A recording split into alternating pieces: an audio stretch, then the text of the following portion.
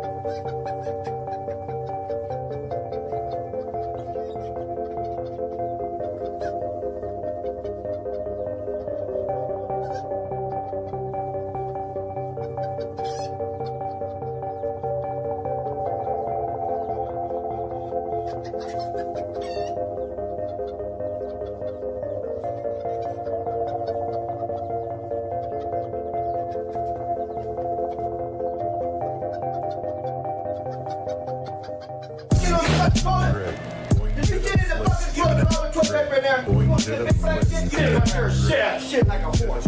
Got a horse ass. There you go. We got horses. Who the fuck you in your ass? Your ass. Hey, you got First patient, pull out the skull, remove the cancer. Breaking his back, chisel next for the answer. Supersonic, bionic, robot, voodoo power. Equator X, my chance to flex skills on Ampex. With power meters and heaters, gauge antifreeze, octagon, oxygen, and aluminum intoxicants. More waste up, low blood cells in your face. React with 4 bombs and 6 fire missiles. Armed with 7 rounds and space doodle pistols. You may not believe living on the Earth planet. My skin is green and silver. Forehead looking mean. Astronauts get played tough like a ukulele. As I move in rockets, overriding levels. Nothing's aware. Same data, same system. Ooh, yeah. Controlled by gamma light. Ooh, yeah. Controlled by gamma light. Wow. Controlled by gamma light. Wow. Wow. Wow. New York and California, Earth people. I was born in And my Jupiter. hairy ass. New York and California, Earth people. I was born in Jupiter. And my hairy Earth ass. people. New York and California, Earth people. I was born in Jupiter. Earth people. New York and California, Earth people. I was born in Jupiter. Controlled by gamma light. Controlled by gamma light. Controlled by gamma light. Controlled by gamma light. Now my helmet's on. You can't tell me I'm not in space with the National Guard, United States Enterprise. Diplomat of swing with aliens at my feet, coming down the rampart through beam on the street. Obsolete, confused compounds and dead sounds. As I locate intricately independent economic bomb, I say Why is this all fucked up? And Capture D, my program is ability, bar reaction in response to a no one. Identification code unidentified. I got cosmophonic, press a button, change my face. You recognize, so what? I turn invisible, make myself clear, reappear to you visual. Disappear, get zapped like an android. Face the fact, I fly on planets every day. My nucleus print prepare. I guess I could have let the song play out, but wait, what is this? Unmute. Hello, everybody. How are you? Man, I'm like leaning right now. I almost thought I'm making proxies for a bunch of files for that review I'm going to have on that computer. So that's what I was like, fuck, am I going to have to like... I'm checking though, everything's fine. Councils. What's up, Austin? Embrace the true power of the farts and fart proudly, no matter the cost. It's time for men. Boobs are life. Boobs are life. I have 2 of them and they're hairy. Dad, tell us how to make Earth people music. I did it in Koala.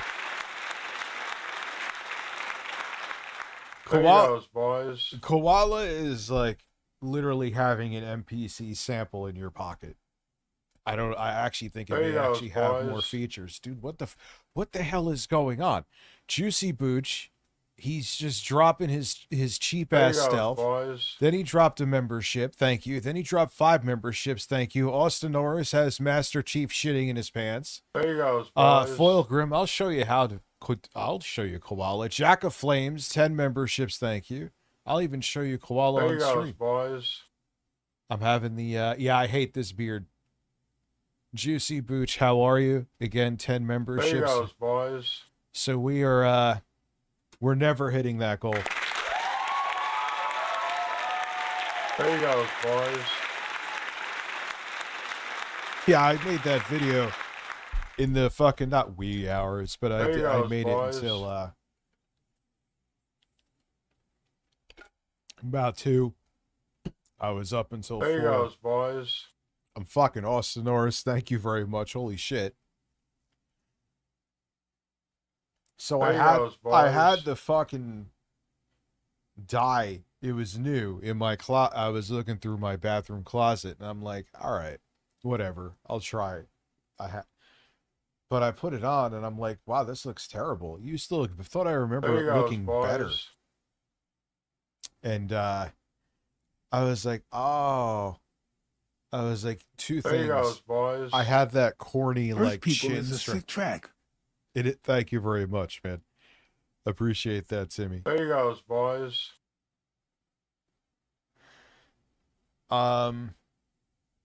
So I'm like, all right, let me see. There you go, boys. Everyone's like, hey, you should see what your beard looks brown if you lost weight. I'm like, yeah, no. But you know what it was? Is I had a different there you beard. go, boys. Maybe if I did a goatee, I don't know. And my face was fatter. So the beard didn't look as compressed because I have less face, the hair. So it went from looking like my beard is just brown. Now it looks like a Sharpie on my face. I mean, it's fine. It's not awful, but... There you go, boys. So, it is what it is. Hollywood Rich Hogan, Dear vibes. Yeah. There you goes, boys. There you go, boys.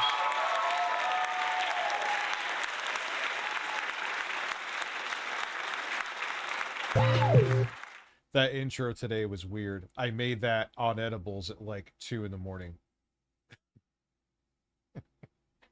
Rich, just there go with goes, Mutton boys. CHPS. What happened? Just go with mutton chops? Could you imagine? Like, the things that go like here? I look like I ate your ass. Jay must be visiting. Yes, that's why I ate Jay's ass, and that's why my beard is brown.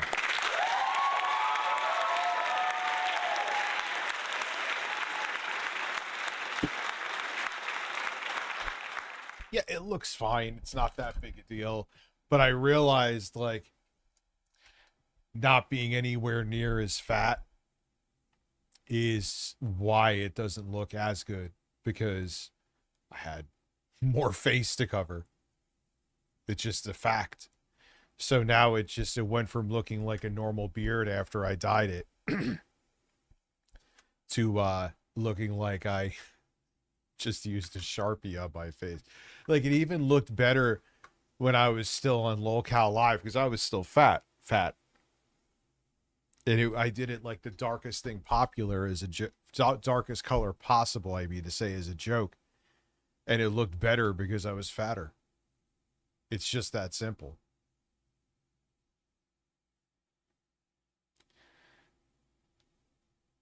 No red background. Yeah, when does Elden Ring come out? I'm excited for that, man. I'm excited for Elden Ring for the Switch too. Why, I don't know. It'll be the reason that I actually use my fucking Switch too. It's just not no. Do I miss LolCal Live? Not in the fucking slightest, my dude. Not in the slightest.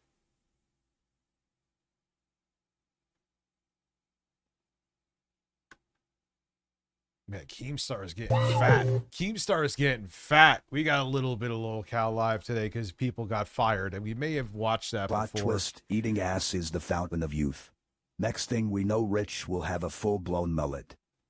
Listen, I'm going to be like that hooker on that HBO show that she said a guy would,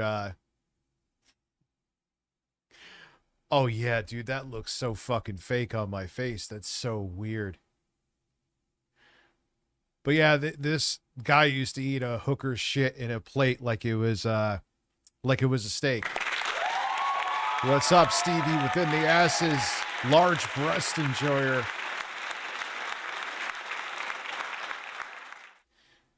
So we got some interesting shit going on today. Hello, everybody. Are you going as a fatter Heisenberg for Halloween? Well, Heisenberg had a goatee, right? I don't have a goatee. Yeah, healthier meals made my beard go deep brown. Maybe if I had a lighter color too, I think that's part of it. If I had a lighter color.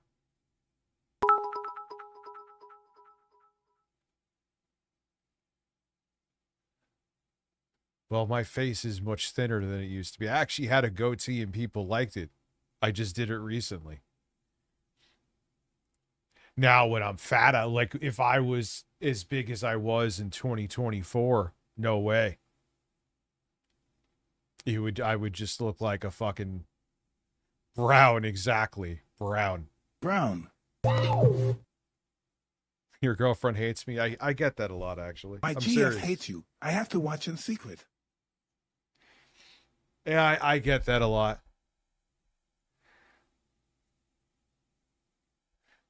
But yeah, when I, especially like if I was like 2016 fat, I don't even know what the fuck I was doing back then, dude. I had like the super thin line. And that was actually my beard, but my face that was when I was at my fattest, and I had the thinnest fucking. Boys. Isn't, you know what I'm more Torrent interested? will get new Skins horse on the 28th. 38 months. I may have to do a stream that day, like a Elden Ring stream again on the Switch too.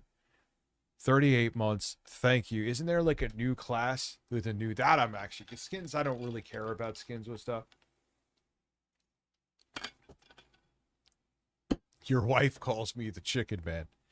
But no, this actually probably would look better with a goatee. We'll see. I could get away with a goatee now because my face isn't the size of a fucking planet. Just keeping it real with you. So let's begin this shit, shall we? At all times, 24/7. Yo, Keemstar put on crazy weight, dude. Holy God, what are you showing? Holy shit. he went from like look like he Say my looks name. Heisenberg.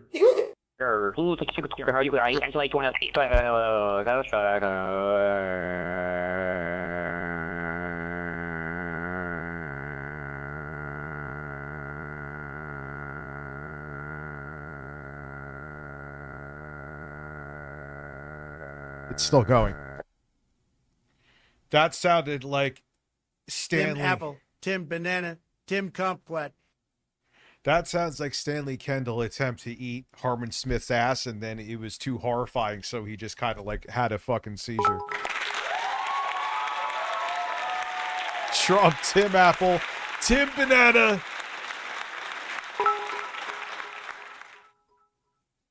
Tim on my face, tremendous face. Yo, he got fat, dude. My man got fat. I thought people were just talking shit. No, man. My dude got chunked up. That's probably why he's growing in his beard on the sides. Yeah, man. He's been either fucking eating, having some extra fucking chicken wings, or he's been hitting the sauce even harder.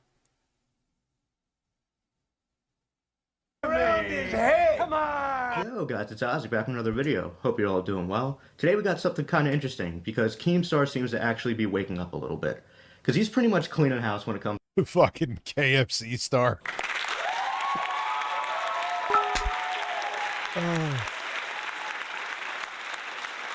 Your wife only hates when I do the fart sounds. Well, Oh my God. I'll tell your wife I said hello.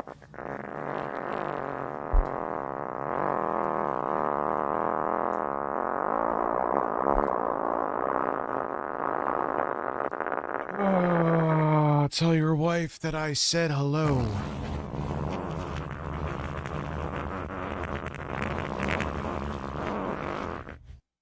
Yeah, my beard's not even that dark. It's not like I did it like when I was on Locale Live. It's just, I don't know. Damn dudes on a diabetes speed run.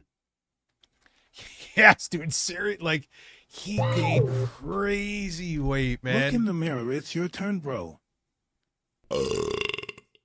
Fart. What do you mean, look in the mirror? What did I do?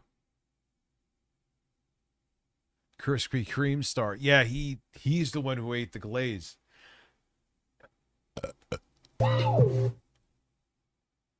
My wife thinks you and DSP are in on you giving him crap. Thank you, Evis, for subscribing Stan, over on good Twitch. evening, Richard. May I say your new brown beard makes you look younger. Much younger. Oh yeah, baby. I don't care about looking older. Honestly, if I didn't just have the brand new He box like in the my 50-year-old closet. at the college bar that tries to get laid by the girls half his age. I know that. Oh, I but there thought you are were no talking middle about. school bars. Why did Eric say it with a lisp? Did you hear that? Dude, the AI is weird. It has like its own mind, man. He's like, I know that, but there are no middle school bars. Did you hear that?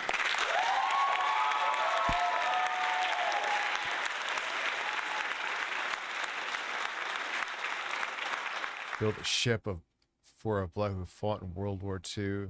A mayor's statements. One day there will be a ship now then. Oh, come on. Fuck that, DJ Furman. I hate this administration, dude.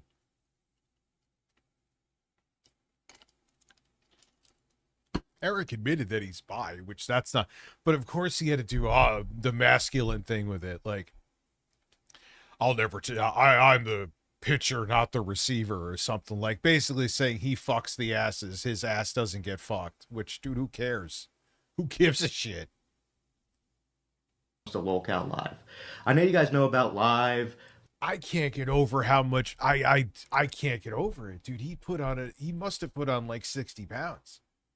Locale Queens, Locale Pit Bus, but there's actually a total of 22 shows that run 24/7. He does look like I remember saying that back in the day, like between like the 75 times I wanted to quit, I'm like, why do you need shows 24 hours a day?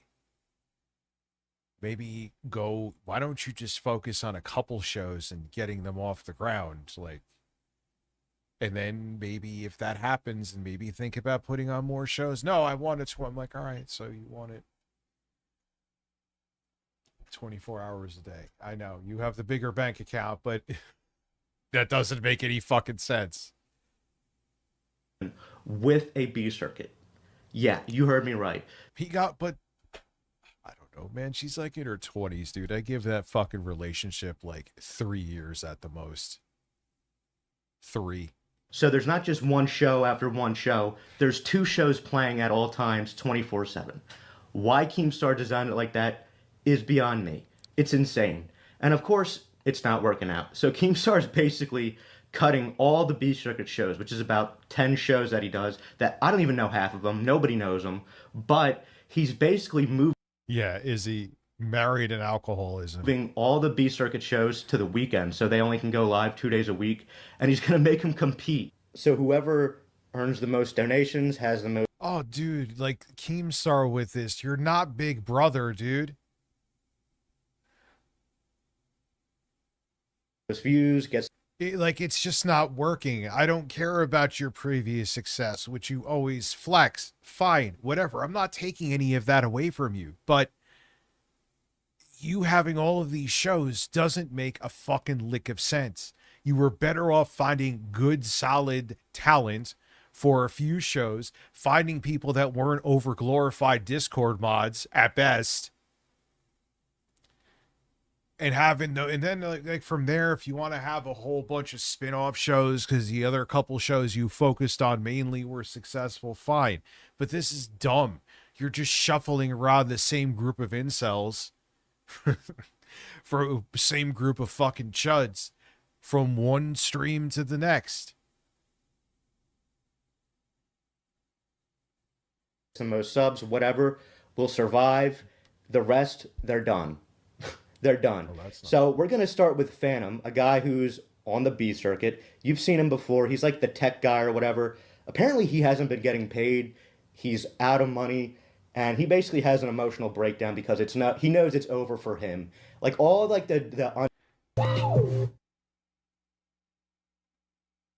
Team Fat is going on a journey, bro. Just like DSP. What journey would that be? What did I do with my fucking phone? This is a problem. What happened to Lechero and Lebrowski? Lebrowski got his channel shut down for bullying, allegedly. All right, I'll get it later. I just want to make sure I'm not missing any important shit. Lechero, I don't know. Did Lechero's channel get taken down, or was he just quit? Untalented Discord mods. Keemstar's cutting all of them finally, and you're gonna hear him because I had to split this into 2 parts because it's pretty dense. By the end of it's been beyond saving. The Lalco ship is sinking beyond saving. Bill, what? No way. I don't believe it. This is just like his ego stroke experiment. It makes just enough money because he's a cheap fuck. This makes probably just enough money. Throbbing. Thank you for being a sub over on Twitch. That it doesn't cost him anything and he just gets to boss people around that are desperate for money and attention.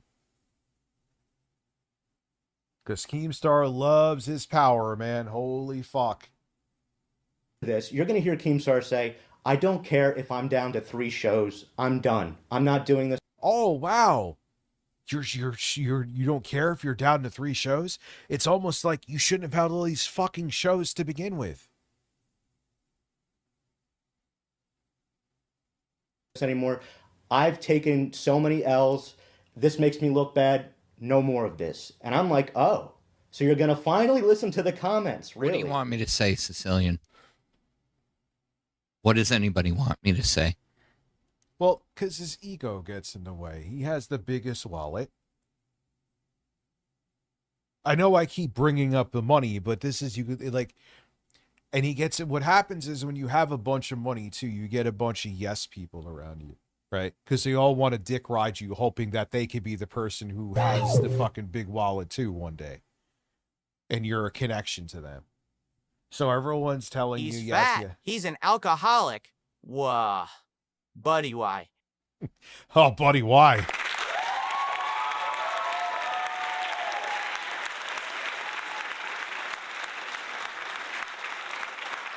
And then no one wants to tell it,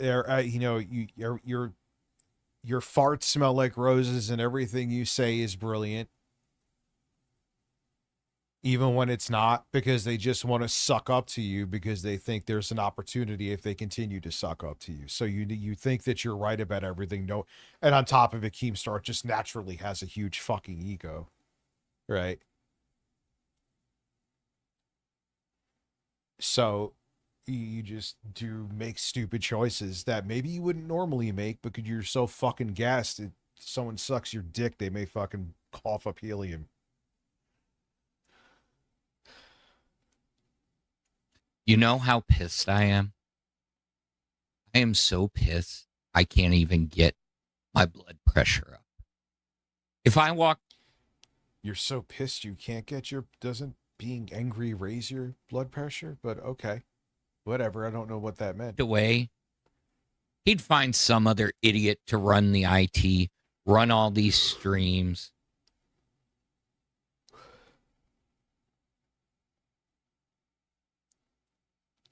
He doesn't find me entertaining, but guess what? You guys do. No, they don't, dude. But here is the thing. Do I believe that Keemstar used you for work that he should have paid you for? Yes! Of course I do. Of course I do. I guarantee you that happened. I'm speculating fine. I guess I technically have to say that for legal reasons. No, I don't. He's fucking throw so much mud in my name. But fine. Maybe we'll go with allegedly. But yeah, he'll get as much free shit out of you as he can. If you bitch about it, which we'll see here too, he'll be like, "Oh, what do you need, money? What's the matter? Do you need money?" No, Keemstar, would you do shit for free? Would you do any? No, you wouldn't. You wouldn't lift a fucking finger for free. I can answer that for you. But you, hey, drive here, do this for me. Hey, could you fix this computer? Hey, it'll look real good if you do this. It's the same fucking thing that I hear over and over. Like, oh, I can't give you anything now, even though I totally fucking can. But in the future, it'll look real good. I've heard that since I was doing the music shit back in the early 2000s. It's the same fucking thing. It's always people that are in a position of power that just try to take advantage of other people because they're cheap fucks who doesn't want anyone to get their wealth.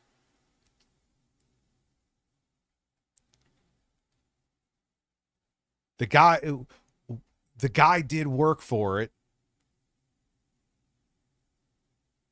And here's the thing too. You say he offered. I guarantee you asked. You asked. Just like you asked me to fucking... Just like you always ask. I don't even want to bring up my thing because everyone's like, always bring up the same example. Fine, I ain't saying it. You always ask. Do this for free. Do that for free. Do you do anything for free? No, you don't? Then shut the fuck up. I'm not whining. I'm not crying. He starts to cry, actually. Exercising my right to protest. You know what? Does Yo Mama really need the 41 people that are here? I have never begged you guys. That is 4 times the amount of people that 8-Bit Eric would have.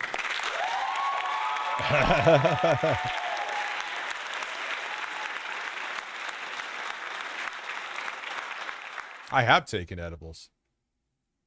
For money. I've never asked you for goals. Well, I take that back. Here is also the thing too, because I've dealt with this as well.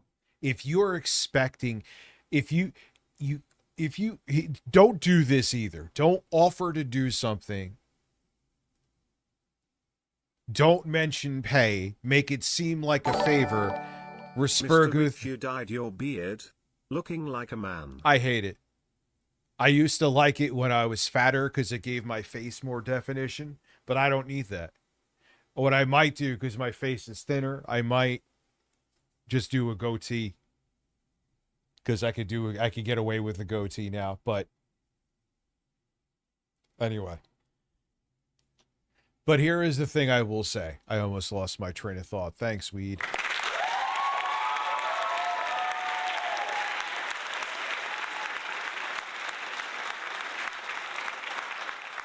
This is a rule of advice. It doesn't mean that the person that you're helping is looking to take advantage of you either. I wouldn't shock me with Keemstar knowing how he was with me and other people, but that's besides the point. Besides this, let them know that you're looking to be compensated. Be like, hey, you know, I could help you with that. I know you're looking for someone. I could volunteer. You know, I would need to be compensated because it would take a few hours, but I could definitely help you.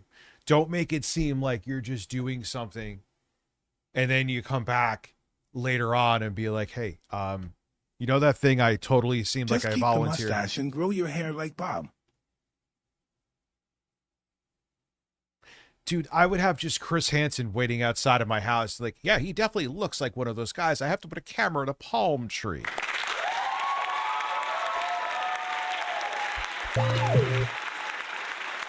Oh, dude, for a goal? You should do the lot lizard face. It's cheaper. Oh, dude, for a goal, I just don't know if it would be supported. That's why I was like thinking, like, I would dye my beard like fucking purple. It would go away. Who gives a shit? That'd be funny as hell. Have a purple beard for a couple weeks.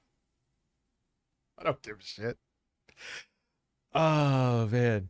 But yes, rule of advice for anyone out there. If you're looking to be financially compensated, make it clear. And it doesn't always mean the person who accepted your offer of volunteering work is being a dick. They're like, all right, cool, man, you know, appreciate it. Just, because it's a joke, Miss Sparkles. That's the point. No one's going to want to, hey, guys, do you want to financially support me? I'll do a goal if I shave the sides and grow a goatee, even though I was going to do that anyway. You know, has to be something where I suffer somewhat. Don't sit there and beg every time. Most of the time, the people that are here appreciate being not here. Good enough to be an intern. God, man, talk about main character syndrome, dude. Jesus Christ. These new generation of YouTubers, doesn't matter their age, it just matters when they started, are so fucking entitled.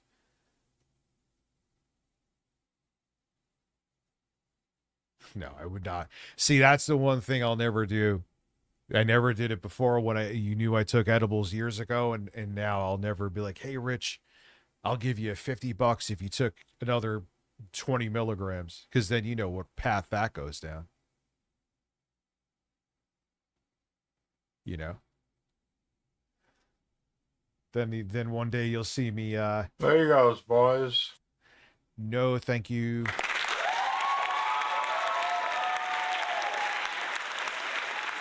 Lloyd is in the chat, baby. I don't know what's going on right now either. I have no idea. Turn on live. But those Tech Talk days felt like a fever dream. And you know what's fun? The irony of you saying that too, because beyond that, yeah, I had COVID during that whole thing.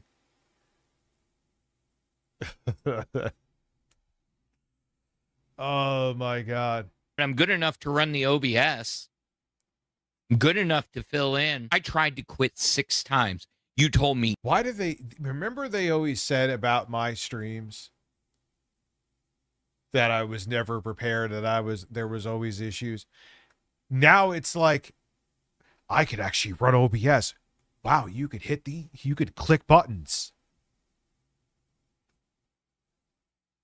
Man, for a bunch of people that used to fucking bitch. Become a lot lizard for weed seltzer. I mean, say, you know, sometimes 18 months. Thank you.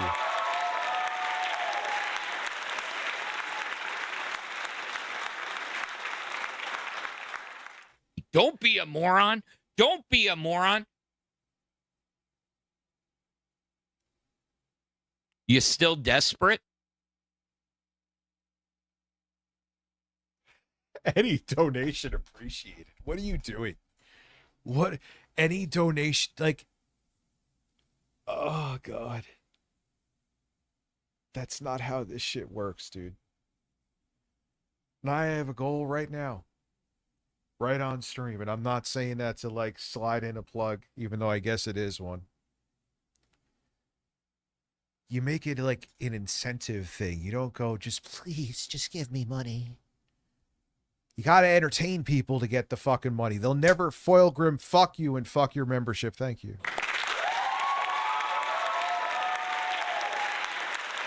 There you go, boys.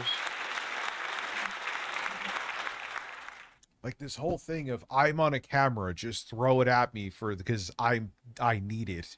I'm entitled to it. Stop. Like Phil doesn't even do any donation appreciated. R2's brother is eating a horse in the woods that was put on a skewer like a pig. You ate the whole horse, then you had a basket of French fries, and then you took a massive shit.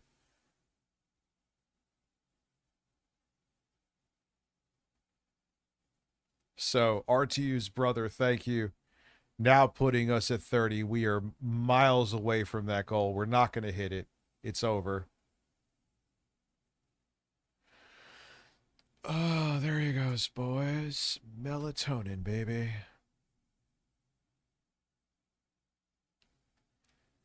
But any donation no, man.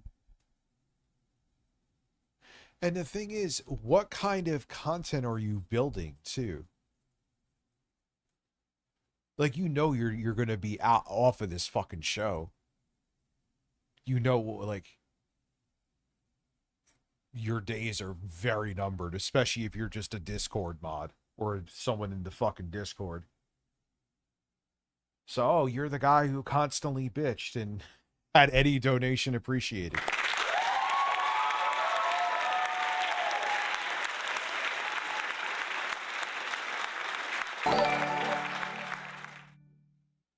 So 8 Gamers 96 subscribing with Prime. Thank you very much. They've subscribed for 3 months, currently on a 2-month streak. Thank you. I think those count towards, those count towards the goals. Finally got my 27-inch CRT hooked up in the game room, playing some Need for Speed Most Wanted on GameCube and watching a man talk about other men. Let's go. I love the way Mike Tyson said that.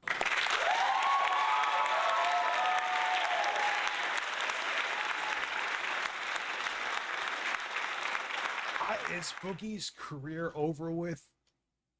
Oh, man. If I had to place bets, probably. Who knows, though? Who knows? He still gets like a couple hundred people watching him, right? You can make a living off of that. So enjoy that CRT. What brand is the CRT?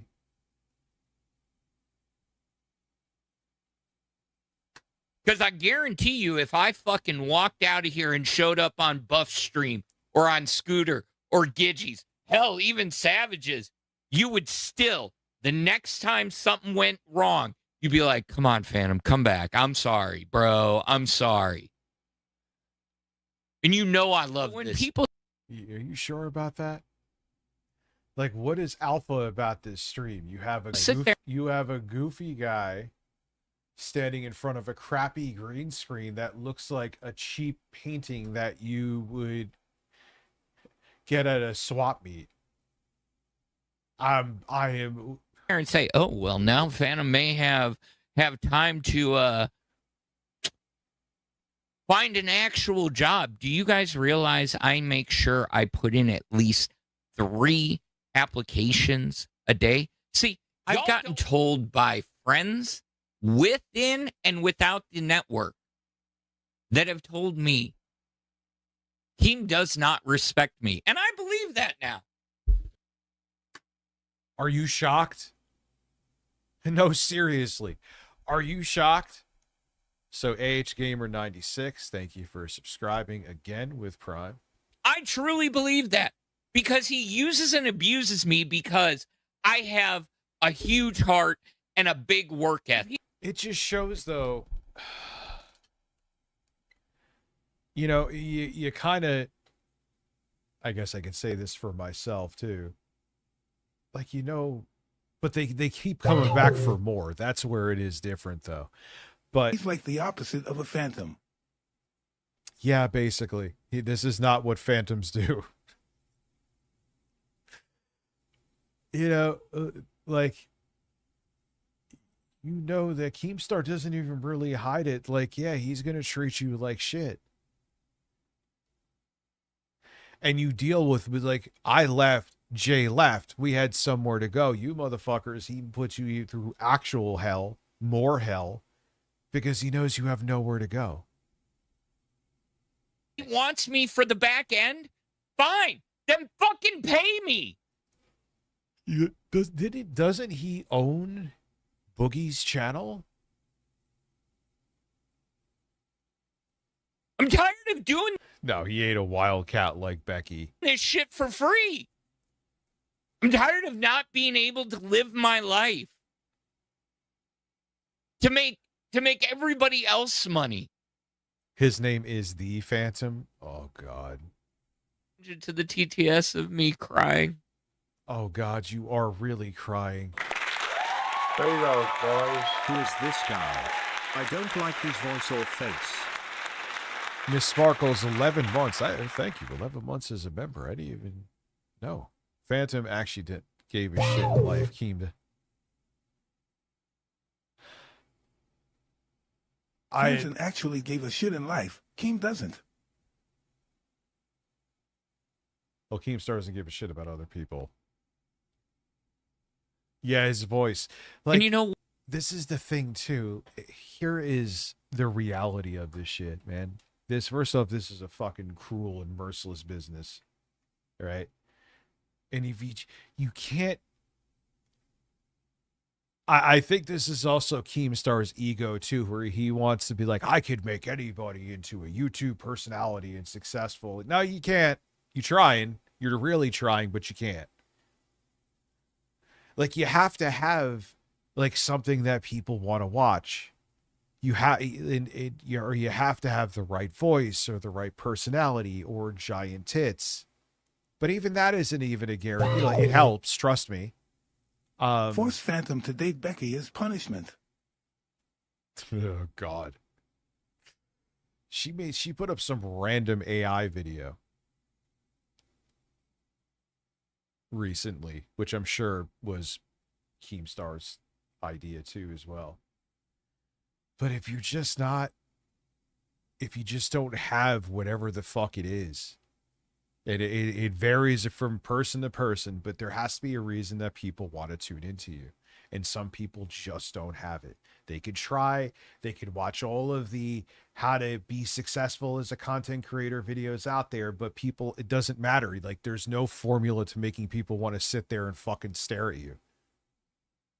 They either want to or they don't. And here is proof of, with these lolcow shows, of a lot of they don'ts.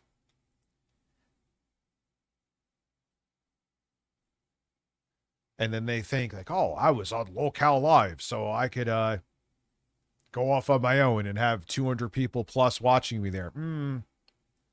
No, you can't. Because again, it's just, dude, it's tough. Shit, there's fucking channels with 1 million fucking plus subs that have less concurrent viewership on their streams than me. This is a fucking brutal fucking business. And you either got it or you don't. And the got it's got it. Don't you wish I was a got it that had 4,500 people here watching right now? Of course. But even with, combine it with Twitch, right? I have about 400 people here watching. Shout out to everybody on Twitch too. That is a there is a minuscule, a single-digit percentage of people that have that many people watching.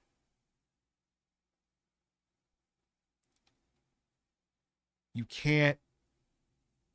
I mean, yes, you have to have ambition and all this other shit, but sometimes you either got it on some level or you don't.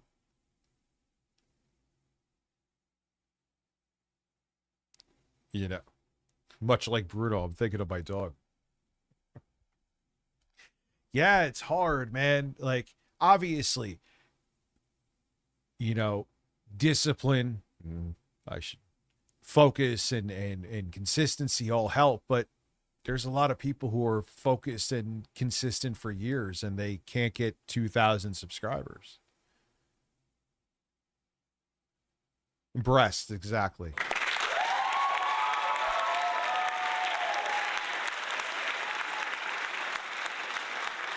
And I hope I'm not like discouraging anyone here. That's not what I'm trying to fucking do. I'm just telling you how it is.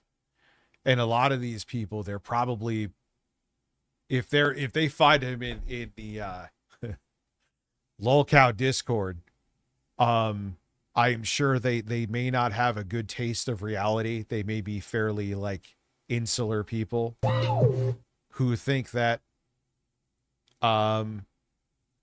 Rich, go to Conway and bring back Wingsoft Redemption to save the business. Kelly and the table can come too. You said the table. See you later, Miss Sparkles. I have breasts as well. So yeah, man, there's no easy mode with this shit. Or that's partially not true. If you have like major corporate backing, or you have one of the cheat codes here, unfortunately, and good old capitalism is that if you have a bunch of money to invest in editors and other shit, it still doesn't guarantee anything, but that definitely gives you a huge advantage over the guy or whoever who just has their smartphone. But at the same time, if you're talented enough, there's people that are making millions of dollars just filming themselves on a smartphone.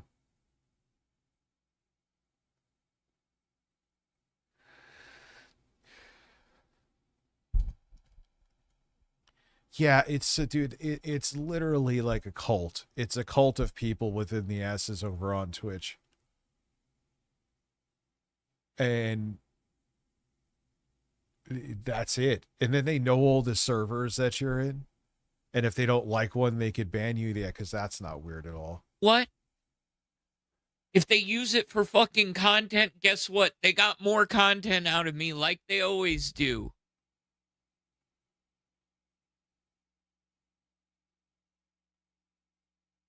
I don't care if y'all think that I'm weak for having emotions. Until you shut me down, Keem. Period. I don't think you're weak for having emotions. I think that you're weak for cucking to fucking Keemstar. Period. And if I go over the 12 hours, I'll start another. But that's the thing. If you want to last more than like a month, you have to cuck to him, because that's what this is a whole, all of it is a fucking, for him to jerk off to the power that he has. Make no mistake about it. So the only way you last is if you kiss his ass, or if you're on his level financially, then he'll maybe let you put him to task. This is bullshit. Okay, listen. What do you mean this is bullshit? Guys, listen, all right? A Circuit. You don't have to know them. Here is the thing. They're all, minus Billy the Fridge, they're all just desperate fucking clout chasers who were hoping for LolCow Live to make them famous. What happened? You have me where... Who do you have where you want them, Lloyd? We had so many people leaving. It's hard to get like a good flow on each show. Every show's a little bit messed up. Cafe's in a good spot. All right. We had, and just to show you how shady he is, right? Remember, he was like clutching his pearls because someone in Jay's server, some of you may know this story, JKB his server, because they may have watched Lolly or something. He's like, you need to know what's going on in your own Discord server, which is like, I'm like, yeah, dude, if I find a problem, I will handle it. But do you think I'm sitting there running background checks on everybody? Get the fuck out of here. So he was just trying to make drama and get into some conflict with Jay for them to have something to talk about on the show. Then he turns around and he hired this guy, CD fucking Rom, who had a nose the size of my entire head. But beyond that, he literally swept for like a Minecraft YouTuber that was a pedophile. And the way it sounded like he was a pedophile himself, which if you're sweeping for pedophiles, chances are you're a pedophile too. So there's that. Rewind fix. Now that's fucked. We had Reapers fix. Now that's fucked. All right. Live isn't. So it's like, he wants Jay and I to run background checks on people in our fucking Discord servers. Meanwhile, he's literally putting pedophiles and pedophile defenders on his payroll. Perfect yet. You know, like I got to work on that. Queens, I think, is in a good spot. You know, like A Circuit is not solidified. It's not doing well. The shows aren't stable at all. All right. Nonsense happening over on B Circuit. We don't. Well, you know, I mean, I know you know this, but you're hiring people that have no entertainment, whether it be a YouTuber or whatever experience. This whole idea of you could just plop a camera in front of you and be fucking have 10 million people follow you is a fucking farce. Yes, if you have the talent, now you like, everyone's like, Rich, what equipment do I need? I'm like, nah, you don't need shit, man. You have a phone. If you have a mid-range, even Android phone, or even the iPhone 16e, even the front-facing camera does up to 4K 60. That's all you need. But do you have what people want to fucking see? That's the sticking point. And a lot of people think like, I just have the equipment. That's all I need. No, you need to have people want to give a fuck about what you're saying. Got to focus on I need to make sure the fans have. Or you have to have amazing breasts.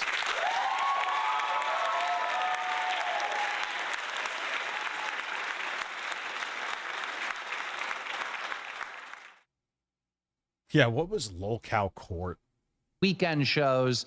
I have to deliver a schedule that's beneficial to the fans. And you know damn well that this shit would have been in significantly better standing if he just had a couple shows. But I don't even, like I said, it's really about he likes to fucking control people. I really think that he makes just enough money that this doesn't cost him anything. I mean, that kind of puts into question fucking, well, that's because that's something else. It's a power trip for him. So he doesn't care about spending the money on Fat Camp. But he makes just enough that this doesn't cost him anything, right?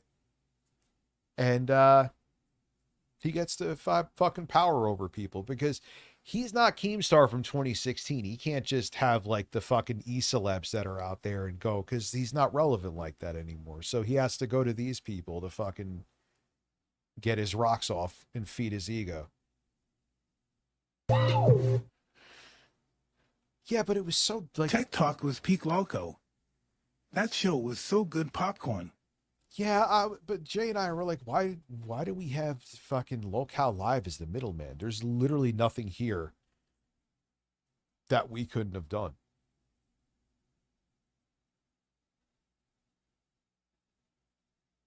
You know?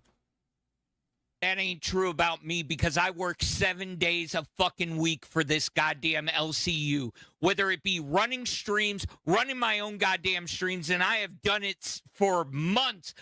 Why? If you didn't have something worked out that you were going to get paid for all that, why? Why would you do that? Upon months, almost 6 months now. And every time you see me in the mornings, on the weekends, I was either live for extended periods. Yeah, but you know what? It still doesn't make you more entertaining or your voice suck any less in front of the camera. But, man, I don't know. The world is unfair, dude. Or I will jump up and get a stream going. And I'm doing all the goddamn IT work that I'm not getting paid for. So, kiss my ass. Okay, well, whatever. Look, at the end of the day, B Circuit sucks. You guys are all crybabies. You're gonna work the weekends. I wish you the best of luck. were just Yeah, that's the thing. He said to me, "You're all crybabies. You're gonna work the weekend." Like, no, you're gonna work the weekend because I'm out. But he can talk like this to these people because this is the only way they have eyes on them.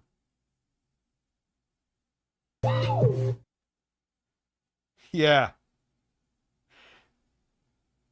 Let's not forget when Lynx exposed Keemstar. Poor girl had to deal with his basic instincts. Yeah, and it's crazy because, you know, anyone who he even thought was fucking talking to her, he'd ban him. It's insane. I gotta piss real quick because I drank a whole fucking tumbler. I'll be right back. And yeah, this is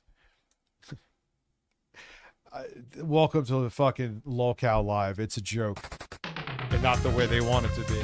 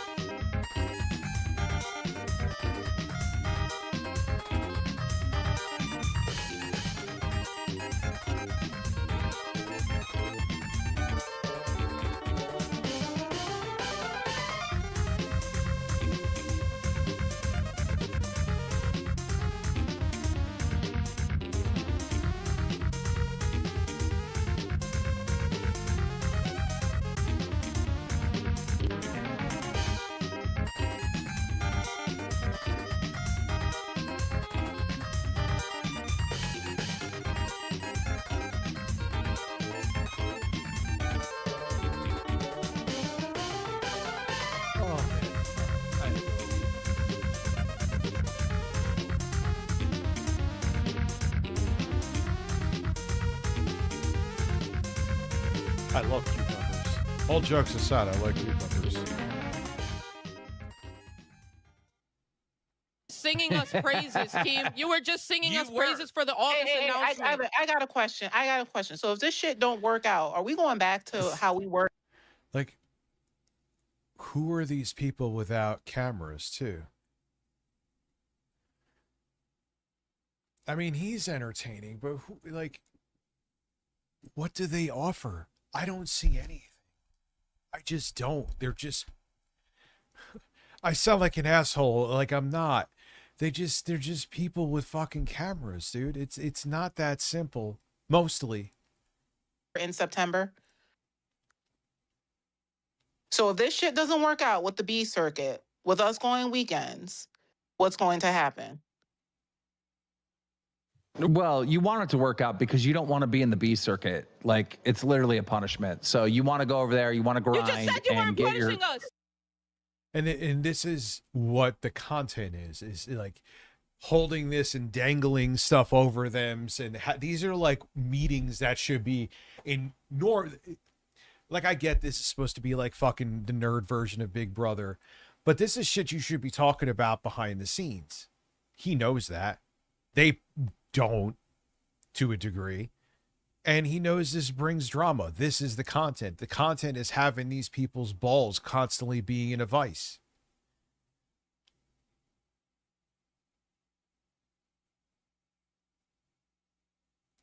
And like, what audience do you think you're going to get out of just being Keemstar's bitch? As you're seeing it does, but if anyone thinks there's a modicum of clout, a crumb of clout from being anywhere, they'll still put up with it. It's incredible. You just said you weren't punishing. It's why Donald Trump could still find people to fill spots. It's like, man, if people think there's money and power to accrue, it doesn't matter how many other people fall off the cliff. 100 people could fall off the cliff in front of them. If they think there still may be a check for $1 million that they could cash down there, they will still fall off and be like, yeah, if I die, so be it.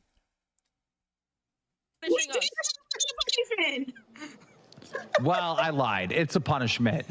You want to go over, you want to grind the weekends and try to get yourself an A circuit. I grinded the weekends over and over again, and then you put me at 8 a.m. when you know we do Club Alpha and shit. I'm getting sick of this shit, Keem.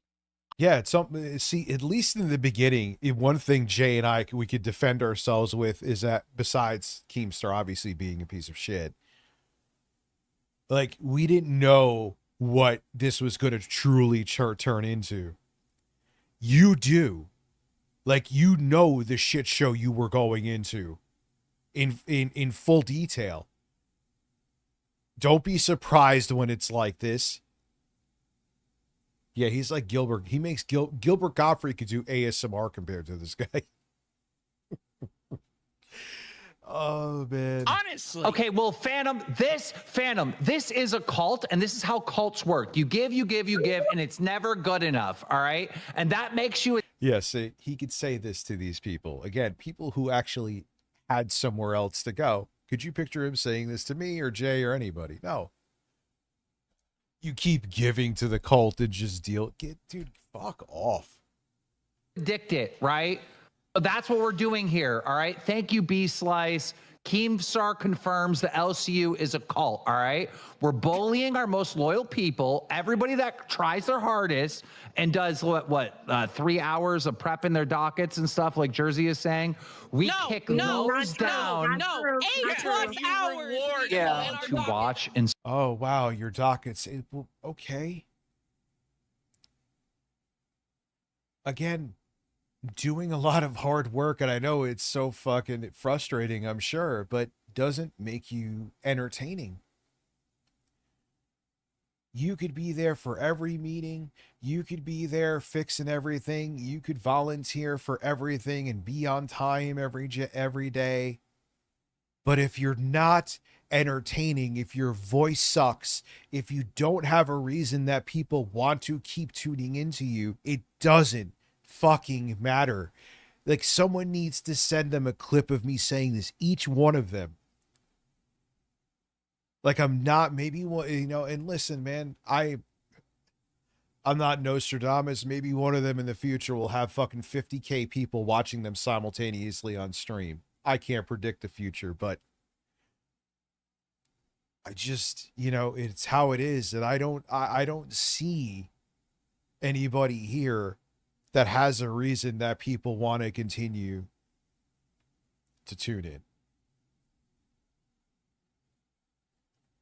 Yeah, agreeing with Ozzy Cobb, you can't force untalented people to be talented. Yeah, it's really that simple. You could watch all the how-to videos and how to be successful as I hate this term, an influencer. But if you don't got it, you don't got it. And there's, like I said, various different levels of having it.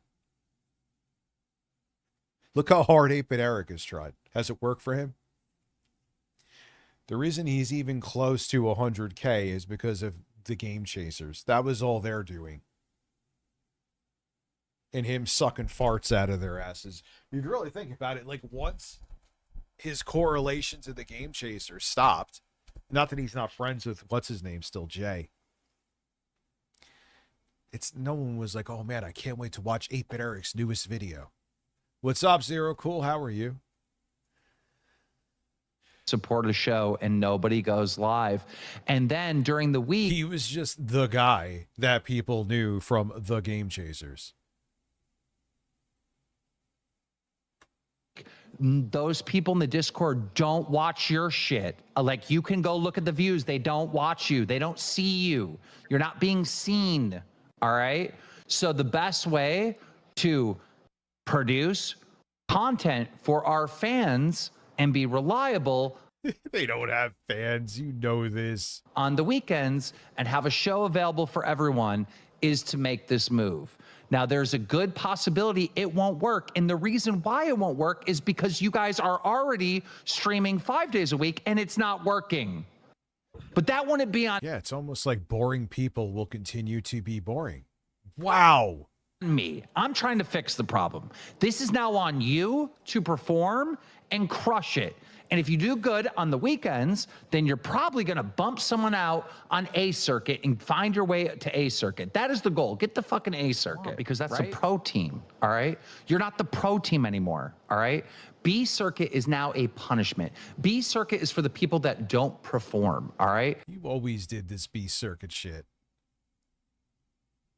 Not with us necessarily, but there, though, you go to this time because there's not enough viewership. It's just a fucking game so he can control people. You are just here to feed his ego.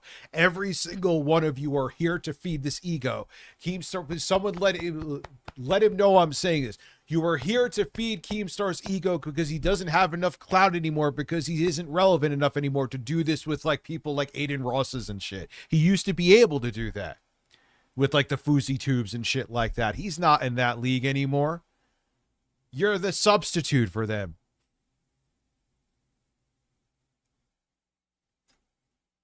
God. This whole like, hey, if you're on B, it's not a negative thing, right? That was true. He has to have control over somebody, and if he can't be in the S tier, now he's down to the fucking F tier. One point, but it's not now. What's up? I hate fuck this beard. I'd rather have kept it gray. I don't even care that it was gray. It was just like I had a new, I'm like, oh wow, this is in my closet. It was unopened. I'm like, all right, let me see. Let me see, because I haven't done it since I was fat.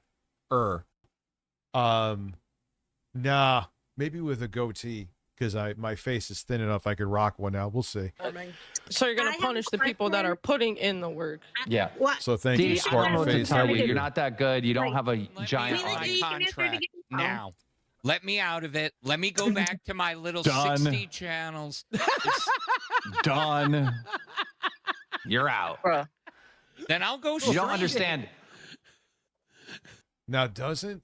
Oh wait, this dude's back? The fuck it?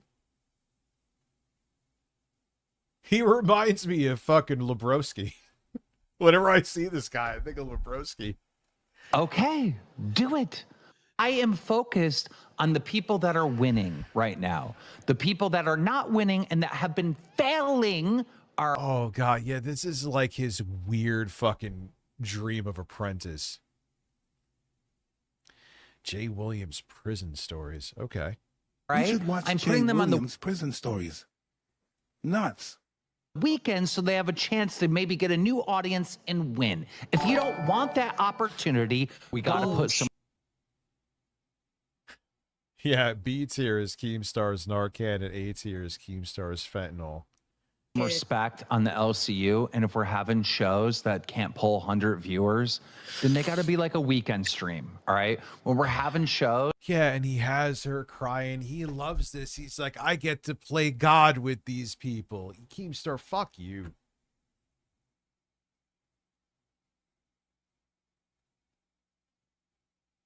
Which is what he's just using you. Wake up, fucking grow spines, get some self-esteem. He's just using you.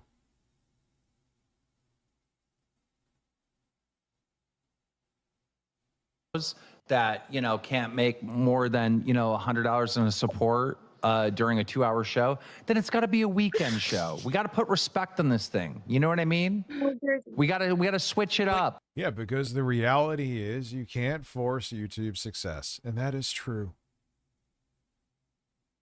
I know it's so fucking unfair. I'm not trying to like be like, I get it. It should be like, man, if you work hard enough, you should be able to get it. No, it's not. Good work ethic can't make you not boring. That's it. Team, it used to be Good. Well, let me use better English. Good work ethic can't make you entertaining. better. We have the viewership has gone down. Like what? Who? What? Why? She's just cooking. What is she even doing? Down. Yeah. This might be a play to save both sides. Yeah, it has. It goes on. Yes. Okay. I didn't know that. Thank you. No shit, Sherlock. But what I'm saying is, you can take an A circuit show that's getting 300 viewers, you move them to the B circuit, and instantly the next day, do you know how many viewers they have? Like, I'm sorry, if you're crying because you're afraid of not having success on Locale Live, your priorities, you need to flip them now.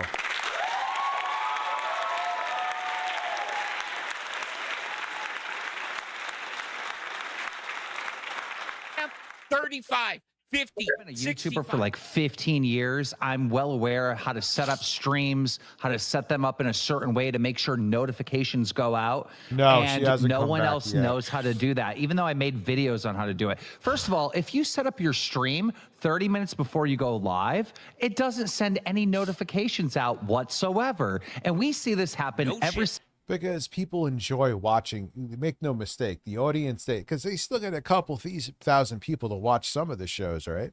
Like at least Locale and Queens. People, there's a lot of them. I'm sure there's crossover with people like Only Use Me Blade. They love watching people get fucking kicked around. single day in the LCU. People don't set up their streams in time. The notifications don't go out. They don't make good thumbnails. They don't make engaging titles. They'll start off their stream without any, bro, when I start off a stream, I'm bam, bam, bam. I'm telling you what it's going to happen. I'm telling you why I'm excited. Shut up and listen to me because I'm teaching you right now, fool. You're not going to fucking interrupt me because you are Phantom and I am Keemstar, you, right? Because you are Phantom and I am Keemstar. You said he just says it for me. I am you're speaking. Everyone's like, oh, Rich, you aren't 100% in this.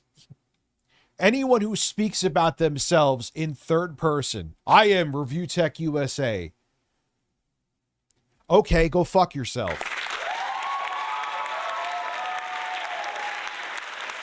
Who cares? Like, he's just this overinflated, delusional sense of self, man.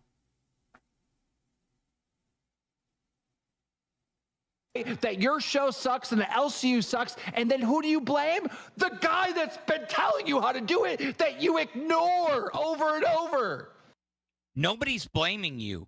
We're just saying that Just play through, grasp this concept. No, I'm sorry. Iceman B didn't circuit care. has to go to the weekends. It has to, and it is a punishment. And when you're on the weekends, you should be striving to get an A circuit. And if you want out of your striving to, but what does striving?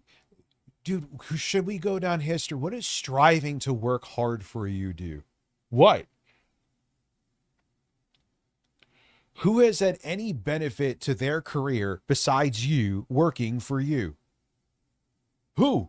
Name a fucking person.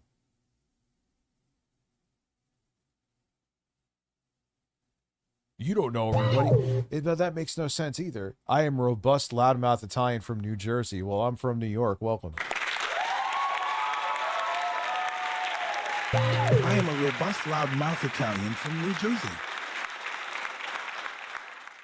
New Jersey to me. These kids don't get it. You think you can just work hard and one day you'll wake up and be Phil? Forget about it. Yeah, but you know what's Phil's lack of self-awareness is what makes him entertaining. He has something that he could still get a couple hundred people or a few hundred people tuning in to make a living doing this. Let's keep it real. Minus them being tortured by fucking Fat Ego Star. These people are as entertaining as Phil. Billy, fine. But these people aren't as entertaining as Phil. Because he just, whatever weird shit he has, it's something unique. There's a reason that people want to tune in. These people do not have that.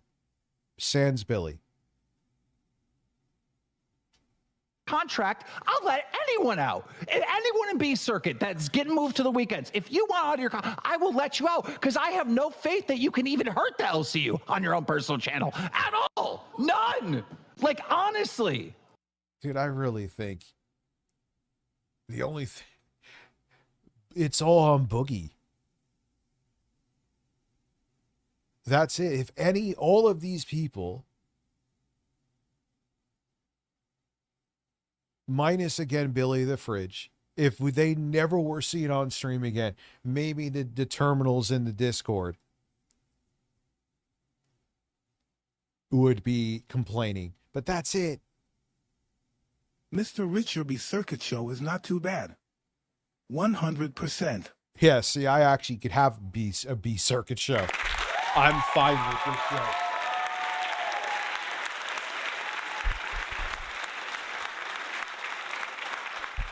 Yeah, but Bat Jeffy came back for a bit, though, remember? He came back for a bit. I was shocked at that. Yeah, I think Boogie, it's weird because he is, for whatever it's worth, PS5 Pro, and they did not show gamers are rightfully outraged. Yeah, I heard they can only get it to 40 FPS on the PS5 Pro.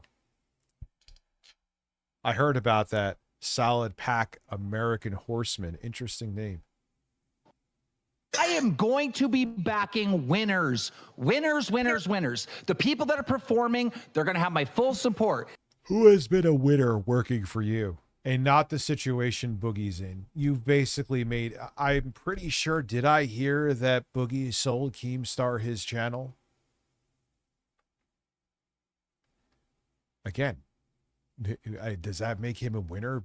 Don't you own his house too? Does that sound like Boogie's winning right now? You know what I'm saying? Like, you own him. How is that winning? Everyone that's trying will also have my support, but they need to go on the weekends to go try. Look how live is dead. You may as well put a bullet inside my head. So yeah, breaking news: Keemstar treats his audience like complete shit. We got some. Ooh, do I want to get political now? Sure. We got some Erica Kirk to invoke her. I got something I wanted. Well, no, that's long. We could do that later. Harmon Smith talking about Duskbloods. Let's go. Hey, homies. Here. What? Okay. Oh, my God. What is going on here, Harmon? What is... Okay. I know you hate Watch Me.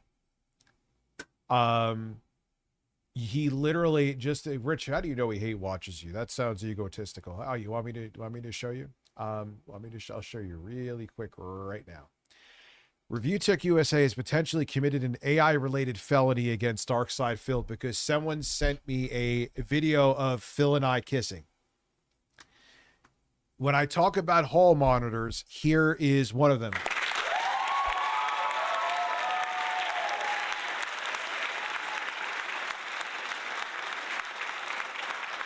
Yeah, what the like this picture of him, like, what do you, Harmon, I know you hate Watch Me. I know you want to get the feds on me because there was a AI video of Phil and I kissing that totally was realistic. I'm waiting for them to bang on my door. So, hate watch this. Okay? That's why that stream had to be taken down. What is this, dude? You look... That thing you're doing with the Mario hat, are you trying to look like, look at me, I'm Mario, but I'm also tough at the same time? You look like a fucking serial killer with that hat like that. You don't look funny. You don't look edgy. You just look very weird. Which, I mean... Like, stop with this hat thing. Why is this so big, even if it's just in the intro? I hope it's just in the intro. I don't know. I just, he's so gone. It's so funny, but also concerning. Hey homies, here we are with my review of the Duskbloods. I actually finally got around. Oh, let me guess. It is not a Nintendo game, so you are going to hate it. To streaming the network test, or specifically like playing the network test. I streamed my reactions to it. I wasn't able to show gameplay, unfortunately, but I was like, yeah, but you know, Harmon Smith is, we watch out of fascination because it's amazing that like he lives in a different, his own delusional reality, which is his reality, but we know it's delusion.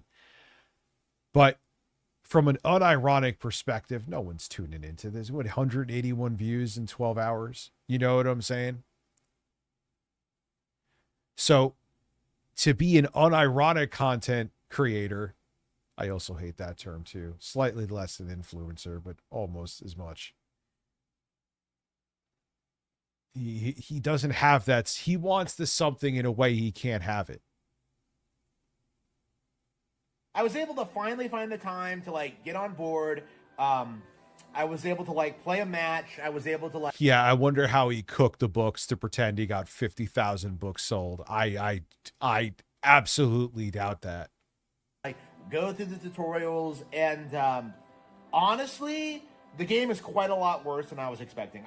Of course it was, because it's From Software and not Nintendo.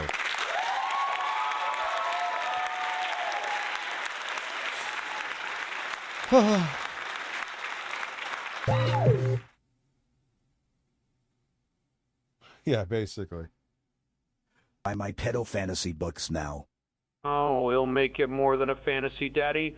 And Grape fantasy books too. Remember Grape. And I guess this is his. Do you remember he said he was at a Chili's by himself, totally not by himself, and probably with a bunch of hot, gorgeous women who bought his books?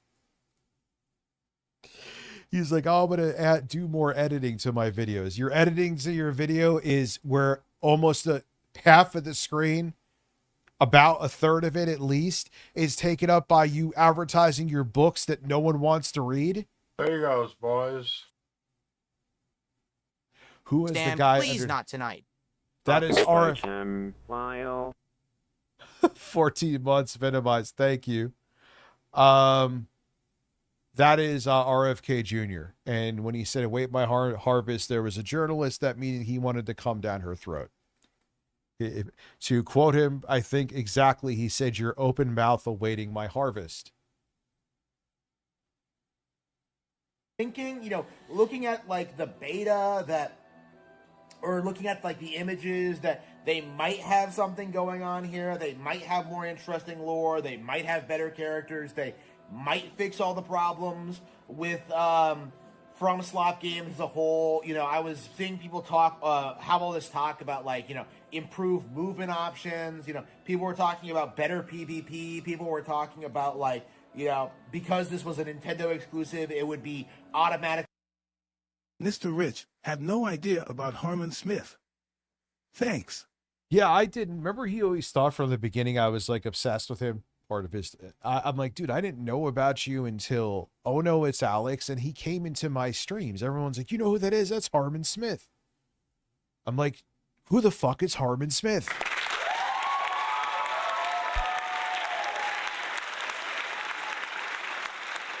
That's the same shirt he wore in his workout then.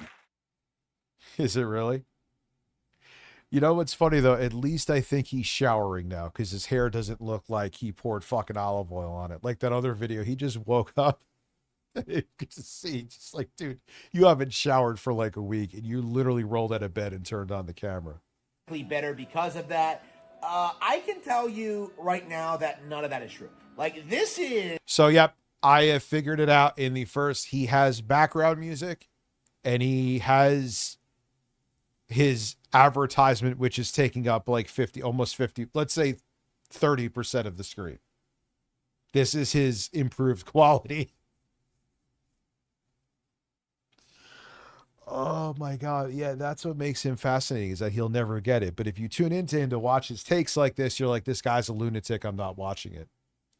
Is the same exact. No, I still think he's in the same place. He's just pointing the camera down. From slot PvP we've been getting since like Demon Souls. Okay. There have been no improvements. There have been no changes. There's nothing real. But dude, you could say like the formula for Mario games is the same. That's what people want. They want that with like improvements or maybe added features, but they still want the same formula. They just want more of it. So why is it when it's from Slop when it's from software, but if Nintendo does it, that's perfectly fine. You see why people call you out? You're weird. No. Did you hear about Nitro Camden? He was rated on Twitch and his mom suffered a narcissistic injury to put his super chat friendly. Nitro Camden. I was like, who is the guy's name? I saw Moist Critical. And I wanted to make a video on it. But then I got caught up doing other stuff. Like, oh yeah, I wanted to benchmark Call of Duty on the eGPU with this tiny computer. It's like, oh, you have to go into your BIOS and put on secure boot again. Go to turn it on. Fucking corrupted the drive. Have to reinstall Windows again. Really, to make this game stick out compared to all the other mediocre action RPGs we've gotten out of this stale derivative genre over the past 25 years. Okay? I'm sorry, past 20 years. Like, Demon Souls. Harmon, you could say this also too. Now, there could be other things you could bring up against, so I'm not like defending them or white that shit. The only one I have beaten multiple times is Elden Ring. But your complaints here can be thrown up essentially against any franchise ever. Why do they keep making the game with the same formula? Why do they keep using the same formula? I mean, I guess to a degree you could argue Zelda has switched it up, but still in the end, Breath of the Wild games are the same fucking formula. And Tears of the Kingdom. And they've kind of been similar to those lines for a bit now. You can even go back to like the Wii. So yeah, that's why games have a bunch of sequels, dude. They find something that works and people like that. That's, people are creatures of habit. So your complaints here are just dumb. Lax Axel, thank you for following. Is just not. Yes, unfortunately, I found a thing of beer dye in my brand new in my closet. I was like, let me see how I look with a thinner face, and I regret it now. Not that impressive. It wasn't impressive when it came out. It wasn't impressive when they remade it as Dark Souls. It wasn't impressive when they made a sequel to that, or when they made Bloodborne. Yeah, they switched up. Well, I mean, you could go from like, some people say with the Wii, they kind of tried that new formula. I mean, then you could go into the GameCube, but no, I mean, the 3D Zelda still had the same backbone. They switched stuff up, but it was still the same from slop concept where it's Zelda with a different flavor. I mean, my point being, I'm rambling right now. You can thank the edibles for that. See, that's why I'm like, I got it, because there were times, I'm sure you noticed, that I would have a brain fart and they're probably thinking like, dude, they probably think like I'm fucking stroking out or something.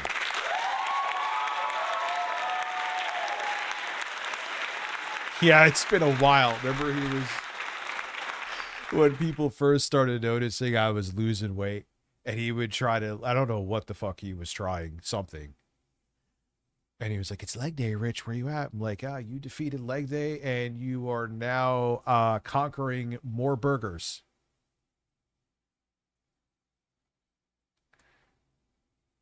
When they made Sekiro, like FromSoft have always been the hacks of the game. Yeah, I heard about that, ABO, that they're reopening. That I should make a video on. But no, see, that's it. YouTube's weird. You could just mention EDP 445 in a video and your video will get fucked. As much as, like, I've even been occasionally swearing in videos now. I haven't been able to do that since like 2017. I'm not kidding. Man, you said fuck one time in a video, piss yellow $, views would just go phew. But with certain stuff, like, it's because the Mike Klum just released a documentary. I can make a video talking about EDP 445. It'll get limited ads.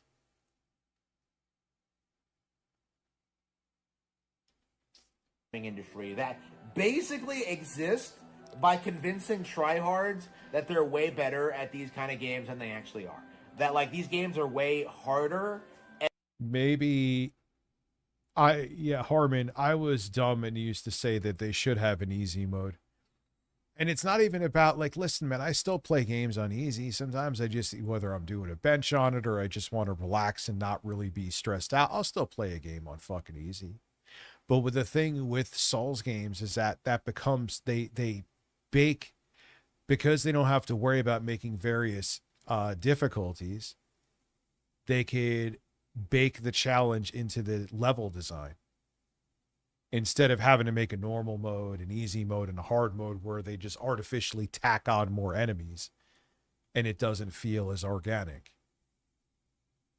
So no, it's not about, as a guy who plays games on easy, and I have no shame in it, when I play a Souls game, it's not because I want to flex. Dude, I'm fucking 45. I don't give a shit. But it offers a different experience because the game is built from the ground up with that one specific level of difficulty in mind. You fucking weird man with a creepy fucking hat.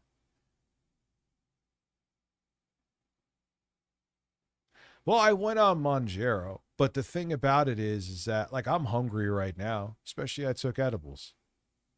I'm hungry. I would eat the shit out of a grilled cheese burrito.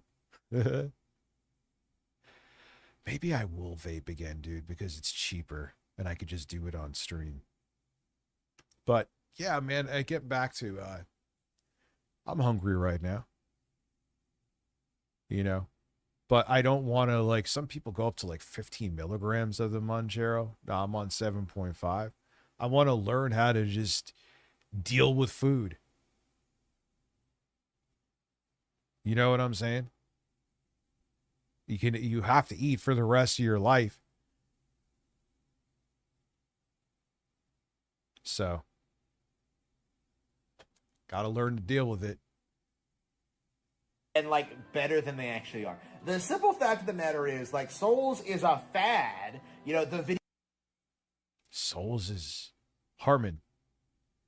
The first official Souls game was released for the PlayStation 3 in 2009. We are in the year of our Lord 2026. I'm not sure the exact time and date that Demon's Souls came out for the PlayStation 3 back in 2009, right? Or 8?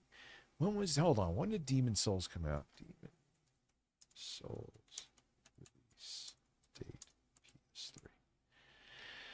Yeah, it was in Japan, in North America, October in North America, 2009. So I was right.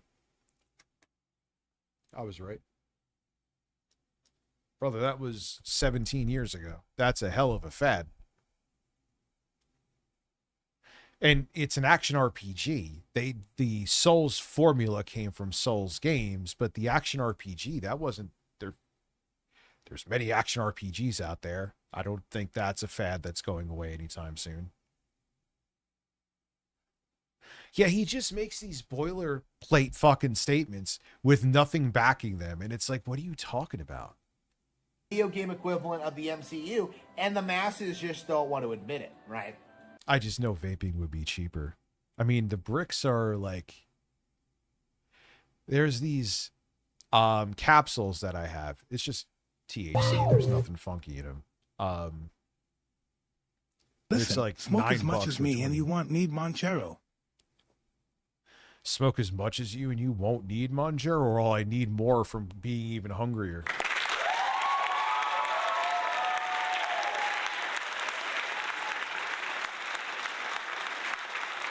Yeah, I think he was playing Changeling. Thank you.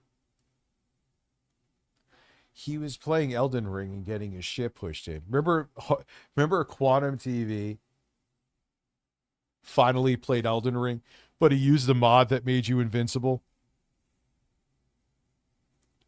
Like, imagine sustaining a narcissistic injury because the game is too hard for you. Imagine being that that's what it was with him.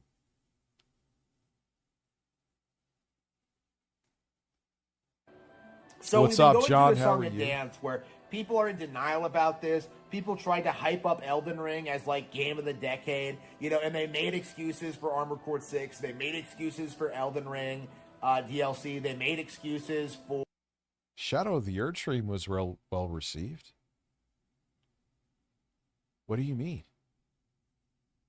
You know, everything else the company has done since. I have a 5-minute. If you to chat, you got to be a subscriber for 5 minutes. I do that. I think that's fair. Then, right? Like, it has been It stops a lot of headaches. a complete and total train wreck over the past couple of years. And there's just been this, like, very strong unwillingness to acknowledge it.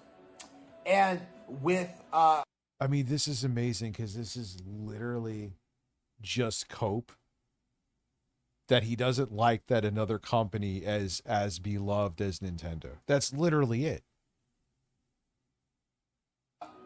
Duskbloods, I think we can safely say there is a big problem at FromSlop.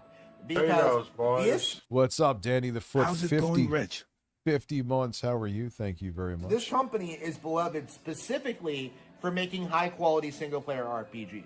Nobody cares about the multiplayer. In fact, I think most people would be better off without. Oh shit, I didn't realize it's 10:08. Last call. Can we get to 50 members by 10:30? It. The multiplayer doesn't really add a whole lot to the experience, like other than serving as like kind of a stealth tutorial, right? The multiplayer aspects of FromSlop have always been this thing that just kind of doesn't really add anything to the core experience. That's not true either. And I don't really play online. That's not my thing. So it's not, I'm defending it because I like it. But from people that do, they do because of the fact. Changeling, thank you very much. Appreciate that. Because it's a unique online experience. I don't really like playing it. I will play Duskbloods because it just looks like something that's up my fucking alley. And maybe I'll learn to like playing PvP games. Okay. Like, it's kind of there. It's kind of there for you to mess around with. But, like, most players aren't going to use it because, like, it's unintuitive and it makes no sense. The Duskbloods is an entire game centered around PvP. Okay? Like, when you actually play the beta, when you actually play the network code, when you actually, like... Miyazaki came out and said there'll be plenty of single-player elements in the game, which was kind of like, all right, cool, I'm glad to hear that. Experience this game. At your core... That's your editing? You're editing, dude. So you're not editing at all. You're adding music, and you're, like... You're just taking the clips where you stop the camera and start again, and you're not even chopping out where you stop and start again? Oh my god. All you're getting is this PvP experience. Where you're... Elden Ring has no narrative story for me. See, that's where I'm different. I like the fact it doesn't have a narrative story. I like that the story stays out of my way. But everyone wants a different experience, you know? Going around... fighting enemies in the environment, leveling up your characters so you can like compete against like other players. Isn't that what music does he have in the background? It sounds familiar. That's it. That's really all there is to it. Like, it is Night Rain. It is like Fortnite. Like, this is a game that had no real thought put into it whatsoever. Like, Miyazaki looked at the success of Fortnite and it was just like, this is what we have to do. Where? Oh, Bloody GB, thank you very much. Gifting 5 memberships. Oh shit, we're at 40 now. Well, I'll be damned. It's that that incessant e-begging.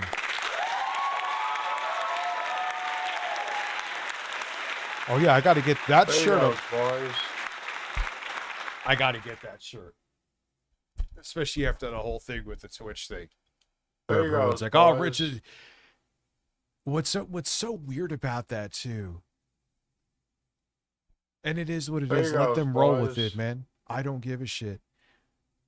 But they could literally -1 recently. That just shows you how not often it happens. Go pick 3 streams where I have a goal. Go pick 3. And go to the end of them and see if I hit the goal. And I'll let you answer. I won't even say if I did or not. I know what the answer will be. But I won't even say if I did. So why would I need to e-beg? I would never do that anyway. But why would I need to? Facts are facts, right?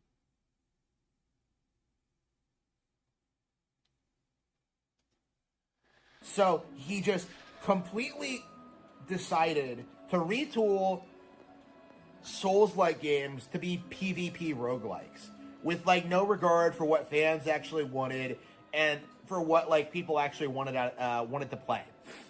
Dude, they just came out with Elden Ring. Daniel 7th. There you go, boys. I mean, it's 2022, I get it, but that game was fucking massive. That's a single player experience, and that's like a once in a lifetime, unfortunately. Single player experience. So Daniel 7, thank you very much. Right. This is a game that is radically trying to be something it's not. It's trying to be this like open. I mean, you have, I guess you're really into Castlevania games, Harmon. That's from what are the GBA Castlevanias? Now I'm hearing more of it. In like battle royale stuff. Yeah, that game took like 8 years to develop. So how could you have a game that massive? That's, I mean, it has multiplayer elements like Souls games do, but it's single player, and say that, yeah, they're, and Miyazaki just came out and said that they're still focused on single player games.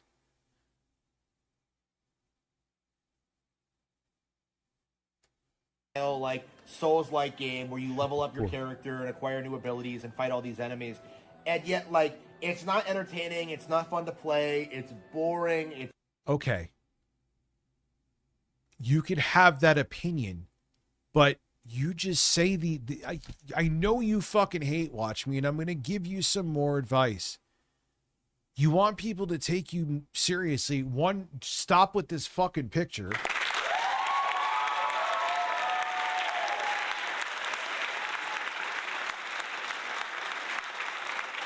And I know this is cope and you don't have anything to back it up. I get it.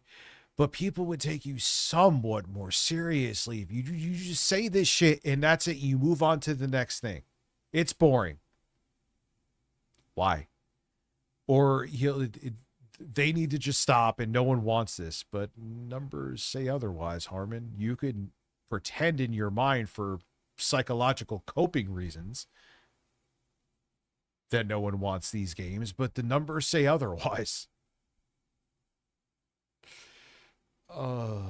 Generic. You know, a lot of people are saying it plays just like Bloodborne. I never played Bloodborne, so I can't attest to that. But like, you know, I believe it, honestly. Like, again, that's a bad thing. That's a bad thing, Harmon. You know that Bloodborne, even to this day, may be the most beloved franchise from FromSoft, right? FromSoft has a problem with innovation. They have a problem with making something that feels fresh, new. I've watched his streams. He talks to him like, and then it's funny. I don't know, maybe because his idols, Kino Casino, were over on Kick. He tried to make his streams exclusive to Kick, and you thought no one watched him here?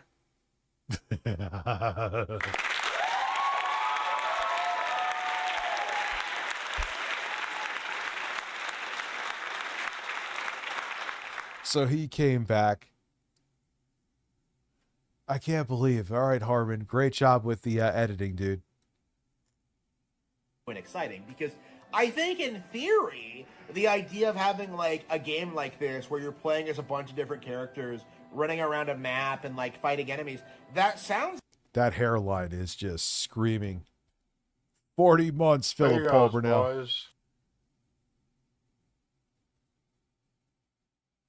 40 months of stroking Pikachu off?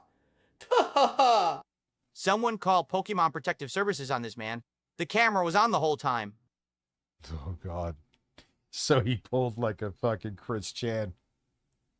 40 months. Thank you. What was that laugh from fucking Harmon, dude? The AI literally is like, there's a Harmon AI out there fucking an AI Pikachu right now. Like that could work, honestly. Like that feels like something that they could have done.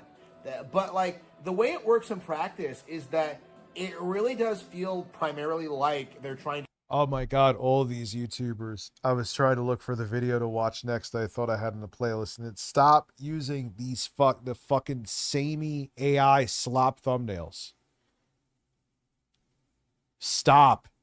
They all look the same, and it's so obvious that it's AI, and it makes people not want to watch your stuff. I will, if I see those thumbnails, even from someone I'm sub to, I skip.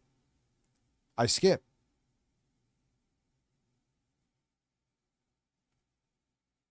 To ape off the Fortnite thing. You know, it really feels like they're trying to do the same kind of thing. They're trying to have like make the battle royale thing happen for them, and it just isn't going to happen. People are buying FromSlop games for very specific reasons, and we're getting to the point now where FromSlop just isn't willing to deliver on the FromSlop formula. You know, because it's old, tired, derivative. They know this, but. Didn't you just say they always come out with games with the same formula? And their games continue to sell well across the board.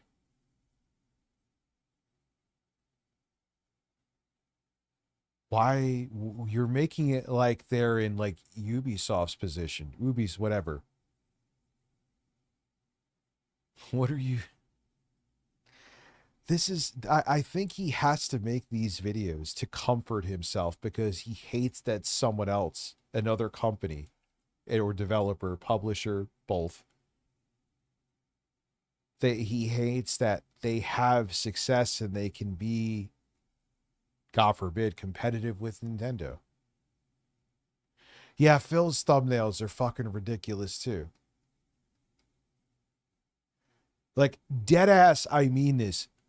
You are better off having your thumbnails look like you made them in Microsoft Paint. I'm not kidding. Because at least they have character. I'm not joking. Then that shit. They look awful. They look saccharine. They look like shit. Stop. The way they've been trying to address it, the way they've been trying to like break into PvP, the way they've tried like introducing new franchises, the way I have so many fucking questions about this picture. I can't let it go.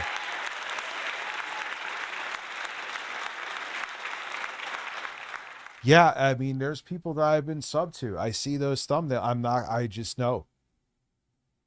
I tried, used it once, but I added face, like Peter Thiel's face and fucking, but it was still 95% of it was AI. The video bombed. I'm like, yep, I know why. And I agree.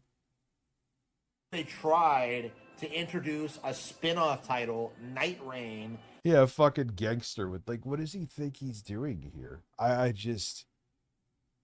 he's so warped. All jokes aside, like, he needs therapy. Into the Elden Ring universe. Yeah, that's what I do with it. I use it for touch-ups. Of that game. It just goes to show you just how desperate they are to move outside of their niche, because they're very worried about what's going to happen after. No, if people want them to stay in their niche, they're pissed off. Like, there's people pissed off at Dustbloods because they're not staying in their niche. He contradicts himself right here. The same tired formula, but they're not staying in their niche. So if they're not staying in their niche, then they're not staying in their half-tired formula.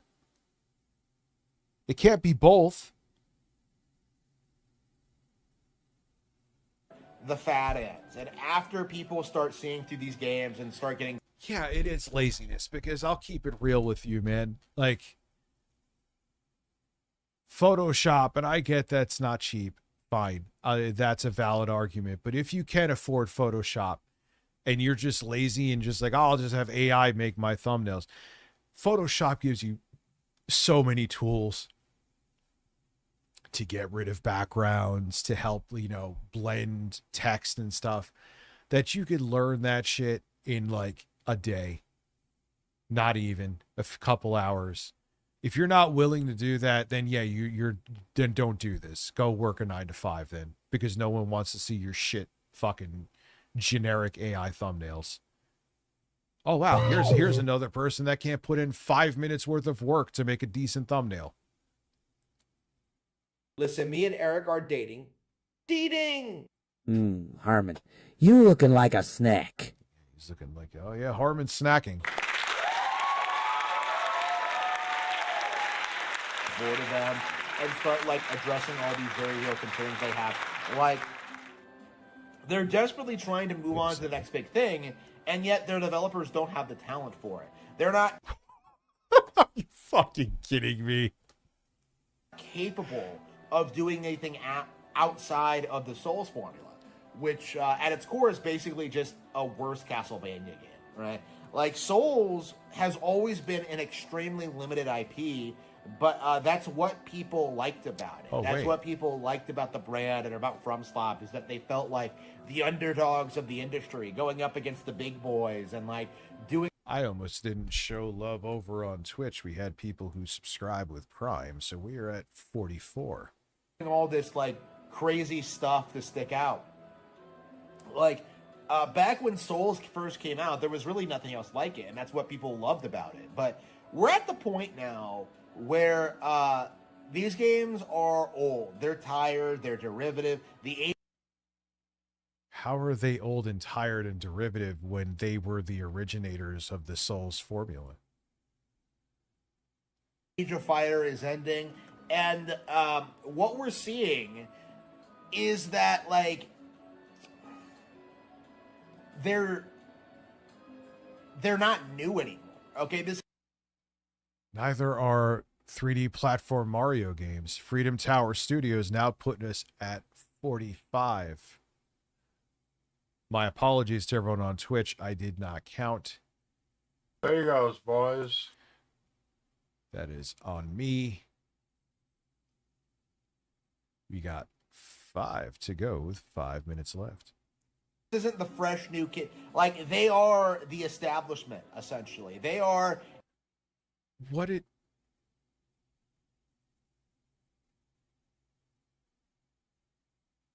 Adam Buskirk, Billy Dillinger, Freedom Tower Studios. Well, that was, see. Guess Smash JT, gotta fire up that camera, boys.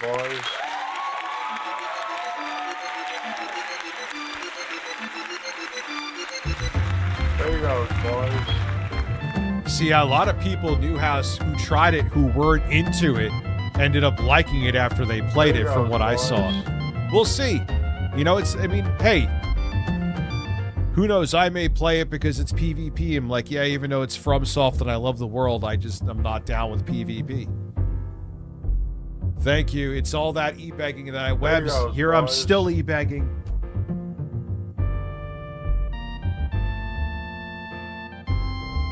There you goes, boys. That's it. It's over. Entrenched. Whoa. Thank you goes, very much, boys. everybody. Oh, man. You had a warm fart. Men, I just took a risk. I farted. A really There you warm goes, one that boys. almost burned. Embrace the farts, no matter how questionable, for the betterment of mankind. No, do not There you embrace goes, do boys. not embrace the farts, no matter how questionable. Bill Gates, May 1st of There what you is goes, your name? boys. Phil Gates. Why Phil Gates? Phil Gates, May 1st of Spring Joy. That is a great name.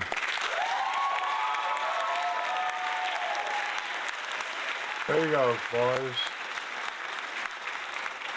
So that puts us, I believe, at 57. Man, this e-begging that I'm doing here. Appreciate the support across the board from both Twitch and YouTube.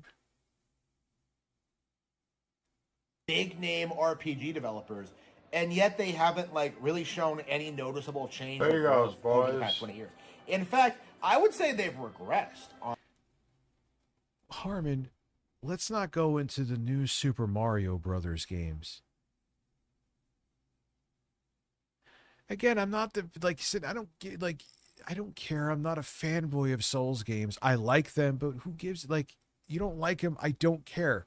But when you bring up stupid points to not like something that are not only not backed up with evidence, are factually wrong in most cases, it's not even opinion, then this is like you crying essentially over another company because you don't like that they're highly regarded.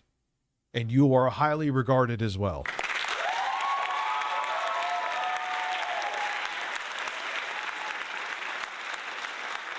Honestly, like, 'cause Yeah, we bodied. Thank you. Yeah, we hit the king's tax. I went on record saying that I believe the original Dark Souls to be better than Elden Ring because the setting work makes more sense. The level.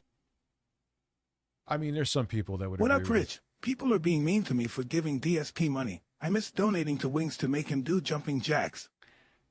Yeah, like his nipples must have slapped him in the face. Spooderman, thank you.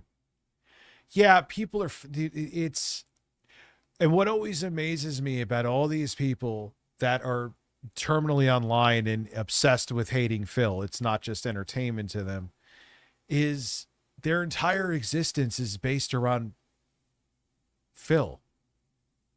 Which in and of itself is weird because you always like, oh, he's such a loser, he's this. I'm like, so your whole life and your social life essentially is based around a group of people that hate Phil. Okay, he's the problem though. But the other thing beyond that too is some of these people, their side hustle, some of them even their living is based around hating Phil, but yet at the same time they want to take him down. Tell me you're neurodivergent without telling me you're neurodivergent. So Phil is basically the May 1st hand that feeds you, but you want to bite it at the same time. Okay, you're just a fucking freak. So I'll never understand that. Design is better. The bosses are more interesting, right? You have more. Yeah, I don't want him to go away. I find it fascinating. But I find it funny that there's people that do want him to go away at the same time where they're like live streaming and reason people tune in is for them to hit them to talk about Phil. Okay. Interesting lore. You have like a better concept. It was like a fresher concept at the time to begin with. Was it right? a more robust Elden Ring concept? at its core was just a rehash of Dark Souls. Shut up. I mean, listen, yeah, I mean, there's even enemies with the same animations, but that was literally the first fully open world game From Software has made, I believe. Better way to put it is they took the Souls formula and it made it successfully work in an open world format, open world genre.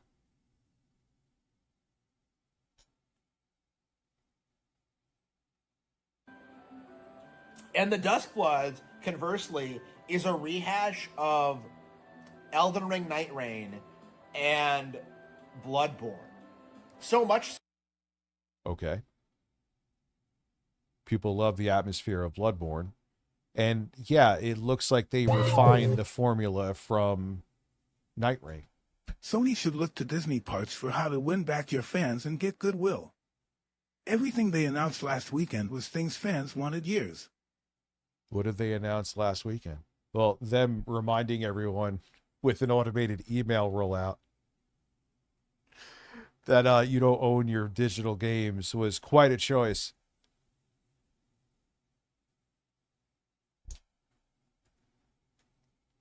So that, like, Miyazaki has been kind of concerned about calling it the Duskbloods because of the association with Bloodborne. But, like, this is my mindset towards these games. Is I don't know if that's true or not, so I can't confirm or deny that that. the developers are trying new ideas, they're experimenting, they're trying to do radically new things like this, and yet every single time it fails. Every single time people look at it and they're just like...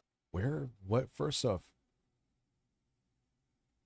Night Rain ain't my cup of tea, but it is not a failure by any stretch of the imagination. But in this video, again, you're contradicting yourself again. You say, oh, they do the same tired formula over and over. They try something different. Oh, they're trying something different and it's going to fail.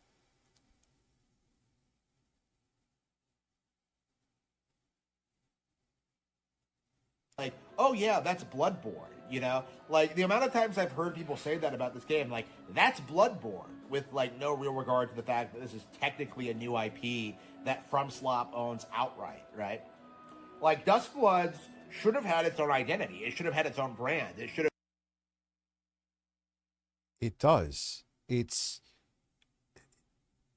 Miyazaki always puts his games in dark worlds. It has its own...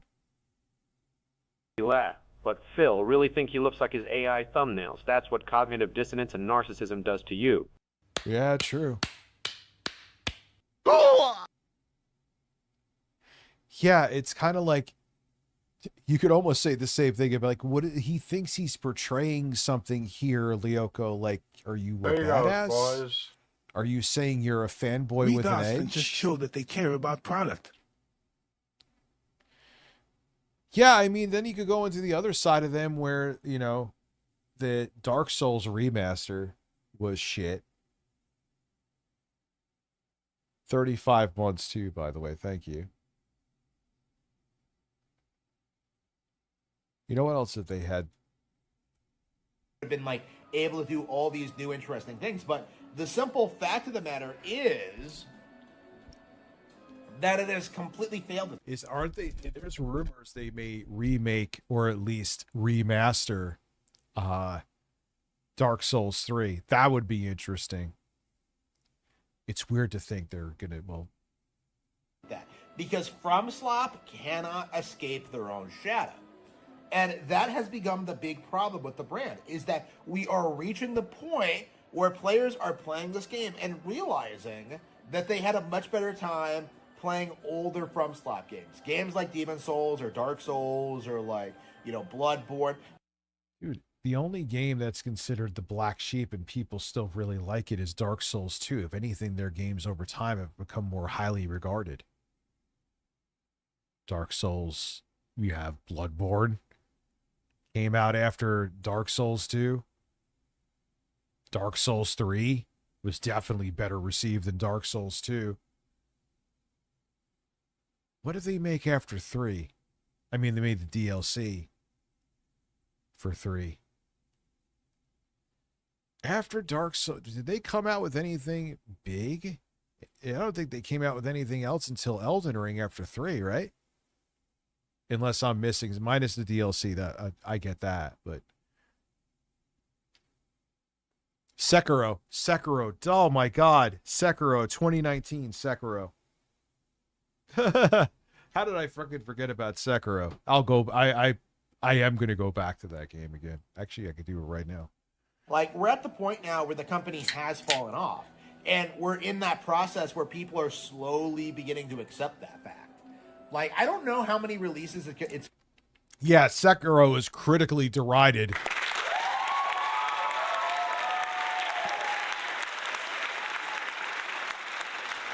Oh man, it's sure gonna be tough to stay off Mr. my Rich, you should 1v1 Harmon Smith. Oiled up wrestling. Listen, dude, minus when we played Pragmata and when I played Black Ops, I haven't touched my PS5 Pro. If it wasn't for GTA 5, there was part of me that wanted to sell it. GTA 6, I mean, excuse me. I don't use it, so I'll be participating. I guess I'm always participating in the PS Play. Excuse me. Going to take until people start realizing there's something wrong at the company? Because I think a lot of people have this idea that, like, all they would have to do is just put out, like, a new Elden Ring, like Elden Ring 2, Electric Boogaloo, and everything's going to be fine. But it's really not that simple. Dude, you can't. Yeah, they said it's not that simple. People were like, hey, they're like kind of flat out said, no, we're not making another Elden Ring. I don't believe him. I'm sure they're probably brainstorming it. They just don't want to talk about it yet for obvious reasons, because that's going to take a long fucking time. Like, you are going to start seeing diminishing returns with all Elden Ring products.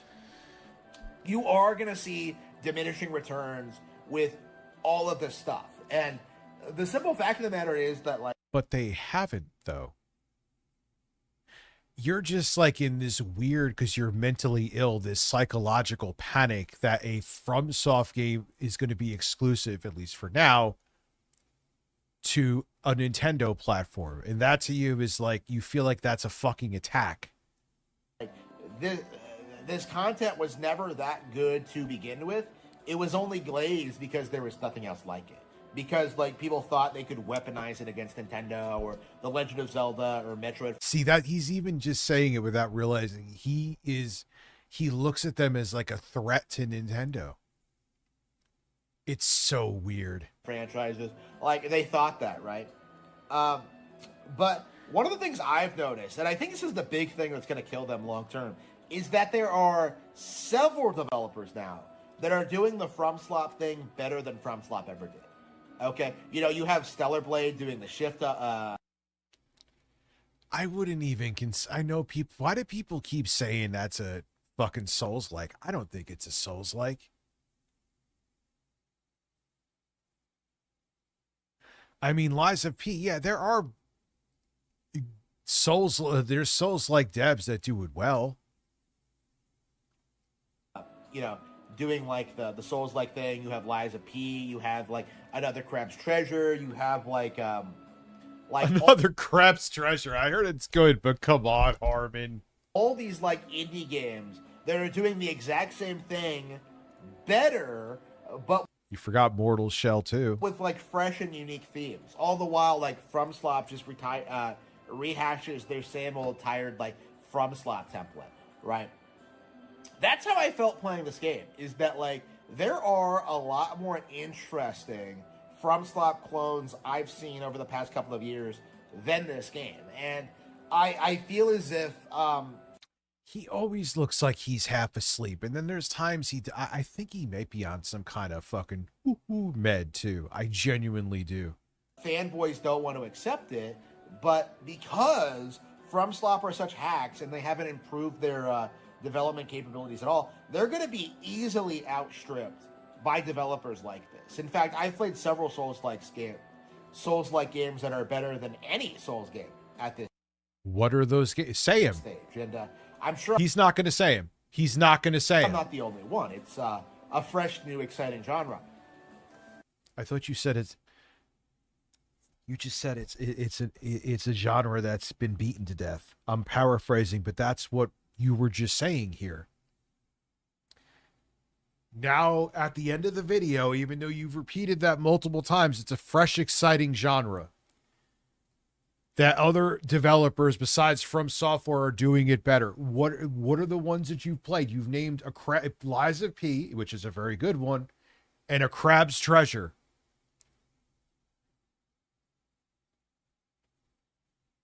What we are going to see over the next... And dare I say it, and many other people have agreed with this too.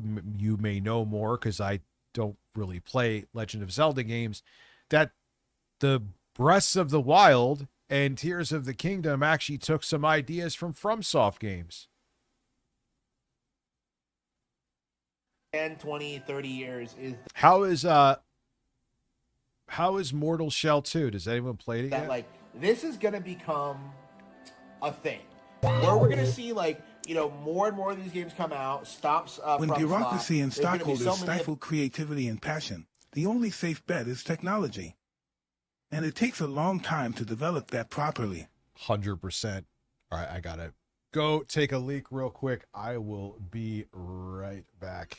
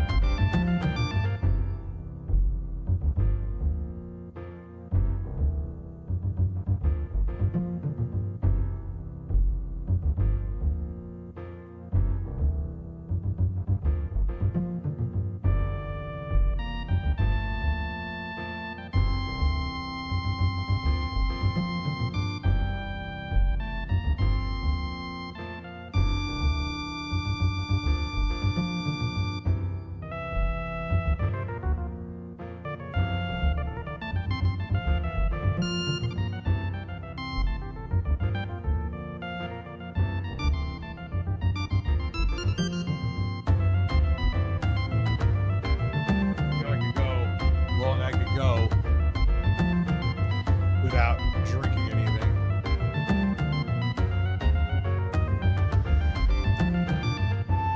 Yeah, but I'm like, I know that Elden Ring is coming out for the Switch too. I have so much other shit to play. I'll eventually get Mortal Shell 2, but you can't keep track of them excuse me. because they're so easy to make, right? Because they don't take any real skill. Isn't Morrowind, that was on the original Xbox, isn't that a huge fucking game? Yeah, maybe if the money's there, maybe they'll make a remake of that. You're going to see all these games come out, flood the market, and eventually people are going to lose interest in them. I would say that Souls-likes have flooded the market, Harmon. You kind of just said it yourself too. Why am I even? This is an insane man trying to make his insanity rational to other people. Right, and I think this is the first major release where that's becoming apparent. Like, people are getting tired of the Souls formula. And that you said literally right around here, that is a burgeoning and exciting new genre. And that there were other developers, you only named two, one of them is an obscure indie game, that are doing it better.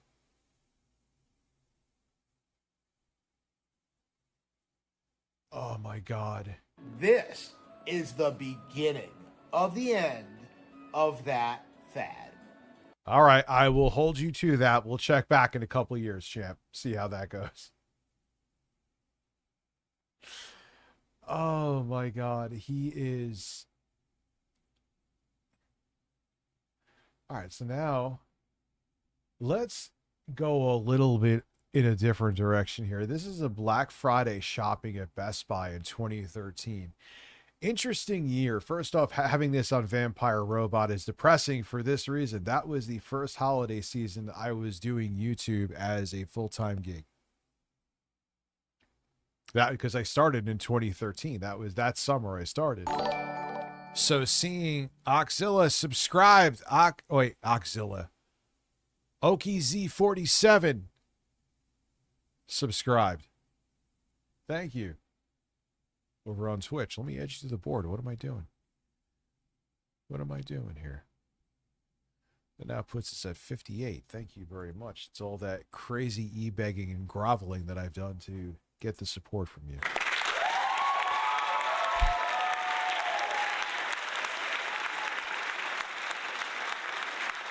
So that when I saw that, I'm like, yo, we got to watch that because I'm sure this is going to be wild because this still feels like yesterday to me. So it'll be interesting to go into the stores and see like what was there. An awkward man.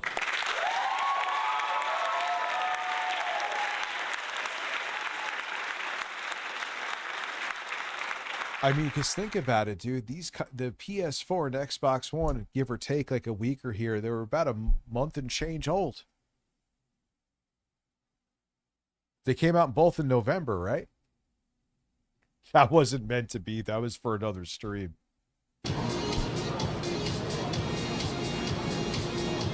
Actually, technically, yes. If we hit one more sub over on there, I'm actually not going to stay up till 2:30. I'm actually going to stay up 10 minutes less.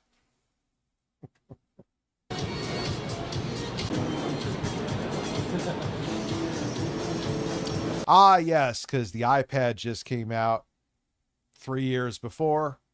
The first iPad, everyone and their mother.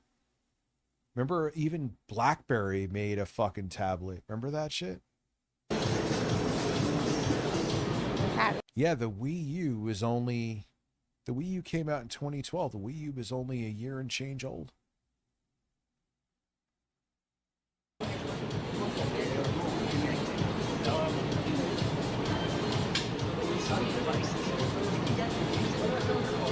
That's a Windows phone. I saw the screen on the dummy. That's a Windows phone.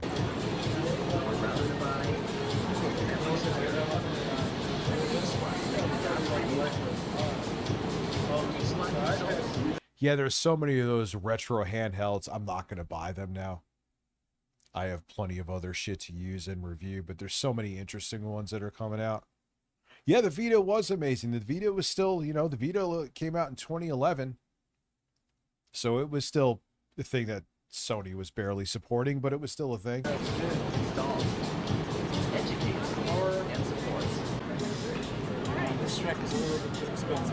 This is almost 13 years ago, which is... Fucking Jesus.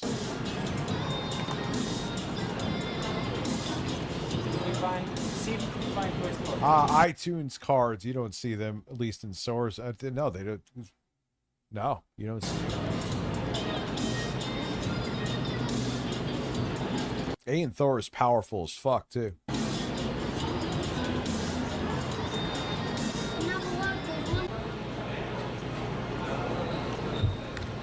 Yeah, and now we have an old lady holding on for dear life in the CD section, which is also gone now. They don't have, I mean, you know what's weird is now you could buy vinyl, though. You could buy fucking vinyl. Actually, you could buy some CDs again now, too. It's a weird thing, but the big dedicated sections like this are not the same now.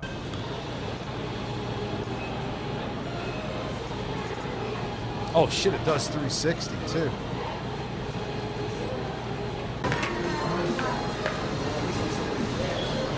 Yeah, but these like big rows and rows of CDs, you know, they got rid of this.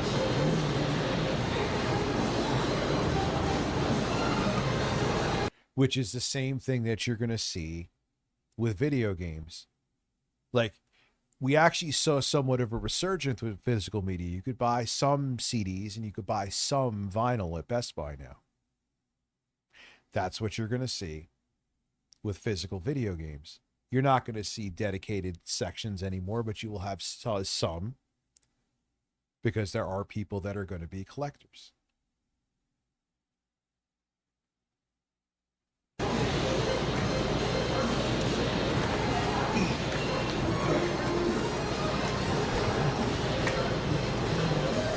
Shit, but I remember this is when I had the Note 3.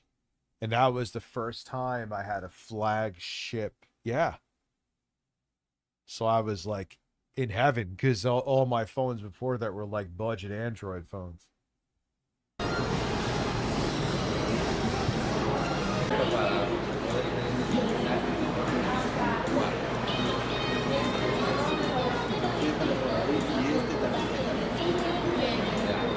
Yeah, you don't really see. Oh, it's weird how you notice these smaller shit, right?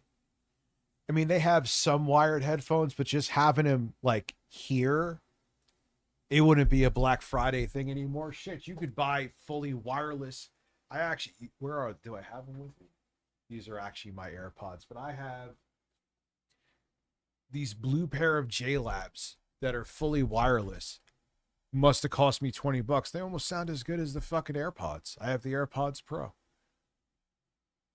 So my point being is that you're not going to see these anymore because these aren't a cheap thing to buy. They rather sell you the $20 JLabs that are fully wireless. So it's just weird, like, oh man, times have really changed, because when you see the small things, they all add up to show you how much things have, well, devolved and evolved.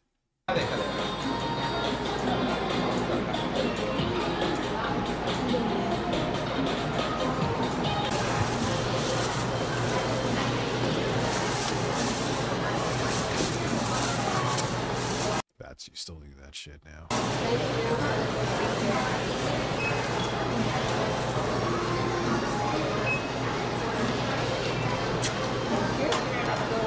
Next customer, please step down. You can tell the woman's like, I don't want to be filmed.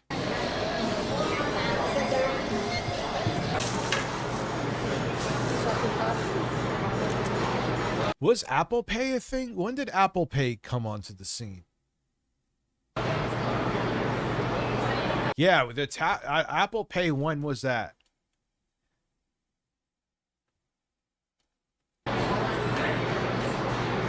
Yeah. Yeah, that's crazy that we still, like, why do we still have GameFly?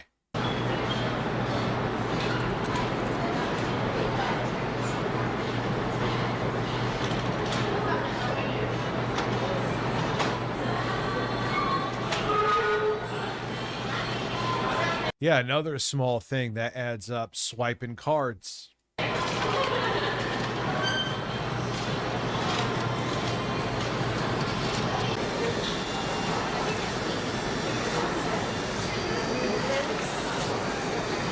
That's crazy. The 8th gen consoles just came out.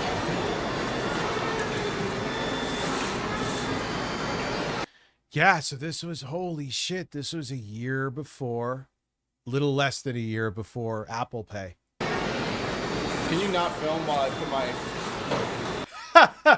pin?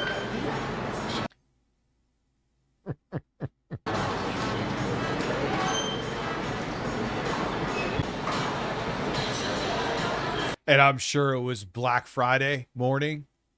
The people are already fucking miserable.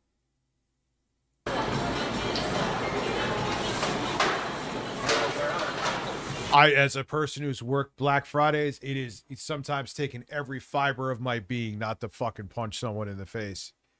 Because the people, the customers, they're all assholes. Oh, the customers are right. Yeah, go fuck yourself.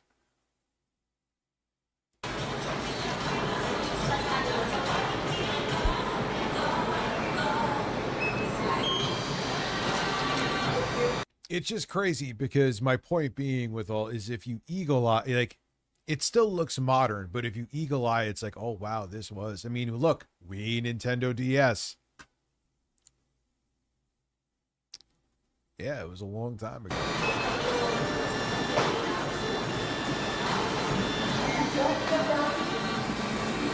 I mean, if GameFly still exists, the news from Sony must guarantee that their fate is sealed now.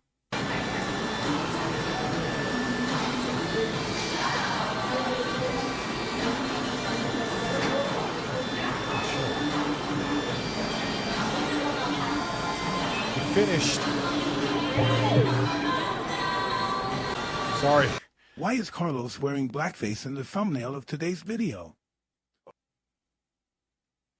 He's just we have a black bird. I found a black bird in a box when I was cleaning, and here's a black bird.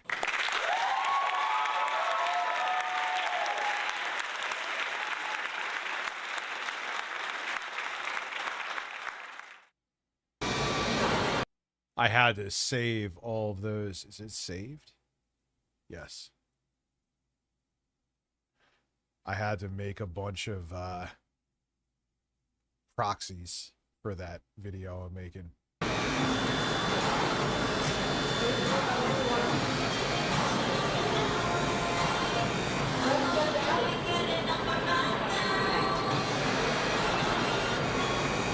What the hell is that music?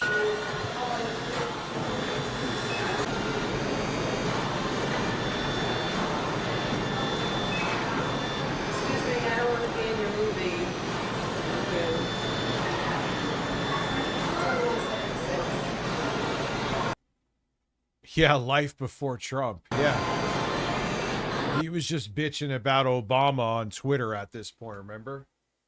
I'm not kidding.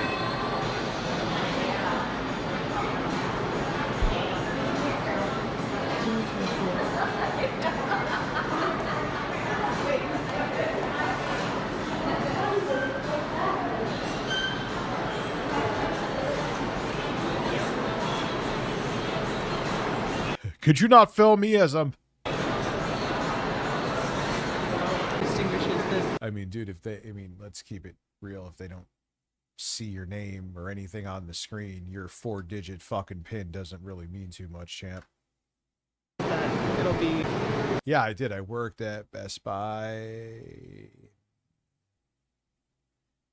2 times, 2002 or 3. And for a little bit in like 2008.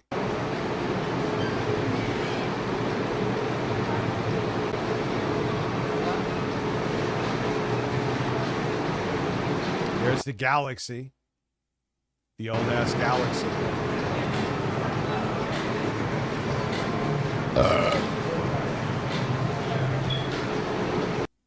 Yeah, what was that, a 2? An S2, maybe. No, maybe an S3? No, the first... Actually, no, that's not true. The first flagship I had was a Samsung Galaxy S3. It was an OLED. It was a big deal because it was a 720p panel. And it was OLED.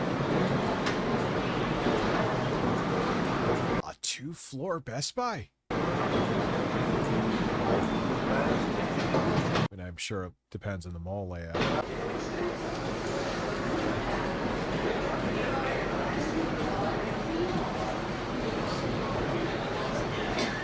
Was there SDXC back then? I mean, there was a bigger... You don't really see these many digital cameras now. You really just see digital camcorders. Let's keep it real. No, that's not true. You actually... Sony makes some good point shoots that are also good at video.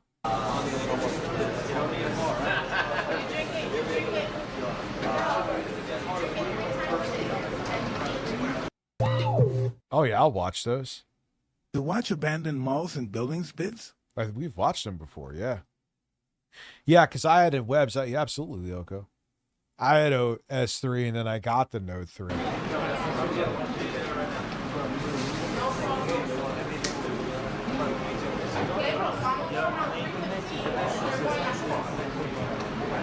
Yeah, this is Microsoft, definitely. They always played catch-up to Apple.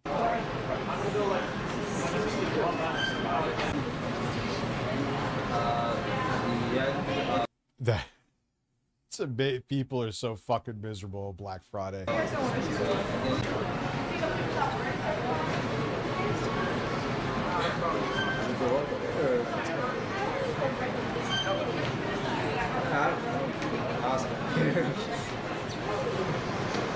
If you don't like the look of it, then you'd be like, look at Samsung.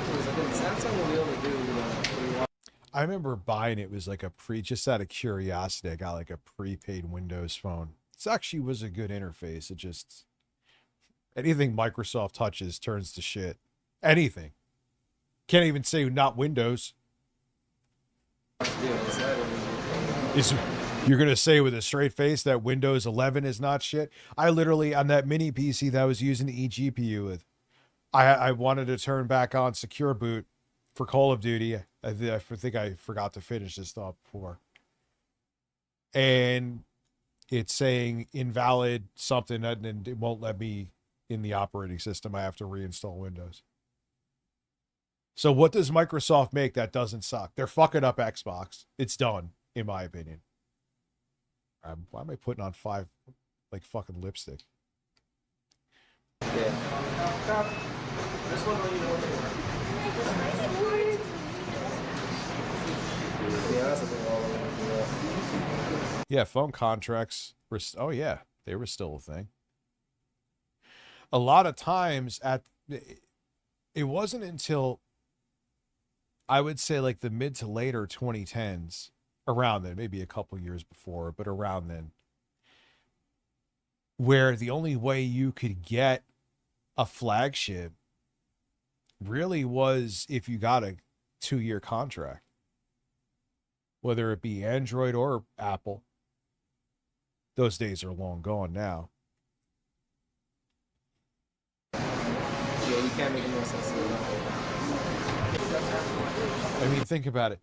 The Zune was a good product. Microsoft fucked it up. They were just too late with that.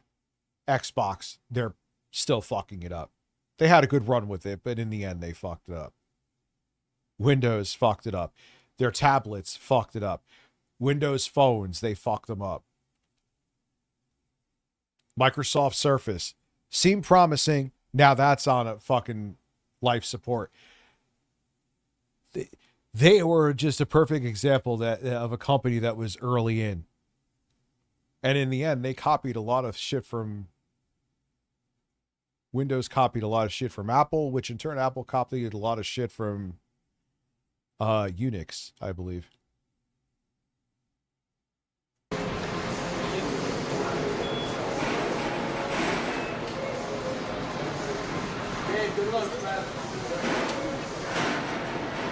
Yeah, like they had so many things. You had a good thing, you stupid son of a bitch.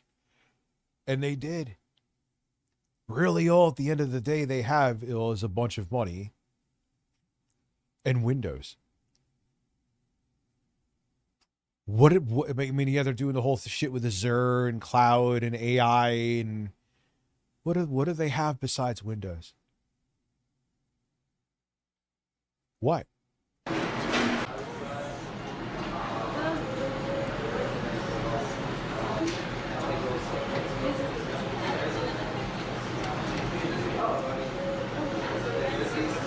Yeah, even Bill Gates links up with Jeffrey Epstein, gets warts on his dick. They even fucked that up.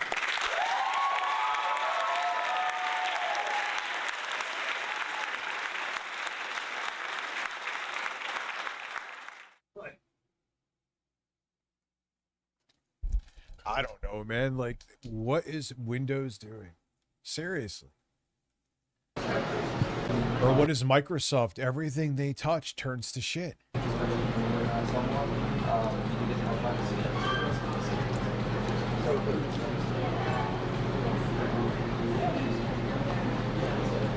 And again, Windows stole ideas from Apple, which I said, like, they stole ideas from Xerox. Xerox had some kind of Windows-based operating system, and Steve Jobs, I think he actually was there, like, taking a tour, and he even started asking questions because he wanted to steal their ideas. Steve Jobs was a piece of shit. Steve Jobs, him and Steve Wozniak worked for Atari. Steve Wozniak was the one who put all the hours of work into coding and shit like that for Atari, and they both got a bunch of money. This is a true story. Steve Jobs, like, or I'd split this with Steve Jobs lied to Steve Wozniak, like, oh, they only gave us this much. He only gave him like a couple grand, and Steve Jobs pocketed the rest and lied to him. Steve Jobs was a piece of shit.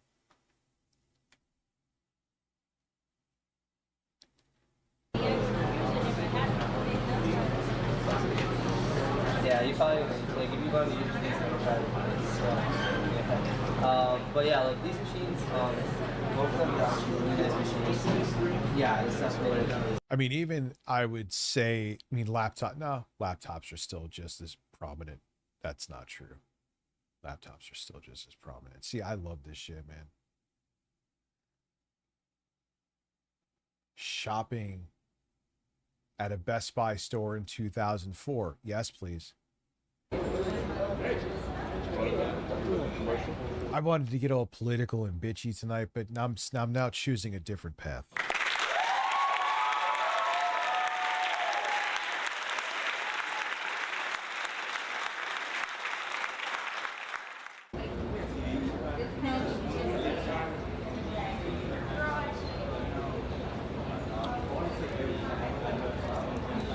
My friend's mom's wife was married to Steve. It's where she got her money. I'm sure she did.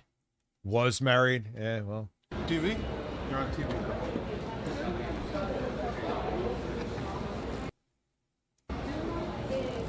I mean, yeah, you still see point and shoots there. And like I said, Sony, there are some badass point and shoots that have a reason to exist, but it's nowhere near like this now. This is 2004. Which still fucking feels modern. I know it's not. It's almost a quarter century ago, a full quarter century ago, but... Wonderful. What we do here is we push the wide... Is that a Dr. Steve Brule quote? Telephone. Okay. Right? So you go wide and then back.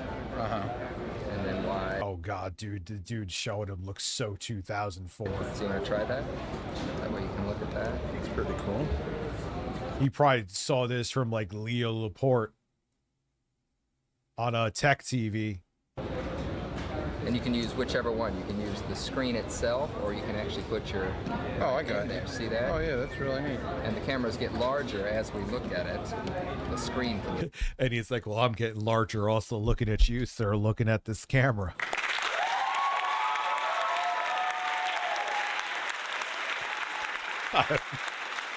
Where that came from, I don't know. Listen, I was fucking either 22 or 23, depending if it was before or after July 15th in 2004. I was fucking old. Larger. And I remember working at Raymore and Flanagan, the furniture store, in 2005, talking about the PS3 and Xbox 360 with another guy that worked there. Looking it up, GameFly has a 2-disc plan for $28 a month.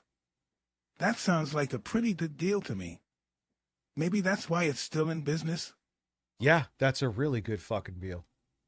You got on special right now for what? $179.99? That is $179.99, which is a great 3 months. And now I just clicked the picture, eh? Right. So it just went right onto the card. So the card is good to go. Right in there, and then you would... I wanted to... This guy looks weird. I wanted to make a video, but I don't know if it get against TOS on how to make your Apple Music into MP3s or WAV, and then you could put them onto a mini disc. Take that card out and put it into digital source, and you'll be good to go. All right? Let me ask you something. These come with a card already, right? That comes with a card. 16. Let me ask you something. These come with a card already, right? So after I hide the body, I can hide the evidence. All right, thank you. Megabytes, but we have other cards, obviously, that would hold about 8 pictures, so you might want to. All right. So we also have the ability to... 8 megabytes, did he say? To photo printing. But you take that card right out of there, and then you put that right into the photo printer. Don't even need a computer anymore. Print those pictures right out there for you and your family. Are you purchasing it for yourself? Or No, for my daughter. Very good. My 16-year-old daughter. Very good. So that's really the best thought. That guy is like, could you stop fucking filming me now, please? Process at the moment. So this is and that's a pretty decent camera for a 16-year-old? And that is the Sony. So the Sony family is very Who's saying that having retro consoles is considered performative? popular. Okay. And it is a 4.1 already for $179. You can't beat that. And what's the... And you could tell it's older too, 2004. This is filmed on something analog, obviously. Obviously, it was converted for YouTube, but I'm saying you could see how like the tape they started it up again.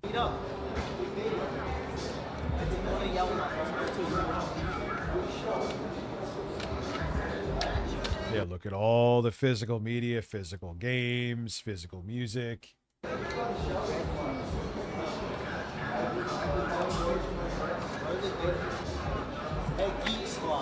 That man's terrible hairstyle is top PS2 games. Yeah, it's 2004. The 360 didn't drop until November 2005. That ushered in the 7th gen.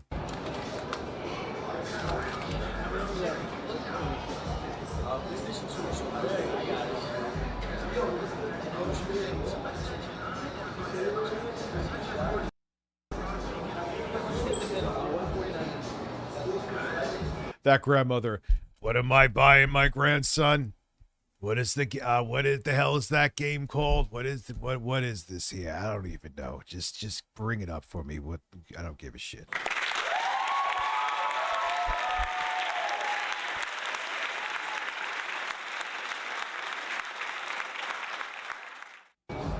Yeah, MGS Snake Eater.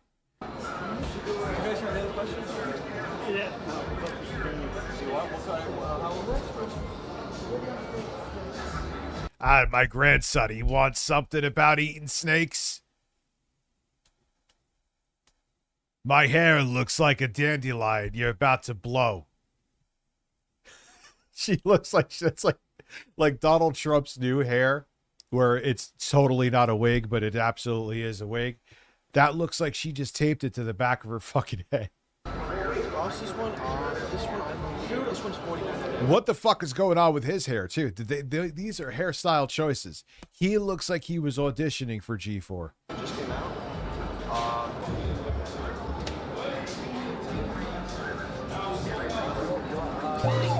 They are looking for heterosexual rebirth, yes. They are looking for heterosexual rebirth. Oh, yeah, of course. This is how Ken's got GTA and BTW. Yep.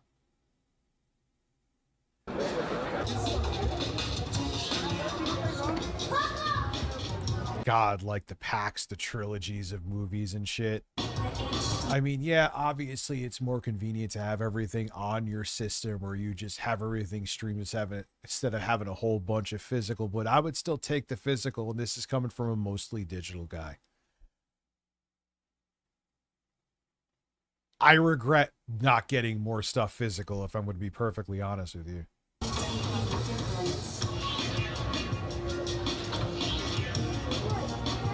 Ah, yes. Now, if a game is for like Mortal Shell 2 is now that it's $49.99. That's considered a like B tier or budget title. Not saying it's not a great game, but that's considered like a by like a mid studio, a smaller studio, or a budget studio.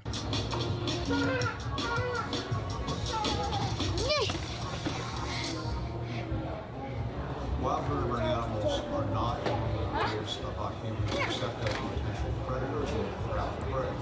But ants seem uniquely curious about human organisms to the point of... And like I said in my video today, if you watched to the end and I didn't bore you, if purchasing isn't owning, then piracy isn't. And I ended it right there. I didn't finish it.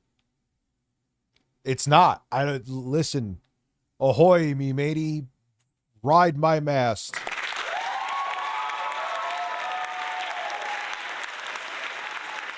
Yeah, this kind of looks like a Blockbuster in this section, doesn't it? Recording the interactions, becoming very, very close. Every possible type of contact that a person could make was not only... Big ass pants. I'm surprised you don't see dudes wearing pink because they listen to Dipset.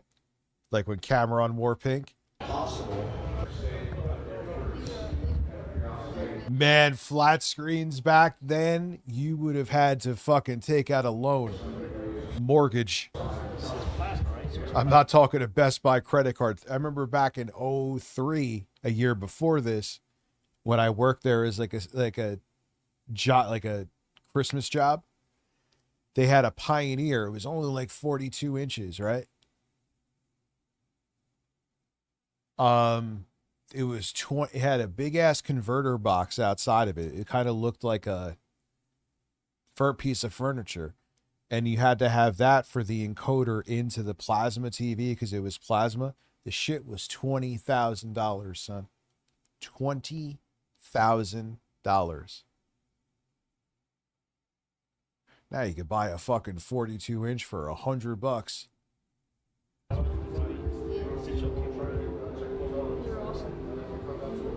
Yeah, and you see there's some, I think there's some tubes still there.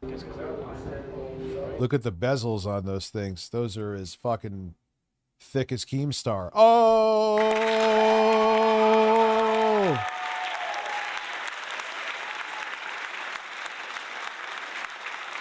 Yeah, dude, plasma flat screens were as heavy as, pretty much as heavy as CRTs, especially depending on the size.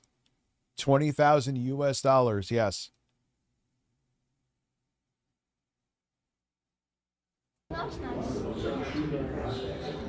Oh yeah, I used to take massive shits in Best Buy, 100%.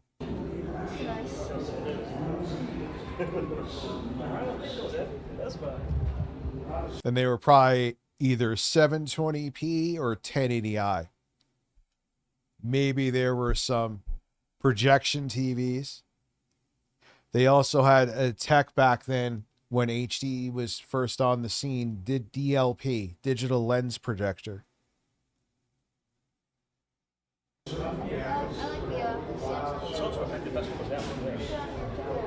Yeah, look, those are tubes right there.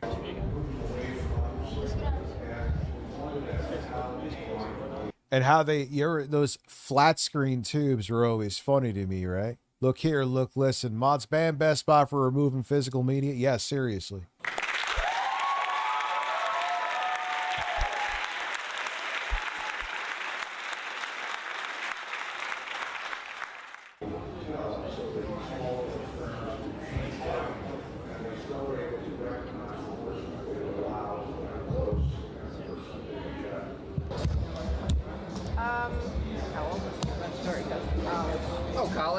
To be safe, I would get him that because it doesn't do any harm. Because he's probably a gamer, I would think. And it doesn't cost you anything either. So you just go ahead and you say, I want to put $25 or whatever you want. And he'll get an extra $5 if he wants to do it. If he doesn't, decides to use it, you mean for... This dude's being super helpful because he's on camera. Or he wanted to become a manager, one of the two.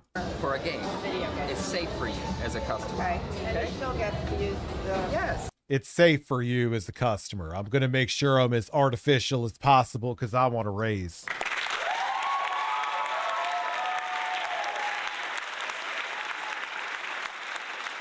What's up, Sheetrock? Still gets to use it. All right, good. Is that good? That's great. Thank you very much. Hey, give me that gift check now. See you later. Thank you. Bye-bye. All right, you could get the fuck out of my face now. I put on my show for you.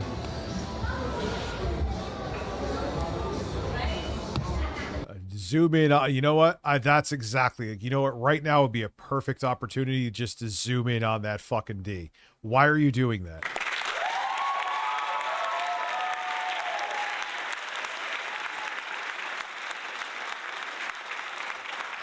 It's like, what a dumb bit. Oh yeah, dude, I had one of those combos. I had a VCR. It was like a, maybe like a, what size is like 20-inch, and then it had a VCR in it. It was cheap, but it actually was good, if that makes sense.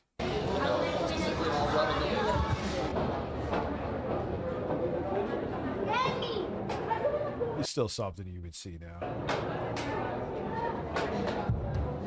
All right, with their gift cards, dude. Their gift card is going to gift card 20 years from now.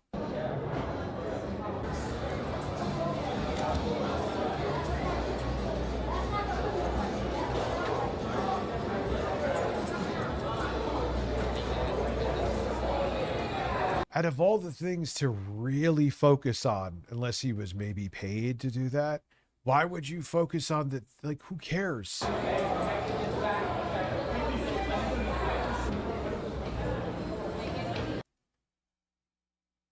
Maybe this is B-roll for like a news story. Could be that. Maybe I'm over.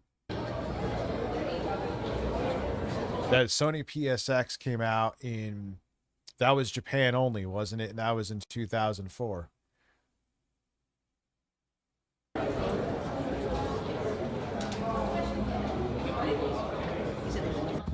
That's what we have, and then they're above the register.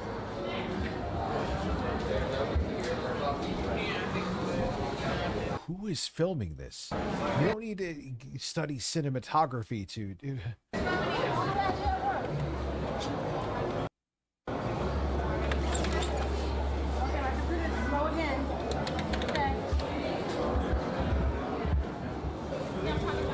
That was a DVR, wasn't that too?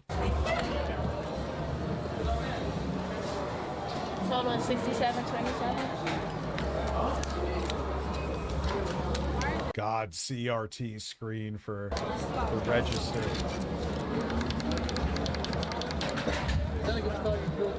Yes. It's weird because there's still a lot of, I mean, it was definitely in the early 2000s and we've evolved, but there's still a lot of not even like the style of the clothes the dudes wore was like the final form of the baggy style.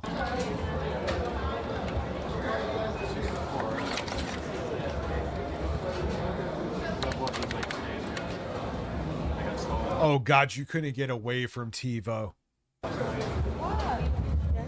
Yeah, I can look at some Circuit City. Are you serious?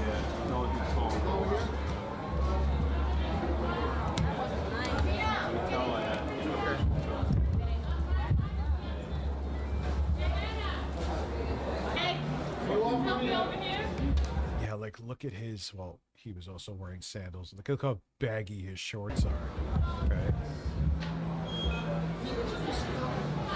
CRT is up here too. We go for a 2-year replacement plan. This headset for $9.99 in case anything goes wrong for 2 years. Bring it back with your brand new one.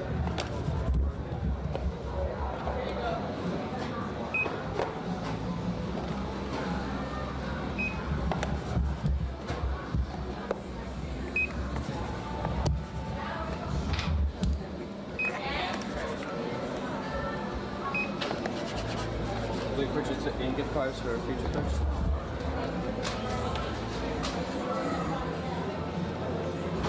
And the guy who works at Best Buy, he didn't want to ask any of that, but he's like, oh, fuck, I'm on camera, so I have to pretend like I ask everyone this. We told us 187.02.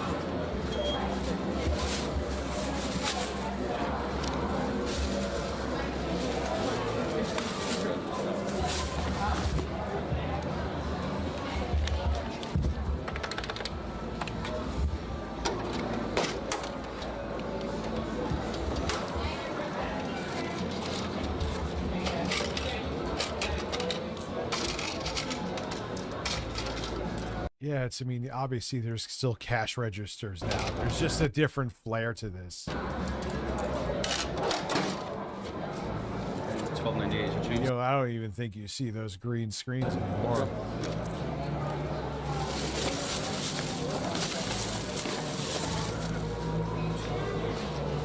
Yeah, but Best Buy's still doing well. They kind of became a good alternative for electronics or technology compared to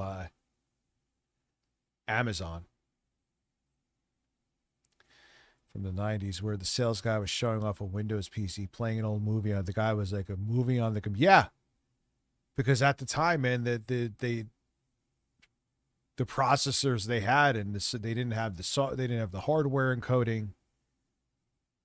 So to be able to play a DVD on your computer was pretty mind blowing. You used to have to get MPEG-2 decoder cards to be able to decompress the MPEG-2 that was on DVDs. That was the format that they were compressed in for video.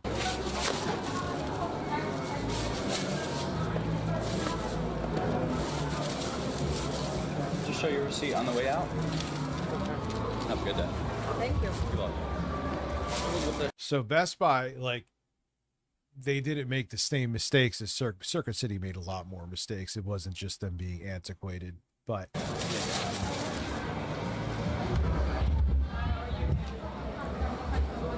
Best Buy realized that people just coming into the fucking store wasn't enough. You had to have an online presence, and it worked.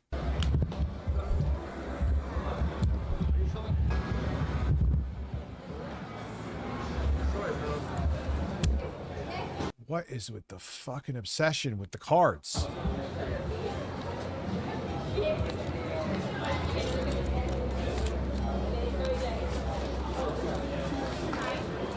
Yeah, this is definitely for B-roll for a news story. $10 gift card? Can I cash a charge? We had a WCBS Channel 4 News stare at his money. Total $63.58.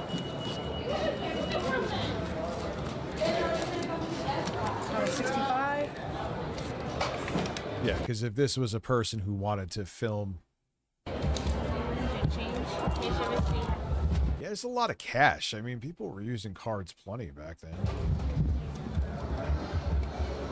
Debit cards. Change.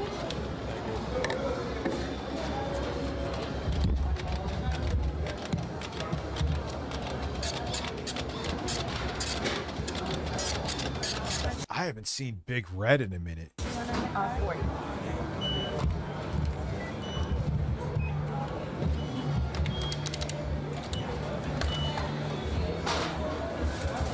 40. Bush Jr. just got elected to another term. He was up against John Kerry. Would you like the A3 Sugar Entertainment Weekly? Nah, it's 2004. Sports Illustrated? No, that's no problem. Thank you. Have your telephone number, please? 973-779. I feel like we didn't move on from like, I mean, yeah, this was different than like 1996, right? Or even 99. Things evolved from then. But I feel like the 90s lasted until like 2004, 2003. 7837.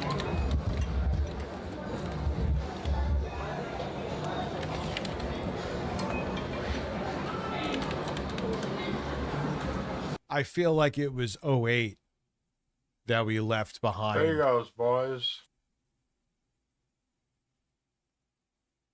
These were probably my happiest memories going to Best Buy to buy Yeah, a new man. game or TV. I think we bought my dad's E-Machines PC from Best Buy. E-Machines, which is funny. E-Machines was bought by Gateway, wasn't it? And then they're both gone now. E-Machines had no reason. They existed in the beginning, 18 months, thank you, by the way. E-Machines in the beginning was, you got them because it was an affordable way to get a PC. Then all the PCs became fucking, well, things are changing again now. All the PCs became affordable. A lot of times, to sign you up for like a contract with AOL, they used to offer you an E-Machine. No, it didn't at all, Freedom Tower. Didn't. This was 9/11 didn't help with getting 2000s off the ground. Yeah, this is only at most 3 years after.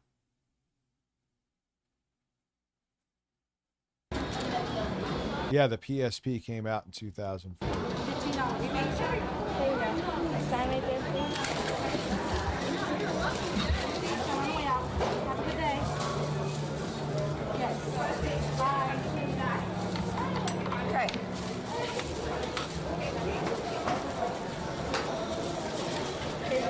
I mean, even this, it's still, there are things that you're obviously, it's a very long time ago, but like this angle, you could still say, oh, it's modern, you know? Have a nice day. Thanks. You're welcome.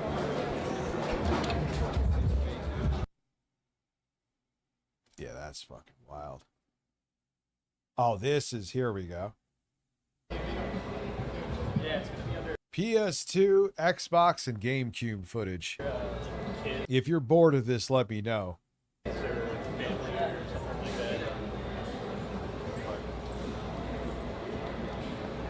don't really see loading screens to this degree anymore.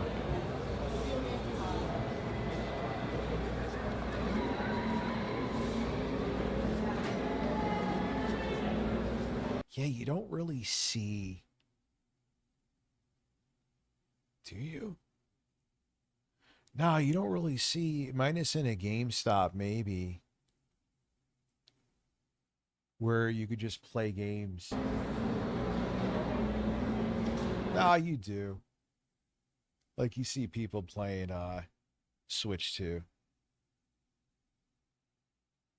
There you Yes, go, boys. I do actually. 16 months, thank you.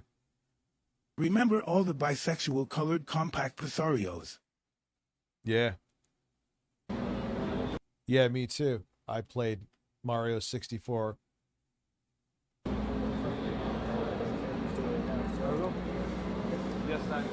Remember, yeah, like, and that was Apple that ushered in the whole thing with color. Let's keep it real. Before that, all computers were fucking beige.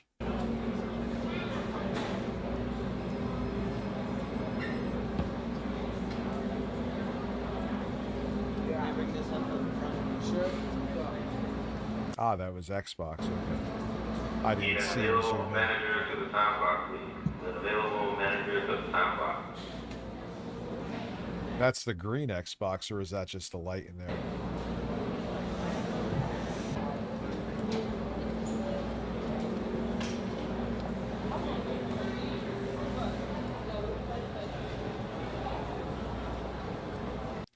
Yeah, this is all B-roll.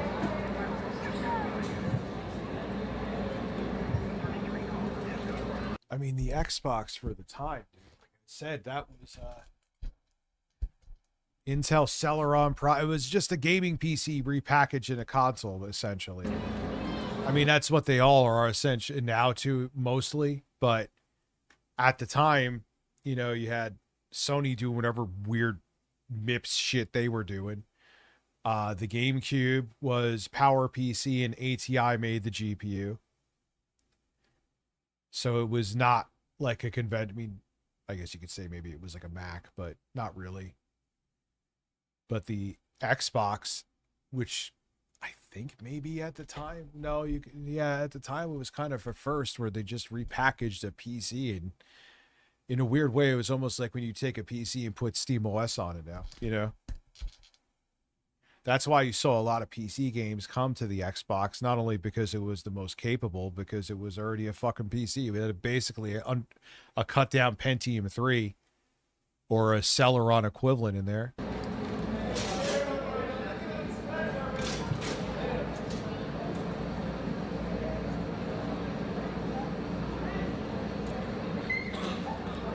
Yeah, I think GTA 4 ran a 1080i.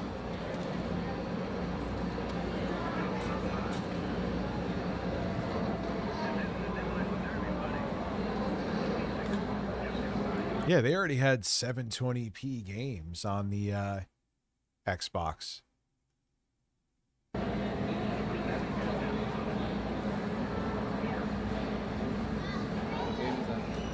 Which is pretty amazing considering, you know.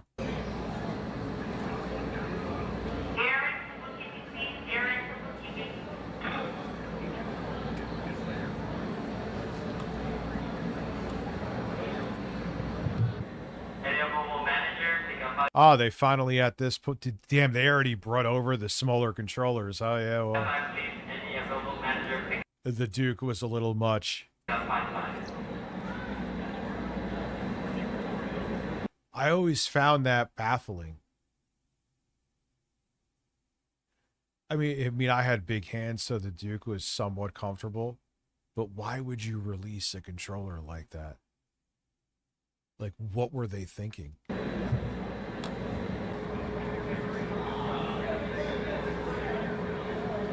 Yeah, the Dreamcast, you had a VGA out. And I actually used that. It looked really fucking clean. Really clean. Most games, but not all, work with that, by the way.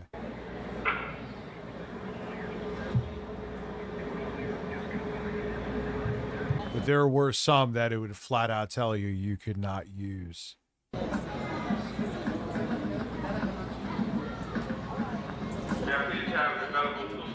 Like, you would play the game and it'd be like, this game isn't compatible. But that was an exception.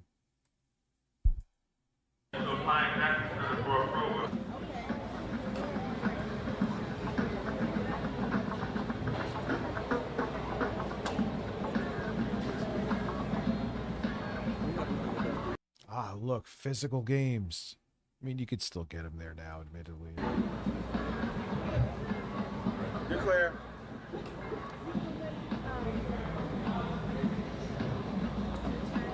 Even though you could still buy physical games, at least for now at stores, you could still tell there was more money to be made here, because look how much more focus from a retail perspective they have on these physical games. Yeah, Dreamcast is very underrated.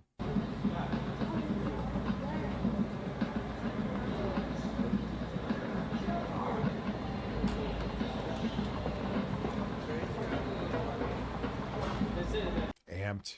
$50. That was a AAA game back then. Berserk, don't remember that. There you goes, boys. Yeah, it takes me back when Walmart had demos. This takes for me PS2. back to when I was a kid. Walmart had demos for 52 months, PS2, thank you. GameCube, Xbox. A McDonald's near me had a little game section with GameCube and N64. Yeah, back in this time, God, I'm doing the old man yells at cloud shit, but it's true. Yeah, you used to be able to rent, like if you wanted a PS1, you could rent it from Blockbuster. It's pretty fucking nuts.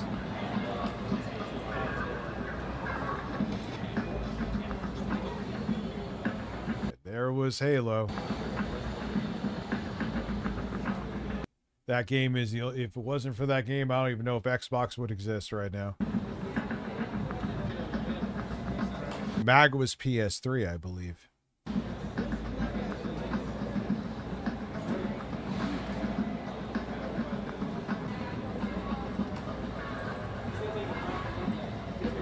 Cell damage.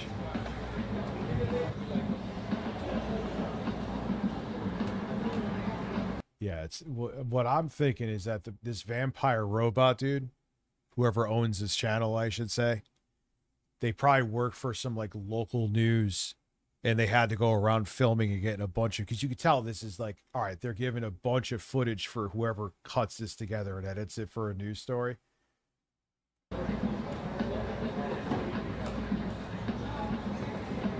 So they'll zoom, stop, all right, you got this, you need this for B-roll, you need this. Well, MAG, no, it's all good, Jesse. MAG, I remember the whole thing was the power of the cell. Look how many people could be in an online match, and the game bombed.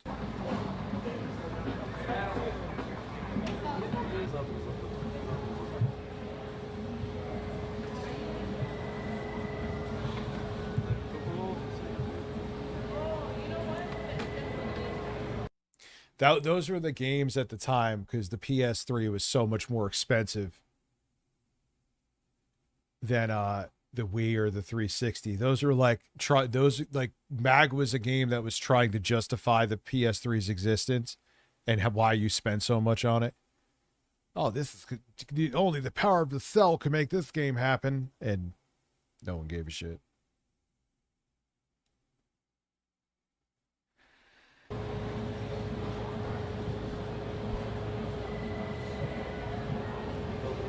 They tried to say that with Resistance Fall of Man, like those Needler grenades or whatever they were called.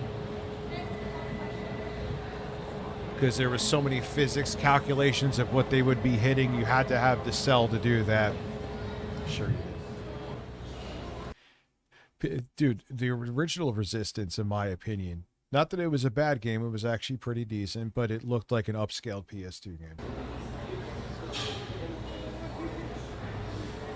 PlayStation value disc. It was only 2001. People may have been buying PS1s, the little things, instead of the PS2.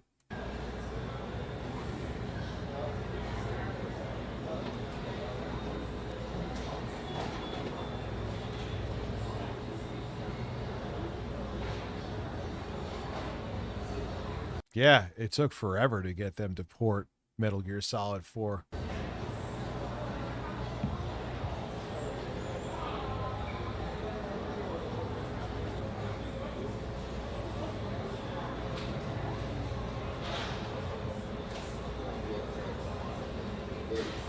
Wrestling game.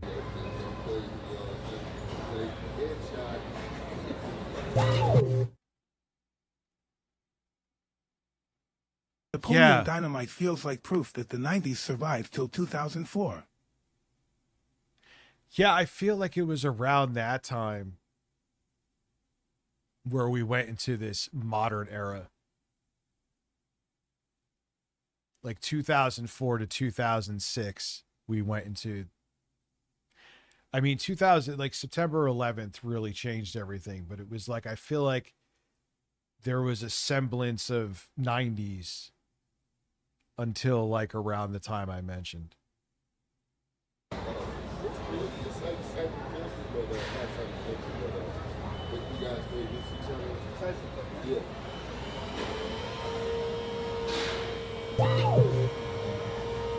Yeah, I'm surprised. Sony needs to bring back SocioM. Yeah, like, oh, we need our multiplayer game. SOCOM? SOCOM? Anybody?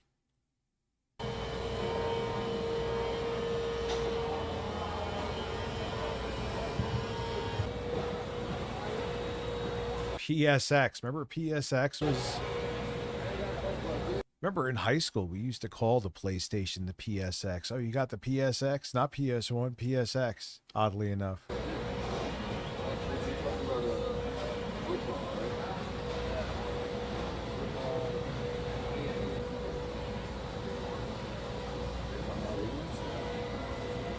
want to see if they show. It's funny how you realize that 2013 video, that was the first holiday season of 8th gen consoles. They didn't show them.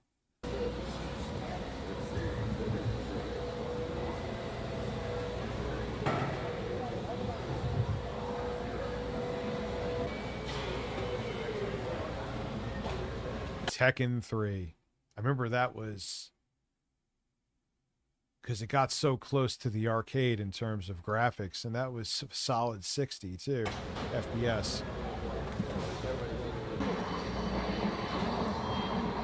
Well, no, they went to shit for everybody in 2016. 2015, if you want to be...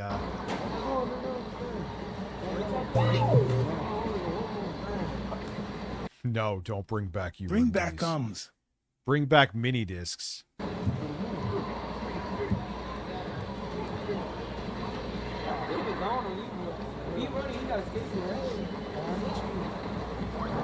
Oh, split screen. That's another thing you don't see often anymore.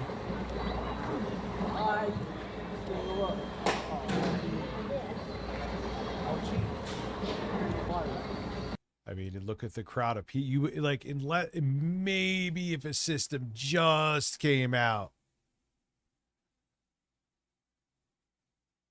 Maybe if a system just came out, you might see people, but you don't really see people gathered around shit like this unless there's like a very specific event.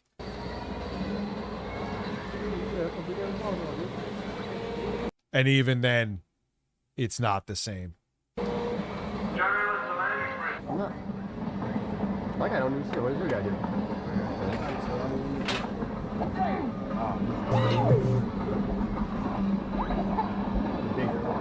No, Any PS5 Blackout participation data yet for today? I just am going to do what I do every day and not play PlayStation. Bring back content. At least it's not politics.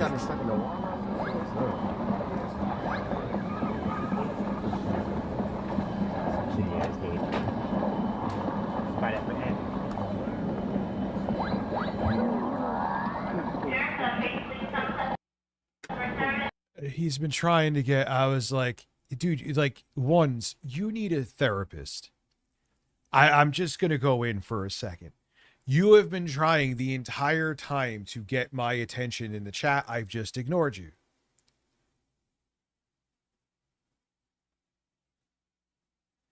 Like, dude, you're done here. I was like, let's see, maybe he could just be a wallflower. Apparently not. You went off the deep end because I reprimanded you for taking it upon yourself to make rules for my live streams. And then you got weird after that. Stay away. Thank you for letting me know that you hate watch me, though.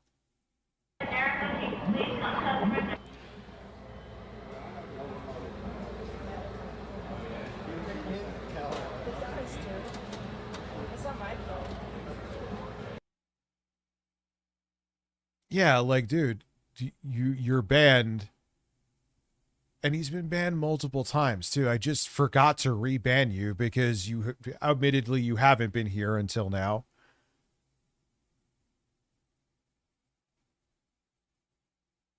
Yeah, it's just, Jesus, man, it's so annoying. And I'm like, whatever, I won't ban you if you're just, but then it's like, all right, you had to make your presence known. I will make my known that I know your presence is known.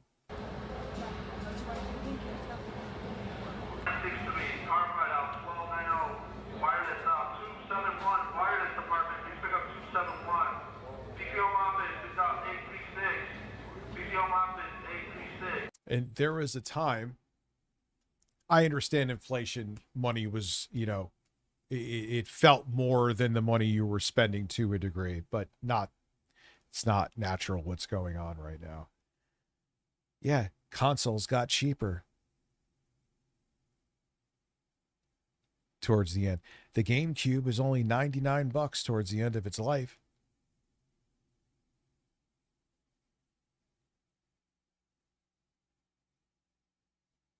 No, he's still butthurt over it. Still butthurt.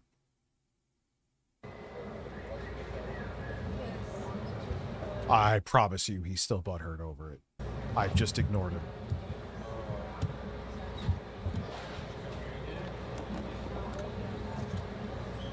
Yeah, I remember they used to flex that because, you know, Nintendo was hurting with the GameCube. It didn't do the numbers they wanted to. It actually got beat by the original Xbox.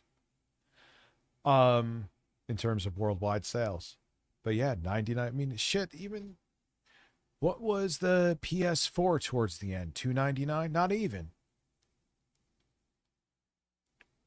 Yeah, now we're in an era where game hardware as it ages gets more expensive.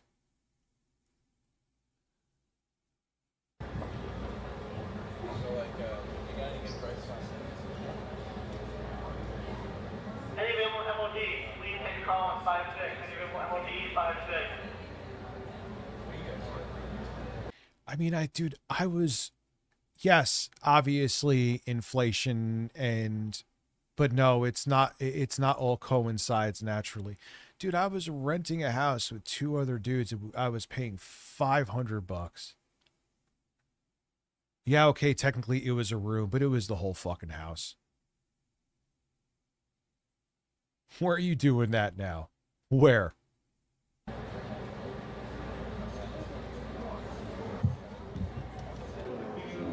Yeah, $249 was the final retail price of a PlayStation 4.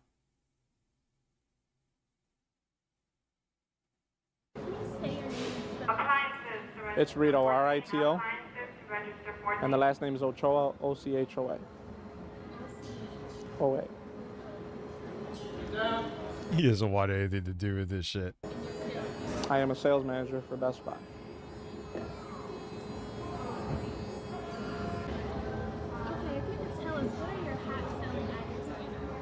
The hottest selling items right now, of course, every year would be the gaming systems. And right now we have Xbox that just released as well as GameCube. Xbox just released. That's why everyone was gathered around. For some reason, I was thinking...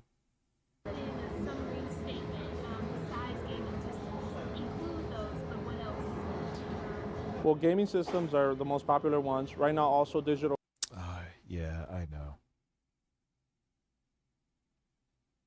Cameras, because a lot of people are moving with new technology, which is getting photographs at home right off your computer. Oh, and now there's other names showing up here too. Okay, well, at least you're making... Wow, there's like a group. Dude, I asked Horror Cow, I asked people, and people wanted to watch this because they find it fascinating too. But oh, yeah, you were gone for a while before, too. Well, thank you. Computer, emailing, and another hot item that is really, really taking off is TiVo, where you could actually pause live TV. Oh, my God, you could pause live TV.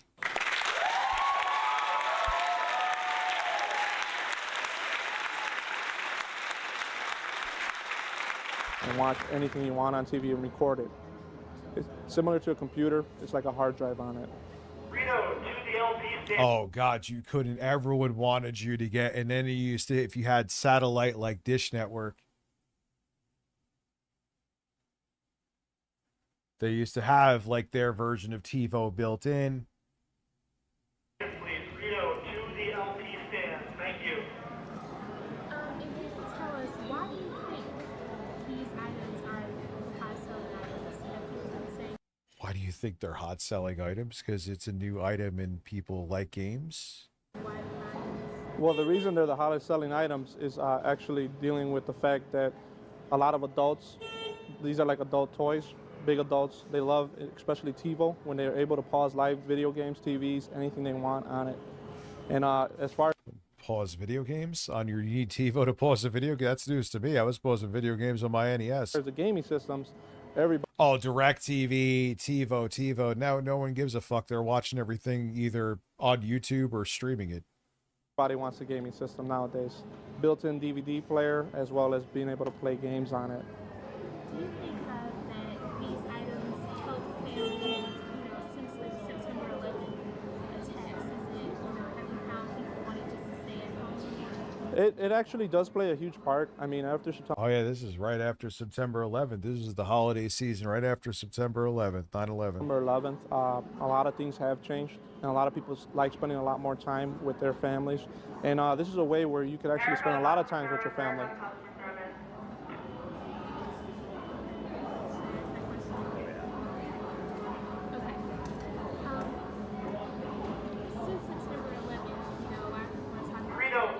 Yeah, everything for worse in many ways is in the cloud.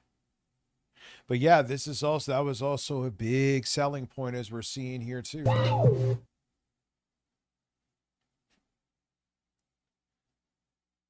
Men, yeah, brace yourselves. The dipshits are trying to stir shit.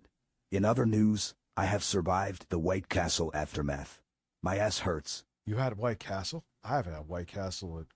I don't think I've ever had White Castle from a White Castle. I shit you not. Gold Star used to be, that's LG now. Come to the LP stand. Rito, please. Can I please just... Can I please, he wanted to be done. Since September 11th, a lot of people have been talking about staying at home. Do you think this is the reason why people are buying certain items? Since September 11th, a lot of people, it's changed. The business has changed. Let's do it again. This is horrible. He just said this shit's horrible.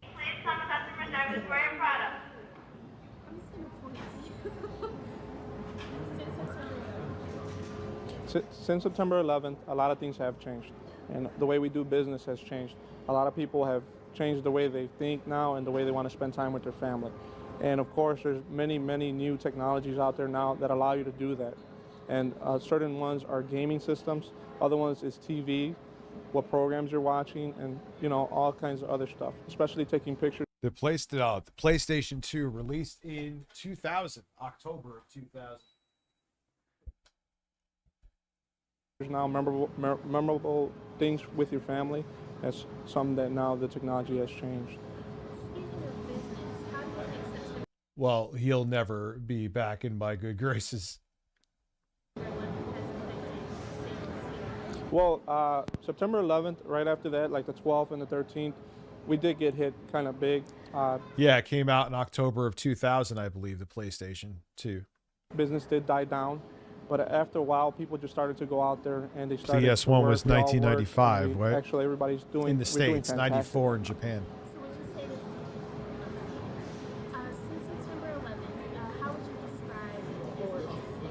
We are doing. To the front of the store, please. Warehouse, to the front of the store. Thank you. Since September 11th, business has picked. For us, it's been picking up. If you look at what we've done last year, as far as revenue, as far as what we're doing a tremendous job this year. And this Best Buy location is the busiest location right now in the company, and we've gone up in numerous numbers and all kinds of details. Jesus, the busiest location in the company.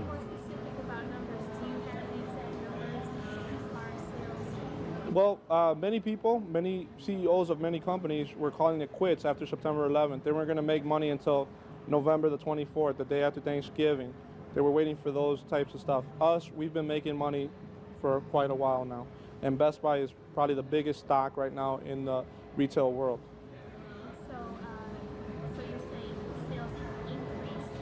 Yeah, even back, I believe back then, Circuit City was hurting still. They have increased. Yes. Yes. Circuit City really, I mean, it was 08.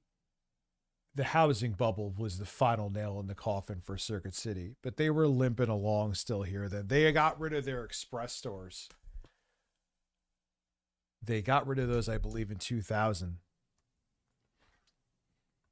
It's helped us out. I think Best Buy right now is in a position where they're going to be the #1 world electronics store.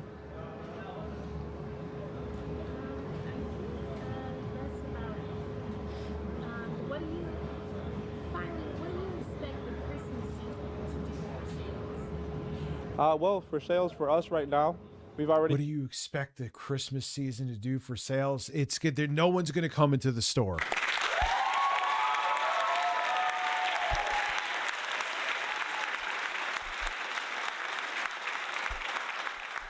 I mean, I hate, yeah, you could say Best Buy, quote unquote, sucks. I would maybe disagree with you on that. But I really think it's, they just modernized. We got rid of a lot of what we were supposed to do as far as revenue. Now we're going to do about 60% of what we're expected to do these next coming days. So it's going to be huge for us. And we're basically budgeted to almost $500,000 every day that we're here. So our numbers are staggering, and they're doing really well at Best Buy. Speaking of numbers, you were telling me about He keeps on rolling his eyes, too. It's like, I mean. how many game systems your mom would sell a day. Right. Your mom used to work for CompUSA. Well, when we launched originally Xbox, we had 260 units, and we actually had customers outside the doors wrapped around our building to get in here, and it was huge. As soon as we released it, we sold out of all 260 of them. And now, if we had TiVo in stock, because it's such demand, we'd be selling 30 units a day. God, it's amazing how something that is completely obsolete. It's just weird how it kind of happens overnight, Like there's a technology, it seems like it's, going to be here for the long haul, and then a few years later it's being usurped by something. It's sold out right now. It's on back order. The company couldn't keep up with the demand. Okay. Thank you. Thank you. God, he was done with that for like fucking one sentence into it.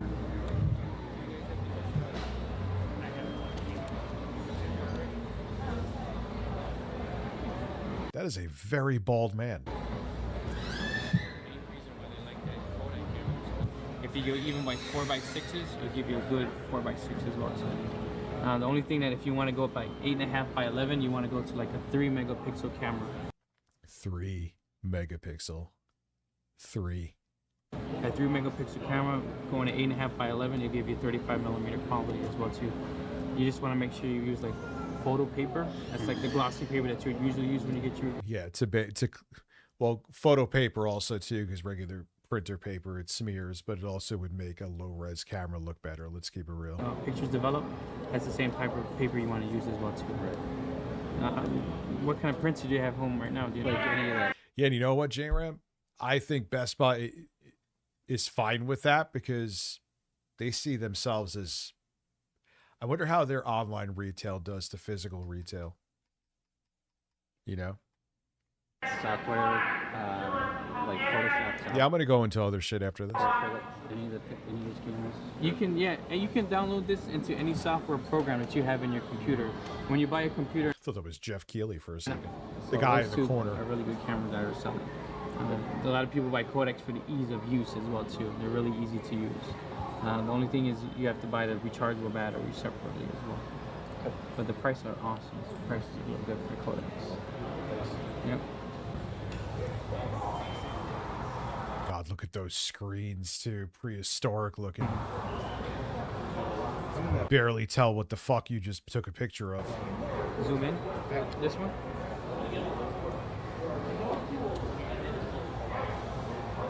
This is great. Yeah. Oh man. It's your optical zoom, and if you press it once again, that's your digital zoom. So it has two types of zoom. When you use your digital zoom, it loses a little bit of resolution. Oh my god, dude.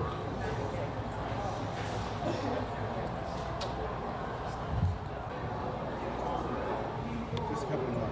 A couple more? Same one? Yeah. Ones. I know you're looking for attention. I'll give you a little bit of it. You're done here. I don't want you back here. You're weird. You go see a shrink. I'm not your shrink. There you go. And that is the last time I'm going to correspond with you.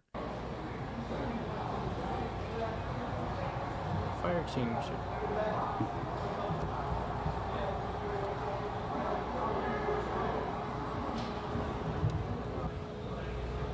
God, TiVo. Like it got. There were so many TiVo advertisements back then. It got annoying. It's like, all right, dude, I get it. I could save my fucking shows. If I want to save them, I'll buy one.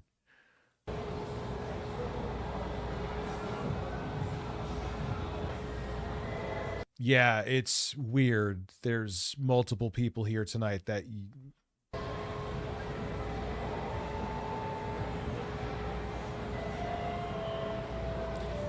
it is nostalgia. It's also just crazy to see how much things have changed. Like things that there's probably things I know I've saw here, you know, like even little things that you never even thought of back. Like, oh yeah, that's gone. Oh yeah, that's really, really, really obsolete.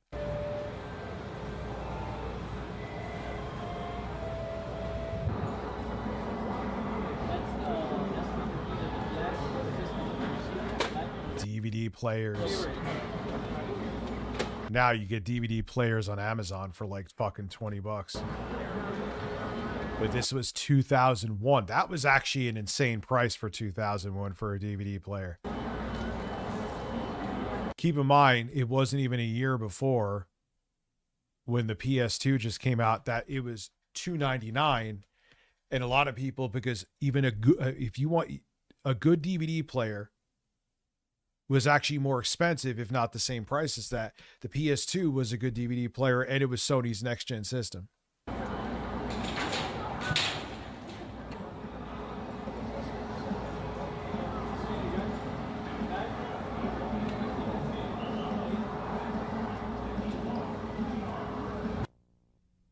All right, now I'm going to grab something to drink, actually.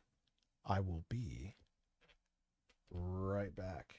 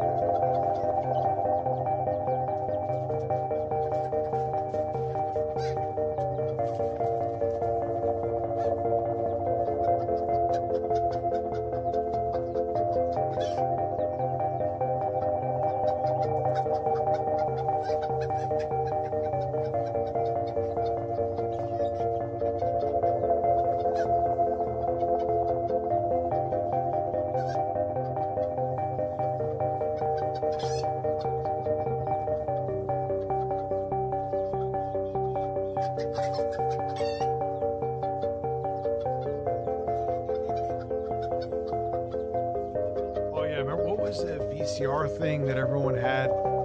We never used it. Where you could essentially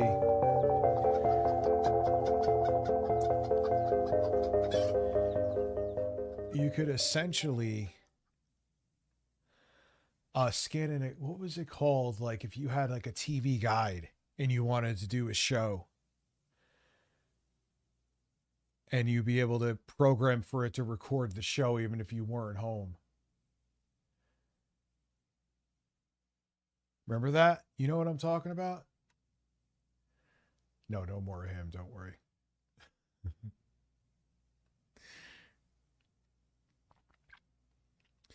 The clock capacitors. That is a hell of a choice of a thumbnail I have there. Holy God, what are you showing? No. Where is... Oh, man. So I wanted to, speaking of politics, if it wasn't weird, we're going in balls deep here. I have a lot to say about. All right, welcome to I've Had It Weekend. I am back with one of our favorites, best friend of the show, Jim Acosta. Jim, there are so Who is Jim Acosta? Why don't I know Jim Acosta? many grievances that we can jump on. But is there anything off the top that you've had it with you want to get off your chest, political or otherwise? I mean, gosh, Natalie Harp. Yeah, what is with fucking Natalie Harp? She doesn't have security clearance and she's around Trump 24/7. What do you, does anyone like, why are we even debating? She is a fucking intelligence op from countries that hate us. No security clearance. She refused to sign off on security clearance. Are we fucking kidding?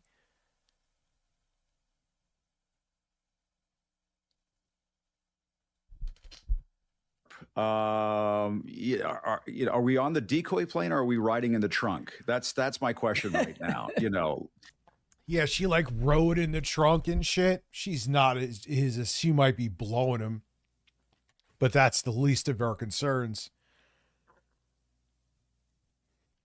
Does she look into the mirror and say, "Mirror, mirror on the wall, who's the creepiest of them all"? I've covered politics for a long time in DC.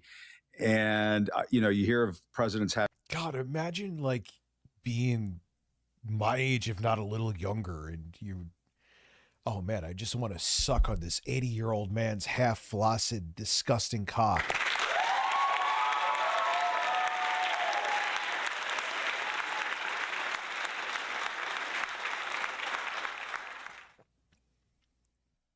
Having a body man or a body person. She's sort of like the presidential super fan.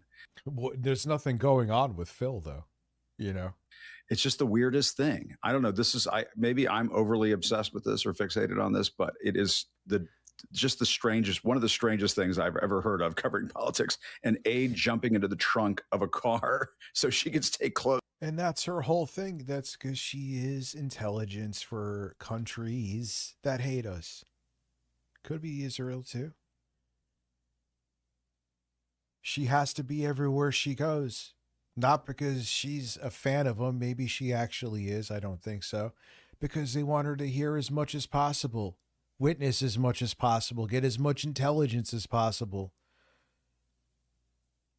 Yeah, Mike Johnson does need to guy.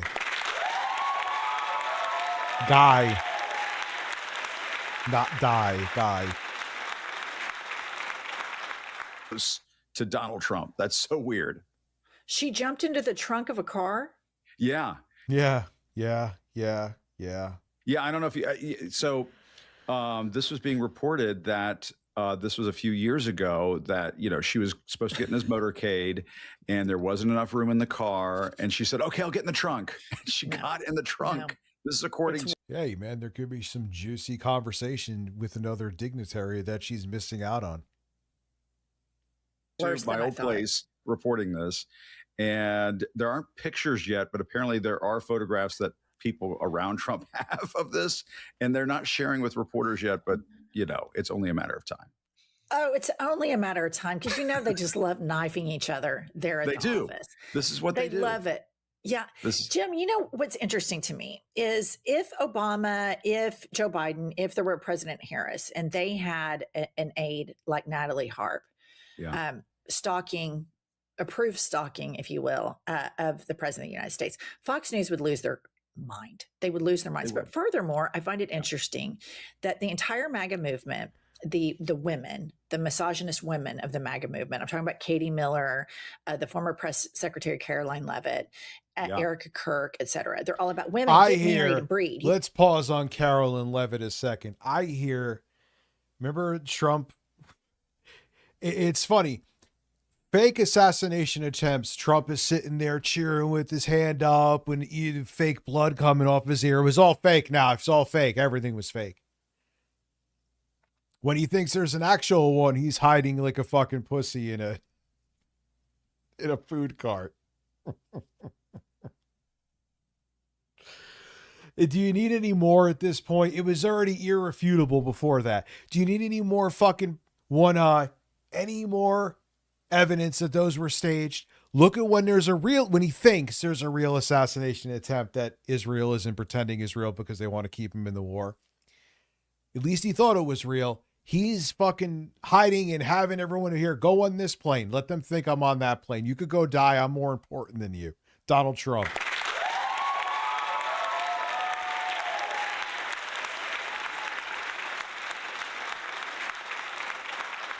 Yes, someone got killed in Butler, Pennsylvania. You think that makes it not staged? You think they give a fuck? You think he cares about collateral damage? Of course not. You have to get married and breed and be a trad wife and, you know. And Travis, Lord knows I've noticed before that you are, I believe, MAGA. But come on, dude. They lower the flag behind him and make sure he gets into a photo op. If that was a real assassination attempt on a presidential candidate where the Secret Service is supposed to be protecting him. Oh, wait, let's make sure he looks really good first. Oh, come on. Only women that have babies are happy. Well, Natalie Harp is a 35-year-old. Dude, I think in this late stage of 2026, we are run by a fucking pedophile president. I am fully allowed to have TDS. I never did. But do you see the circumstances that we are in right now?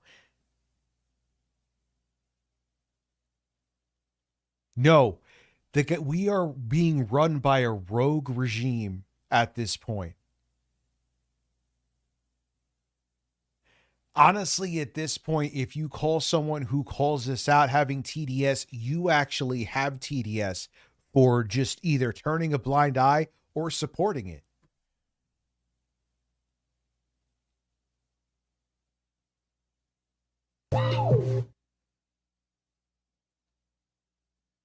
Hi, Rich. Why did you want one's 2 cents to dox Snort Hogan? Why cover politics when literally everyone that watched you hates it? Because we already talked about this. Why are you here? Why are you having to make the attention be on you? At the time, I was going to give it over to authorities. Dude, we already talked about this on a live stream. Go away. Go. Then you wonder why I don't want you back here.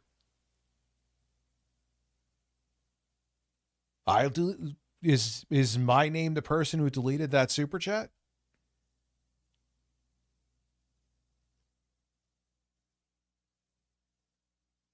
Like, go away. You're fucking weird. You overstepped your bounds. Own it. It's that simple. Holy shit. Christ, man. Aren't you like a grown-ass man that's only like a few years younger than me?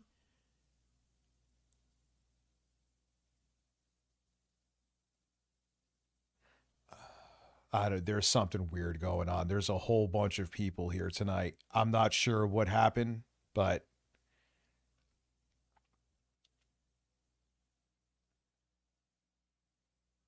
if you want to know why people do this to you ones, you're making your own case.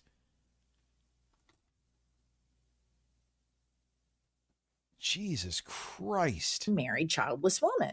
And I don't Yeah. give a shit about that because I don't care if people breed or not. Breeding is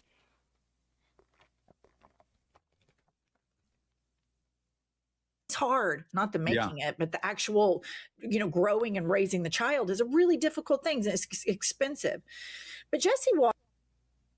Yeah, well, like, well, why do you think I'm so? It's like, first off, we already talked about that thing with Snort Hogan in a stream like fucking ages ago. Yes, I wanted so I could hand it off to authorities. I already talked about all this, so you're not saying anything.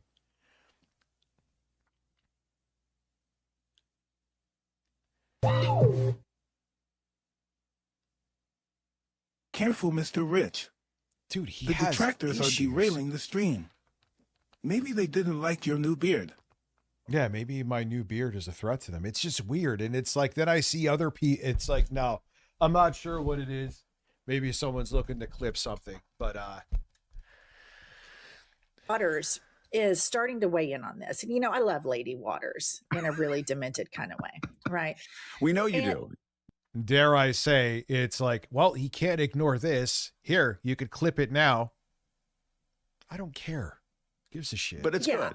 Yeah. Yeah, I like to study Lady Waters, and I'd like to welcome all the Fox News producers that are watching because they. Oh yeah, if Trump was like 50, his fascist takeover would have been much smoother and probably would have happened completely already. Probably found out you and I are together today. Have you watched Silo on Apple TV? Thank you for the bits. I think I'd rather get erased with the nuke than live underground. What is Silo? So hello, guys. Welcome. Hi, guys. Yes. Feel free to clip away So and rats put us are, I on your agree. show. Yeah. But here is Lady Waters talking about John Ossoff, because John Ossoff really, he is all gas, no brakes right now with this thing. Oh, yeah. And I love it. He is Yeah. Pitbull City, and I'm all about laser focus on the corruption and the weird shit that these people are doing. They'll hate him eventually. Don't worry. So here's Miss Priss, and it kind of sounds like he might be defending Ossoff. I want to get your take on this. Play the clip. Okay, sounds good. Is by this God, I can't stand Jesse Waters. comment? No. Has Trump said He's another one that craves cock behind the scenes. so much worse, so much more sleazy things? Bots because it's late Sunday. No, those ain't bots, John. Are you the John that I think you are? I remember you from back in the day, dude. Maybe I'm wrong.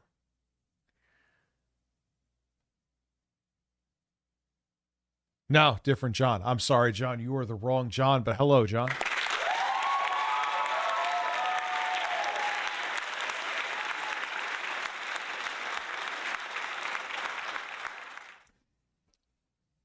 Against other people?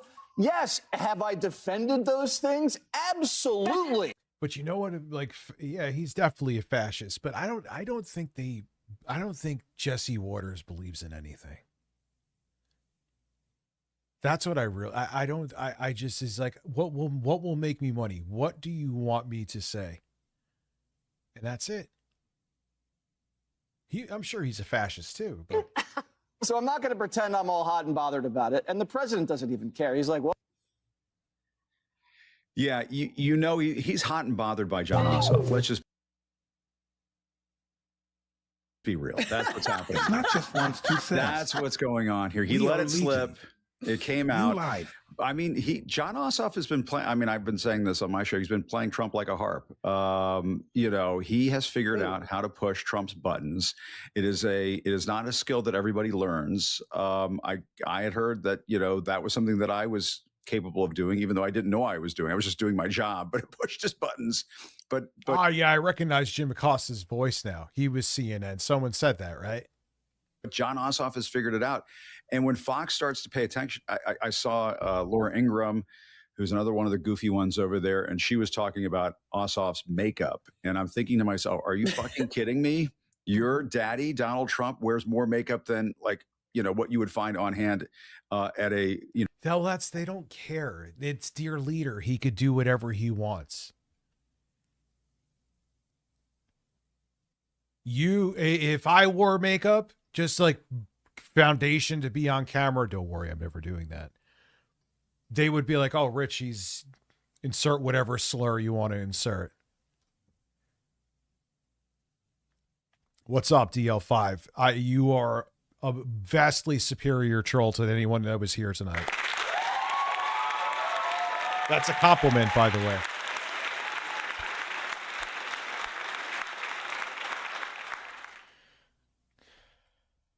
No, Eastern European whorehouse. Like that is that is the pot calling the kettle orange. But that's this is what I was saying. I almost lost my like. If I wore foundation or rich as this, rich as that, rich as this, rich as that. But Trump wears makeup, no one will say anything because he's dear leader. And also too, a lot of them are that way. Like it kind of goes into the other E drama here. How they will, you flag someone, you do this, you do that. And I haven't. There you go, boys. I think a recent keynote with the segment explains the weirdos bump here tonight. I saw that there was, I think it was Alyssa Clips. Now, admittedly, we watch a lot of her shit when it comes to the quartering. I know why that's being brought up in the algorithm with me. I saw tonight, blah, blah, blah, blah, blah, the quartering and RTU.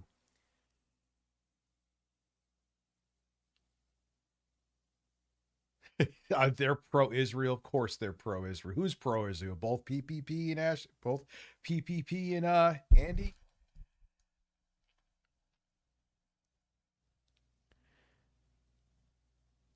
He's losing his mind. Oh God, dude, he needs therapy. But yeah, no, it's kind of Ossoff is having a moment. There's no question about it. Okay, so now this week, the White House is attacking the reporter who asked Trump about Ossoff's comments. Pop this up. Yeah. Is a disgrace to her alleged POTUS hosts a hero lifeguard, and she uses it as an opportunity to take a cheap shot about one of Trump's staffers. Because a reporter is doing her job as a journalist and asking the president of the fucking United States a question? At Kristen H. CNN is disgraceful, humiliating embarrassment to her alleged profession at POTUS. No. PPP is a closeted gay guy. I'm just, from those clips we saw of Persipicity, he's at least bi. Hosts a hero lifeguard in the Oval Office, and she uses it as an opportunity to take a cheap shot about one of the President Trump's staffers. These scumbags are the lowest of the low. I'm so tired of journalism being shamed. I can't stand these fucking freaks. I can't stand them.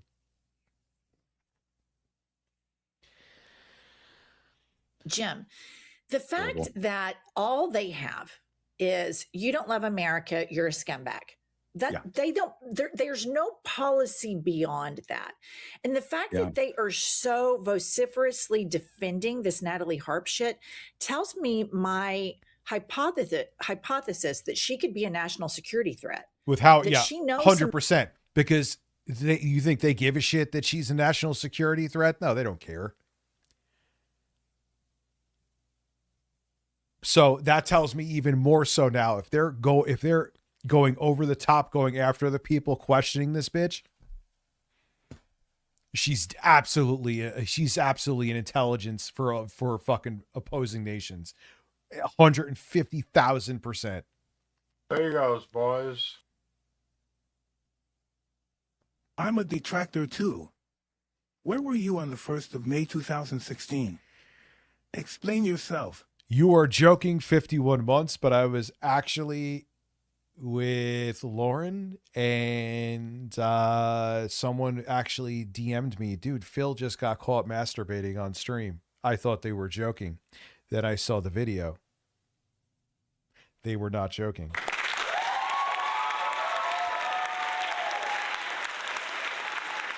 Yeah, it's all about the dark money. Yep. stuff, because I think it's safe to assume when he They're all bought out. Oh, yeah, she's a national security threat. Oh, wow, look at that. Israel just put $500,000 in my bank account. I never saw anything.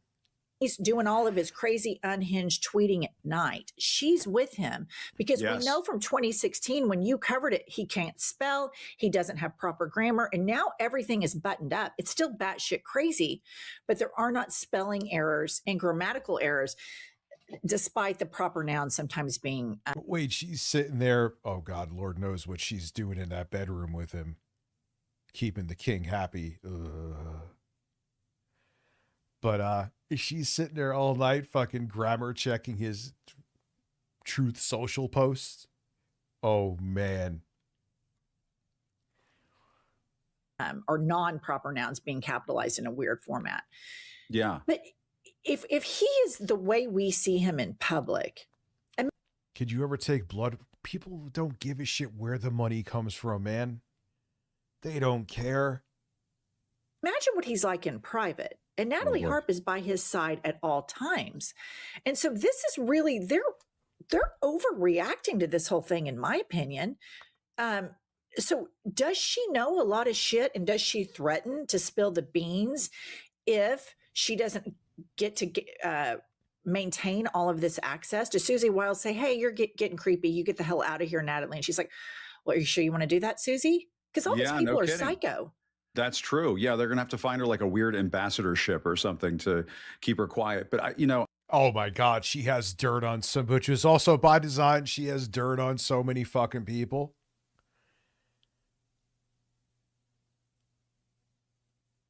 If it wasn't weird already, the White House has made it weird, the way they've completely overreacted and freaked out over this, the way they went after Kristen Holmes of CNN. She was a producer of mine back in the day when we covered the 2016 campaign together.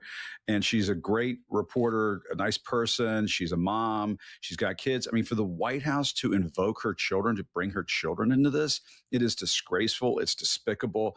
And to me, and they're being more aggressive. They're already aggressive as it is when they want to attack somebody, but they're like being over the top when people ask about this broad. Yeah, they know how nefarious she is. She's probably worse than we're thinking. Her ties, her connections, and what she's doing. It just shows their true colors. And Susie Wiles, the chief of staff, do you not have a soul? Have you no shame? Could we stop? This is why I always see progressives, and I get it, because you're actual humans with empathy and souls. I don't really believe in souls, but you get my point. How do we, after MAGA's done, if they're done, and how do we reingratiate these people? How do we accept these people back into society? You don't. Oh, Rich, that sounds very totalitarian of you, or dare I say fascist. No, it's not fat. Here is the thing. These people are sociopaths. They're narcissists. The only thing that they feel is things that either happen to them. They don't have empathy. They don't these people feel ashamed? No, they don't give a fuck. They don't care about anything else but themselves. The only way they will realize their mistakes by supporting this and promoting this and bringing on fascism is shaming them for the rest of their lives. You don't want to, because if we get past all this shit in the midterms, and we won't get, the United States is fucked for decades upon decades to come. Okay. You think that they're going to be like, all right, maybe I realized I made some mistakes, and maybe I should. No, most of them, if not all of them, are going to be like, these fucking assholes, they got their way and I didn't get shit. And they're just going to grind their teeth, and maybe they'll pretend to because they want to go to the barbecue again. But they're not going to learn a fucking thing. They're like, all right, they'll just come back again as groypers. The only way these people learn is if they face consequences, whether it be they're ostracized from society for the rest of their lives, or if they're up in the Trump administration or the billionaire oligarchs or whoever who helped cause all this. They need to be all face the most severe consequences they can face. Stop trying to re-ingratiate people that don't want to re-ingratiate with you, even before the MAGA was even a thought. These are the same people you see around at parties and barbecues and shit in 2005 who you know they resented you. They're not, they didn't change from back then. They're not going to change after MAGA.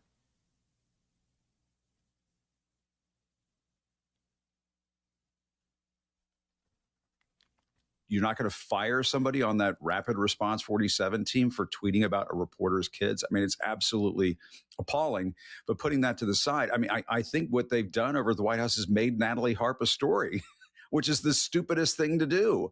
And I remember. Yeah, I heard about Jasmine Crockett. There was a old GOP flack friend of mine who used to say back in the day, never let the staff be the story. And they've totally allowed that to happen with Natalie Harp. And she's just so now today, what's going on with tariffs against China? I'm so fucking tired of these people. I'm so fucking tired of the drama. I'm so tired of every day having to be a fucking event.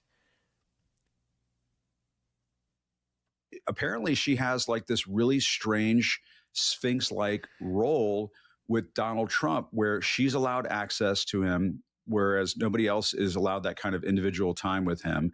Apparently she answers to nobody. Maggie Haberman has referred to her as Donald Trump's binky, as his security blanket. Yeah, that's not weird. Totally nothing nefarious going on there.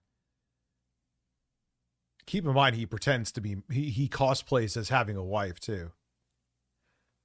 What does that say about the state of affairs of this country when the president of the United States needs a binky? I mean, we already knew he was a man-child, but I guess this clinches it.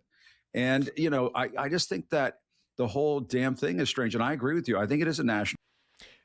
Yeah, but you know what though? They're not going to learn from any of their mistakes. D-Smush, like you say, he says over on Twitch, these people aren't just going to disappear after Trump. No, they're not. So they're not going to learn from this horrid situation that they helped usher in. They're just going to resent that they lost. They're like, God, they just like Tim Pool said, after he talked about Alex Preddy and Renee Nicole Good. He's like, I'm not licking ISIS boots. I am wearing those boots, meaning that this is what he wanted. These people want this. So if they lose it, they're just going to resent it. So you can't re-ingratiate with these people. You can't just accept these people back into polite society. They need to wear this shit as a scarlet letter for the rest of their lives. Not that it'll guarantee that we'll never go down this road again. It won't. But it'll deter it. It'll make people who only care about themselves in the future maybe think twice. Oh, wow, these people will fucking nail me to the cross if I try to do this shit.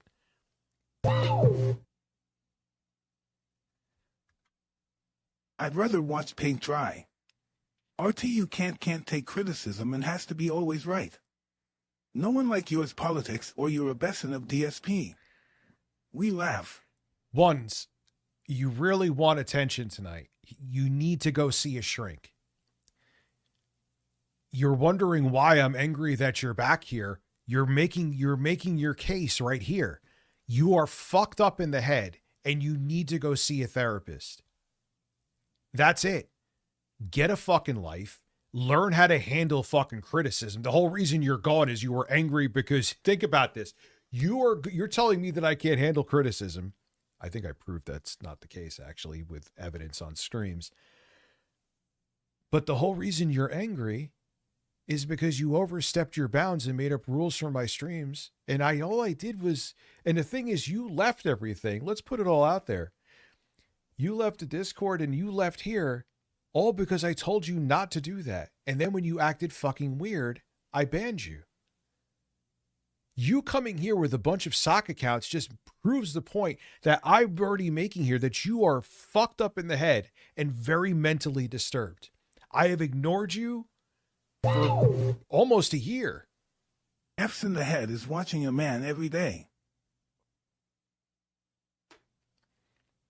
F's in the head is making sock accounts because you got banned because you're weird to sit here and give me money.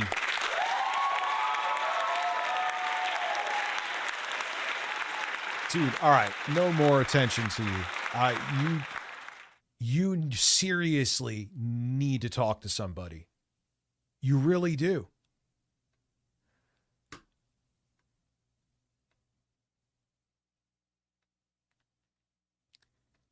Whether it's him or someone else, who cares? The person, everything, whether it's someone pretending to be him, I don't think it is, or him, it applies to either one. So what I said is accurate either way. If you're pretending to be ones and making sock accounts, just insert what I said to you as well.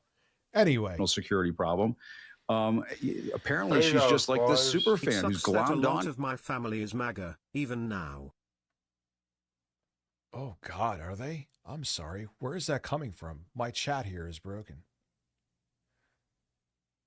11 months APKS. Yeah, it's... Ooh, okay.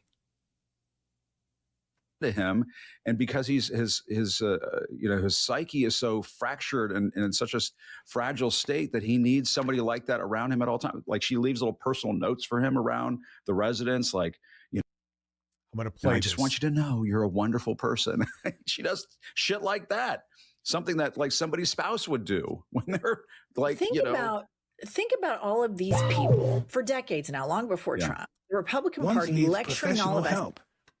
He's a real fan. What is that? Huh. Okay. It's about family values and traditional families. And here we have in the Yeah, they're all traditional values, but they're the fucking biggest sexual deviants behind the scenes. Fucking family values. Oval Office, we Listen, Rich. Listen, did I say feck apartheid, parasitic, demonic Israel? What the fudge am I hearing? Natalie Harp, she declined to renew her clearance. Yep. Yeah, she is definitely Mossad literal shill. At least. Yeah, that's why she always needs to be around him, because she literally does need to be around him, because she needs to gather as much fucking intelligence as she can.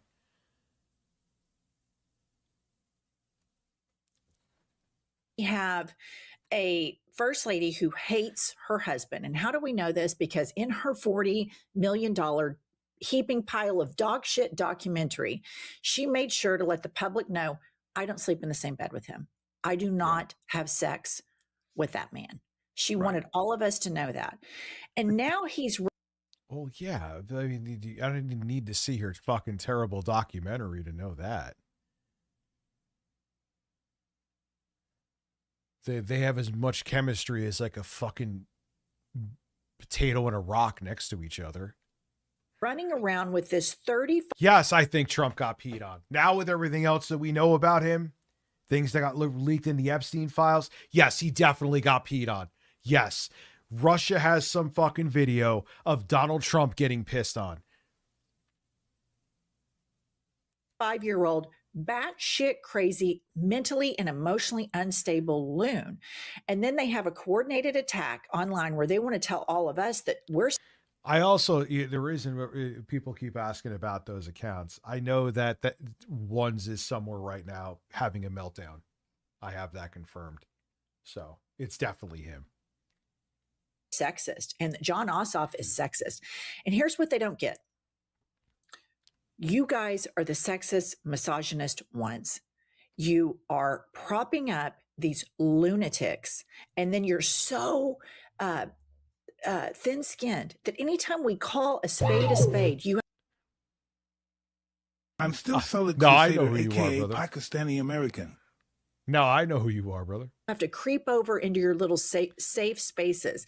And the fact that Donald Trump has to have a human being to constantly coddle him tells you not only what a national... That's not his wife.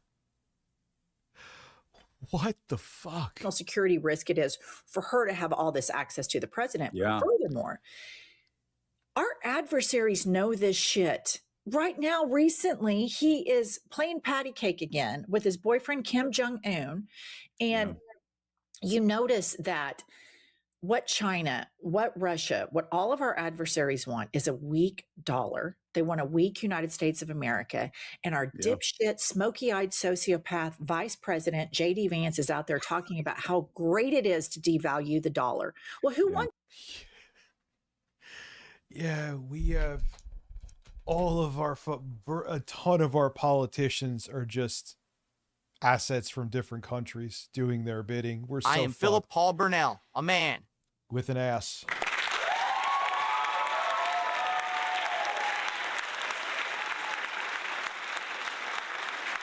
Do Americans want that? No. Do American businesses want that? No. Who wants that is China and Russia. So it's just really insane. But furthermore, can we just talk about the fact that Donald Trump has said that Saudi Arabia can have nuclear weapons? Yes. Saudi Arabia funded 9/11? Yeah. It's totally nuts. And I mean, and just the other day he was Israel had something to do with 9/11 too. You ever see the thing where they found a bunch of people working for Mossad? They were in a rental van and we were watching the Twin Towers burn. They arrested them. They questioned them. And the moving company that they worked for after they got out disappeared. Like a fucking scam in India, just gone. Israel had something to do with 9/11. I said what I fucking said. Man, oh man, oh man, oh man. Posting on Truth Social that that the Strait of Hormuz is going to become a U.S. territory, and he's talking about bombing Oman. I mean, he's totally crazy. He's totally out of control.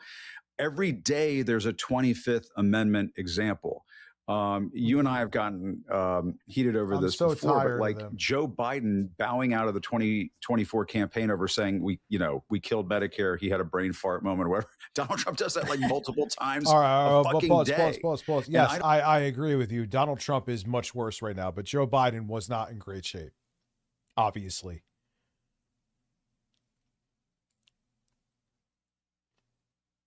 I think he should have stepped down earlier. But is Trump worse now? 100%. 100%. Mr. Rich, do you know PPL who live in the sewers? People live in sewers. What do you mean, Risberger? I don't understand. It is the weirdest thing in Washington, D.C. right now. It is the most undercovered thing that I've ever seen in my... Yeah, and if you question Israel with their ties to 9/11 or, well, anti-Semitic, No, I'm not anti-Semitic. I'm not anti-Jew. I'm anti-Zionist. Learn the fucking difference. Entire career. The fact that he says and does ridiculously strange things on a daily basis that would call into question the mental well-being of any other U.S. president. But because of the way he's gotten the press under his thumb in this country, they feel like they can't report on it. Or if they do, they sort of lightly tiptoe through the tulips. And it's just doing a total disservice. But I mean, I think you're right. I think I think they floated out this trial balloon that, we're going to give Saudi Arabia nukes, and they were claiming, it's just. And I'll take it. Did he get banned from CNN or something? I don't blindly trust anybody, but at this point, I would trust a journalist that was banned for asking questions than someone who is still working for one of the networks. Depending. There's wiggle room with certain things, but you get my point. It's a civilian nuclear program. It's just for their power needs. And so they have more fucking oil than, they could just burn oil for like the next 3,000 years to keep the lights on in Riyadh. They don't need nuclear power. The purpose of having nuclear power in Saudi Arabia, it would seem to me, is to convert that into nuclear weapon use. They've seen what the Israeli military can do. And for people who don't understand this, they perceive Iran as a threat. And if Trump is going to let Iran hang on to its nuclear program as a way to get out of this stupid war of choice that he's launched this country into, then of course it was the war to distract from Epstein, which oddly enough kind of worked. The Saudis are going to want nukes, and I trust Edward Snowden, especially now in this current climate. You know what I'm saying? He is destabilizing the region even more so. So I agree with you. I think it's, and to put this, I agree with the 9/11 reference. I brought this up the other day. We're almost at the 25th anniversary of 9/11, and he's talking. Saudi Arabia has nuclear weapon, but they actually don't know how to use it. Most king lazy leaders allowing genocide. Half of their army are from PAC. Are they really? Talking about allowing the Saudis to develop a nuclear program. Like, at what point does somebody grab the car keys and take the remote control away from grandpa? Like, it makes no sense. Yeah. And let's remember that Saudi Arabia killed, dismembered, poured into acid, and then down the drain a journalist. Yep. Khashoggi, right? Yeah, Jamal Khashoggi. Yeah, And right. so the fact, I think there's a missed opportunity here by the Democrats. I love the Natalie Harp attack, but I think it's a real missed opportunity I to agree. not be talking about how the president of the United States is funding terrorists and he is all. Yeah, dude, I think DL5, he was so desperate to make it this. I've been saying this from the beginning of his second term. He goes down, he's going to try to literally take the whole world down with him. So he's just going to do whatever he needs to do to not have him be held accountable for anything. Trump, that is. So offering a soft place for terrorists to land, because that they would jump on this so fast it would make your head spin. So I think the Democrats really need to start integrating this on the campaign trail, because we see that all of these Donald Trump endorsed candidates are losing, and they're losing by double digits. And so I think this is a missed opportunity. But let's talk about one of the guard. yeah, how are they going to statistically say if they try to cheat with the mail? Oh, we won. It's been fixed, dude. Come on. The fucking Republican Party right now is AIDS, cancer, and Ebola combined. Do you really think anyone with a brain is going to believe rails that doesn't exist that should. And of course, I'm talking about little Moses Mike Grinder Johnson, the Speaker of the House, who has no fucking idea that he actually is the Speaker of the House, because he thinks his job is to talk about how great Trump is and to be put on a master class all day, every day, how to be a beta. How to be a beta. That's what the Speaker of the House does. So here he is, right here. And he says that Americans are grateful for the war in Iran. Because here's the thing. I do think there's a really decent chance that they're going to fail at cheating and they're going to lose. But at that point, I could just picture Trump being like, I'm not going to I don't want any of them certified. Go fuck yourself. I made my doomsday bunker. Come get us out. Come on.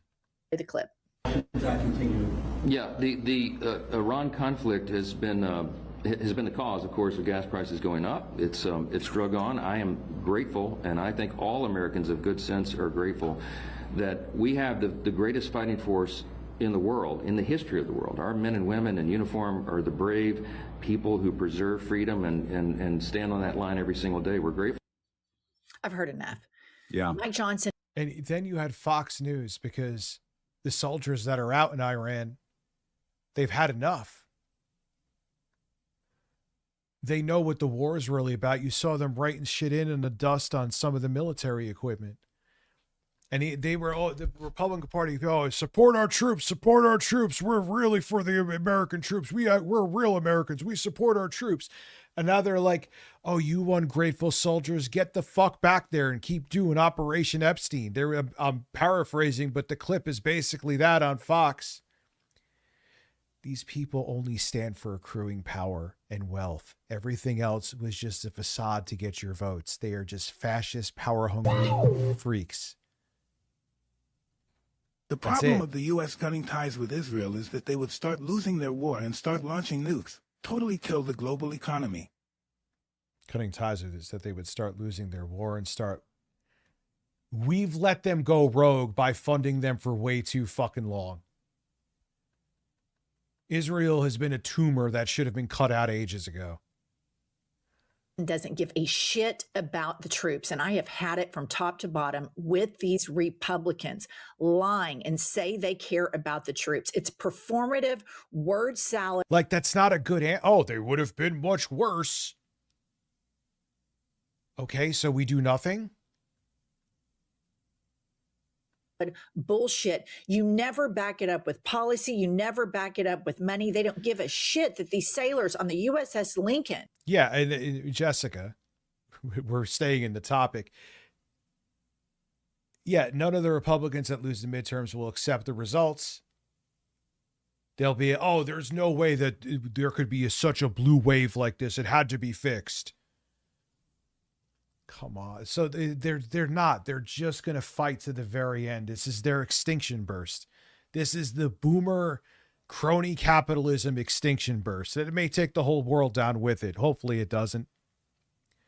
Yeah. Are starving or throwing themselves overboard or have like major, massive mental problems right now because the military and people like Moses Mike Grinder are treating them like absolute shit and even saying, oh, that's fake news. I am so sick of these lying. Oh, the Lord woke me up in the middle of the night and said, wake up, buddy. You're Moses. And yeah, Mike Johnson said that.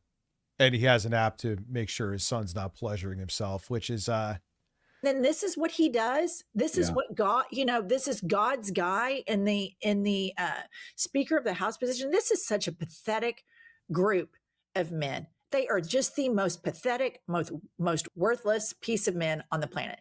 Jim, go off about him. No, and I mean, he's only going to be the Speaker of the House for a few more months because, I mean, unless there's something like Trump tries to cancel the elections and gets away with it, Mike Johnson, the House Republicans are going to get swept out. Democrats are going to come. Dude, that would be he just tries to cancel elections. That would start a civil war, or close to it.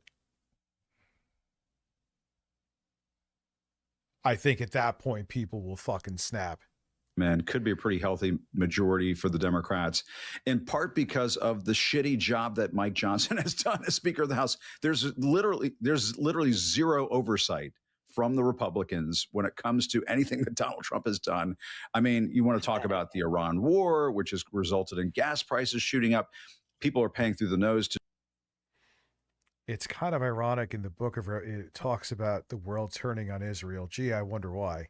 Kind of makes me want to pay more attention. Just put gas in their car right now, pay for groceries. I mean, going to the grocery store for a lot of people sucks big time right now because of the way that inflation is just completely. It's insane. I look at what I spend $200 on at the grocery store. I'm like, this is a fucking joke. Hit all of our lives. On top of that, you have the corruption. The just unbelievably unprecedented corruption. I was talking to Larry Sabato, who runs the Center for Politics over at UVA, and he is saying that Donald Trump is going to go down without question as the worst president of all time, and in part because of how thoroughly corrupt he is. This whole thing where he has made billions of dollars off of crypto and these sketchy stock trades, and it's absolutely insane. And everyone just is like, oh yeah, that should be looked into, but we're not going to. Every day that there is literally a new scandal that in normal times, if a scandal a billionth as bad as one of those scandals would have taken down a president, there's something like that at least happening every day.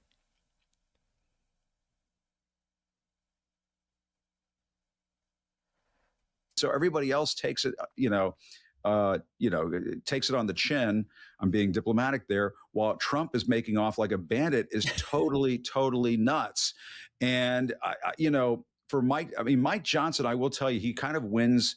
I don't know who is the most shameless person in Washington, but Mike Johnson has. I would love to I get they're so desperate for power that I'm sure that just blinds them to wanting the power, but.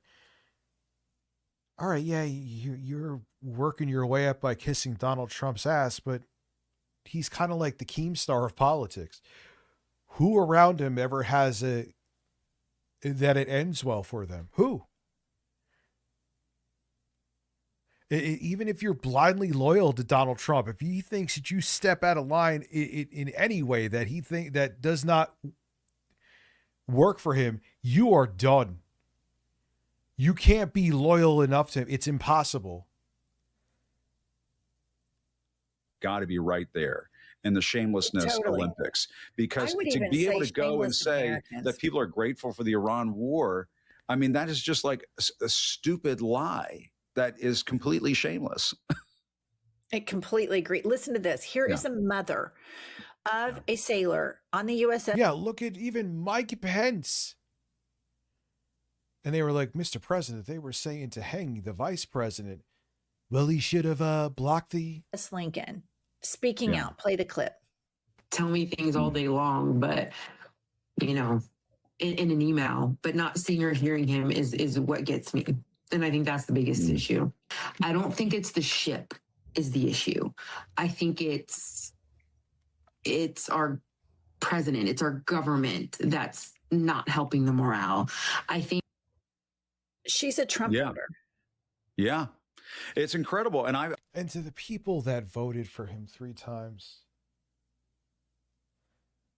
it was all there to see.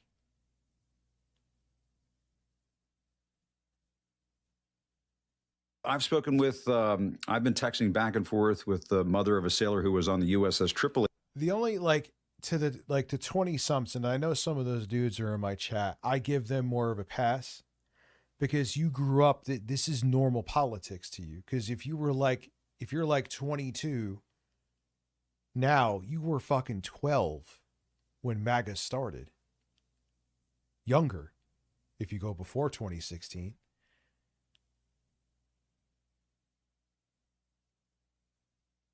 So you if they're like, yeah, man, I broke out of the spell, I give you a pass. But if you're like my age, man, or older, or even in your late 20s, if you're like 28 and older, and I didn't see any of this, come on.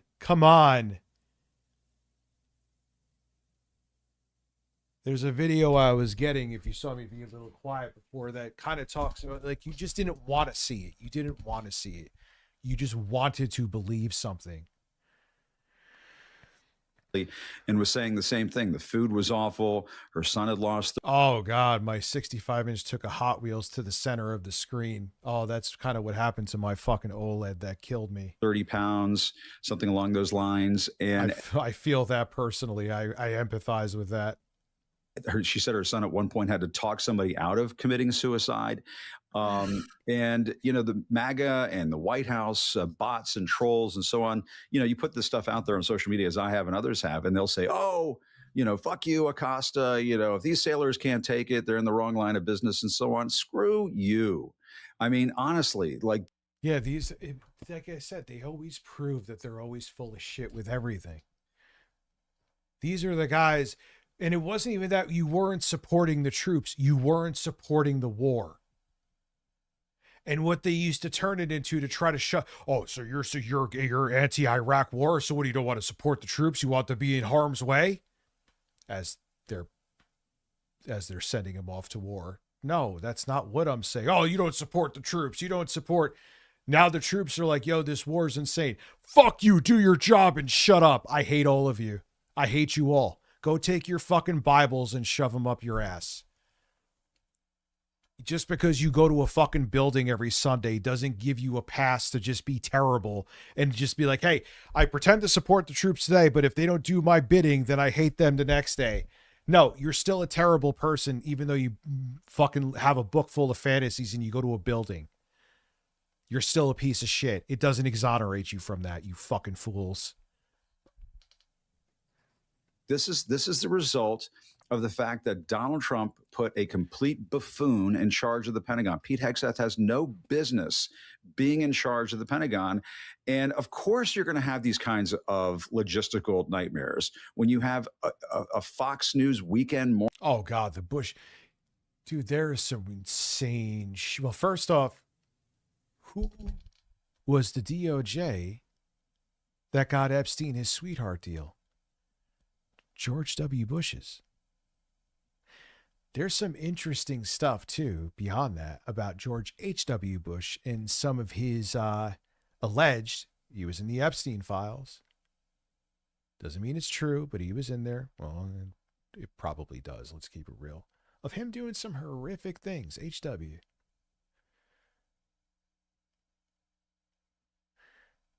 The rot goes back deep. And it is a both sides thing. Why do you think, man, you don't think that there's going to be names you're still going to find in there from all walks of life? Wealthy ones, but all walks of life that are going to horrify you. George Washington started the U.S. while Trump is destroying it, and yes, they're both terrible people. Yeah, I'd love to know the full story of the founding fathers. I'm sure it's not all roses and ass cheeks like the history books try to tell you. But nonetheless, they did have the foundation for what a good country could be, and the American experiment in many ways was successful. Morning anchor suddenly taking over the Department of Defense. It's totally bananas. And then Trump gets into a war of choice that he can't get himself out of. And so, of course, I think that if anyone that you know throughout history, whether it be a celebrity, a politician, some historical figure, just assume that they were more than likely significantly shittier than the history books that glaze them make them out to be. And like I said, it's not just politicians. It's just anyone who's a historical figure. You're going to run into these issues. Yeah, keep in mind, too. I'm sorry, I keep cutting this guy off. Well, what else is new? To vote when the country was first founded, you had to be a white male landowner.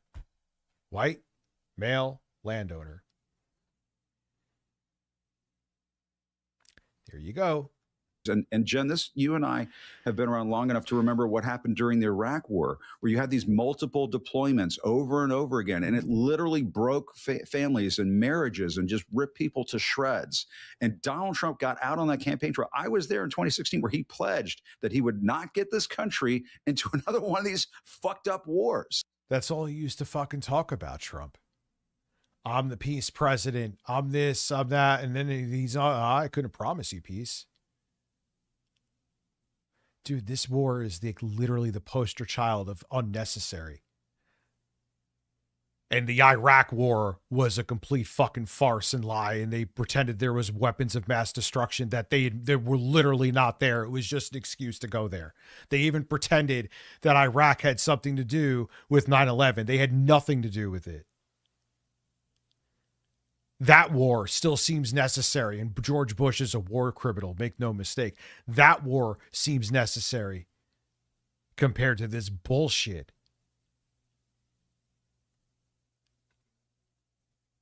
And he totally did it. He totally did it. And it Do might you be remember when George H.W. Bush lost because he said, read my lips? Oh, yeah, dude, the founding fathers were all fucking racist, man. All of them.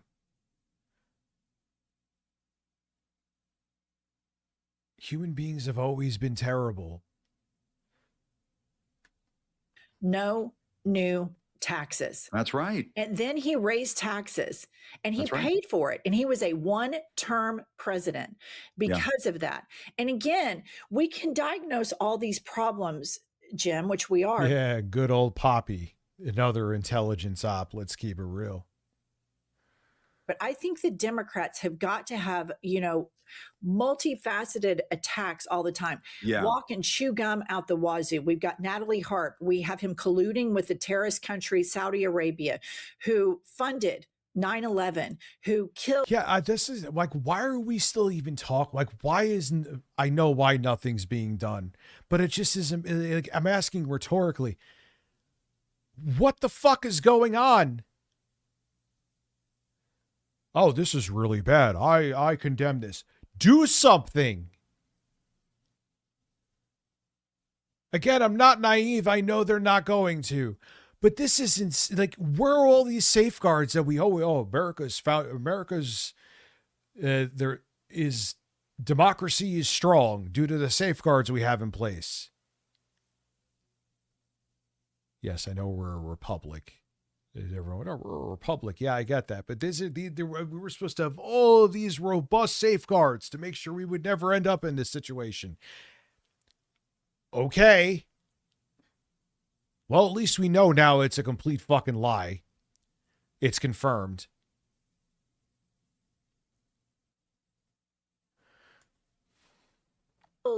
Journalists, this is who, and then they want to lecture us and they want to say, oh, Zoran Mamdani wants Sharia law in New York, when that guy is like speaking for universal human rights. Point out the hypocrisy, but the biggest hypocrisy of the Republicans for me, this bullshit lie, we're fiscal conservatives. Right. We're so good with business. We're so concerned about the national debt. We are so patriotic. When my entire adult life, Republican presidents always do the following. They get into office, lower the taxes on the richest, blame the poorest for all of the country's problems. They say, oh, we love the troops. They send the troops to the front line. Dick Cheney's ass never went to the front line. George W. Bush's ass never went to the front line. That's Donald Trump's ass never went to the front line. Karl Rove never went to the front line. All these people who are so hyped up, were such supporters of the military. They ship them off and they treat them like shit. And it's all just performative lip. Yeah, you're just, what do you think Iraq was for? Cheney got a bunch of fucking contracts there with Halliburton. He owned Halliburton. That was the vice president under George W. Bush, excuse me. They just look at the army to do their bidding for them to fucking go pillage other countries. Service about it. Yeah. Then now they don't really give. It's like, you do. Hey, listen, you do our bidding. We just pretend it's for democracy so the public shuts the fuck up. This regime is like, oh, you don't like it? What are you, a pussy?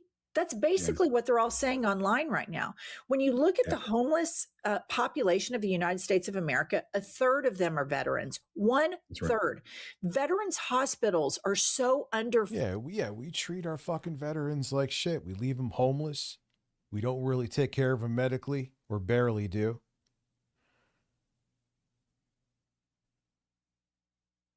We treat them like shit. Funded. And Donald Trump, all the neocons that served with him, who I disagree with, who I don't even think are that great of people in Trump 1.0, all of these people said, he is a fascist. He has no respect for the military. He wanted to shoot civilians in the legs. Yeah, I remember that. That was during the protest after George Floyd. Remember he held the Bible upside down too? Thinking back. And these are neocon hardcore conservatives. And so I want to see more attacks out of the Democrats on this stuff. But you're not going to.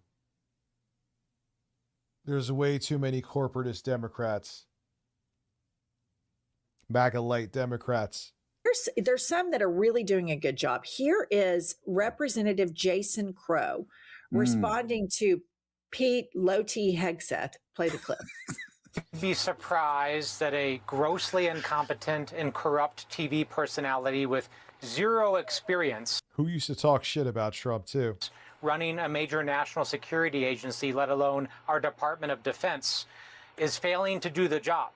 There are 100. Well, Trump hires broken people, and it's because I'm sure he has dirt on Hegseth, right?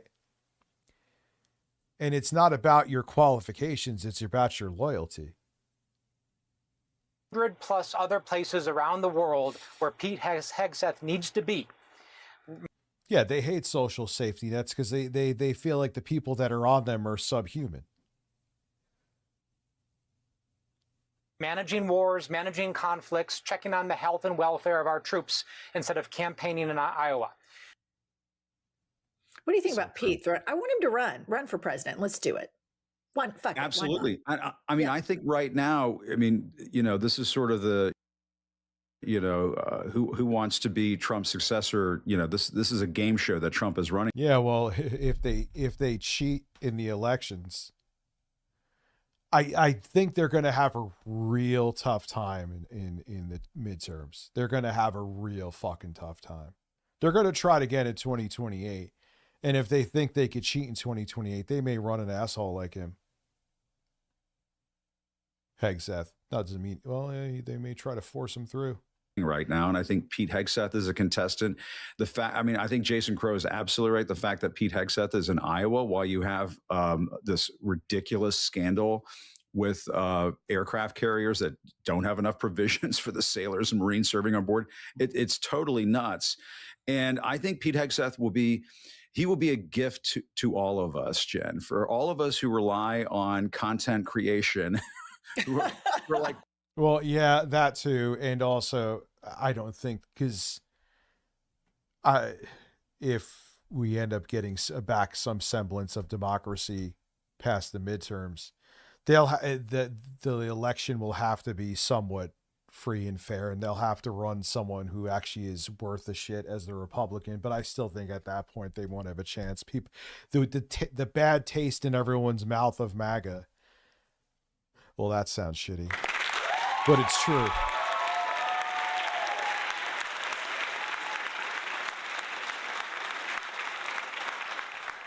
Like, because of what just happened, everyone would be like, yeah, no, I'm done with this shit. I'm good. Thanks. I'm done with MAGA Republicans, or Republicans right now in general. Because if they don't cheat in 2026 and 2028, make no mistake, the Republican Party is fucked for like decades. They're fucked for decades. They're going to be known for this for fucking the foreseeable future. Please give us more content to talk about. Pete Hegseth will be an endless geyser. He will. Natalie Harp, you ain't seen nothing. Be careful how you say that. Nothing yet. Yeah. Pete Hegseth will definitely do that. Apparently, I saw some pictures where he showed up in Iowa with this giant belt buckle and all this shit. And I'm like, what? He thinks he's George W. Bush down in Crawford, Texas or something. He is a ridiculous person. I mean, I just checked too while looking up that Lucas Bean video. Thank you all. My video is almost at 17,000, but it's probably going to hit 20K views in less than 24 hours. I am only a 100K sub channel. That is big. Unlike my penis. Heard a lot of talk around DC that RFK Jr. wants to run for president on the Republican side. I think he's another. Dude, we need to update our laws and so much other legislation. We have to look if we have a post-mortem of this. And like I said, the elections aren't stolen. I know I'm repeating that, but it's a very big thing that needs to be repeated. We need to look at our books, laws on our books, legislation on our books, and try to make it as tough for something like this to happen again. It'll never be bulletproof. And as time goes on and new generations come in, they always forget the history. What's up, middle-aged loser? I see you. But we got to try, man, to clamp down to make it much tougher to get, because the gripers are right around the fucking corner. The gripers are right around the corner, and they're younger and they're smarter. Remember that. Anyway. I'm going to endorse him right now. I mean, I'm endorsing RFK Jr. for president on the Republican side right now with Pete Hegseth. I'm gonna start endorsing on both sides, the Republican and the Democratic side. And on the Republican, I want the craziest motherfucker possible at the top of the ticket. And you're gonna get that. I mean, it's who is the craziest fucker? This should be the game show. And I mean, an RFK Jr.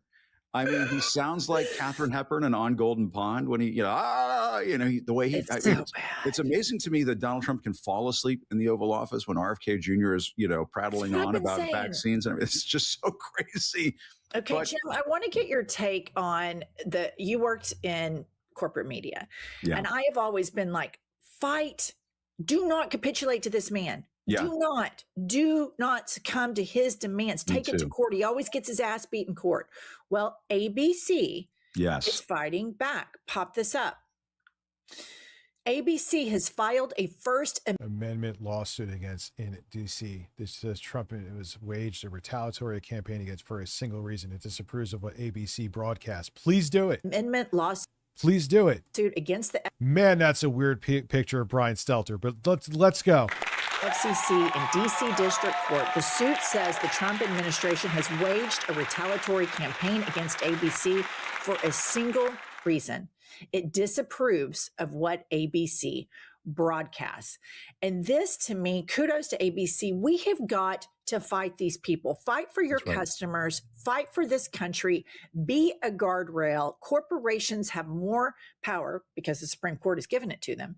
And at some point, you have to realize who butters your bread, corporations, and it's us. We do. That's and right. So what's your take on this? Yeah, but they think they have so much wealth already. It doesn't matter. We could get more of your money and you're not going to stop us. Yes. I think it's terrific. I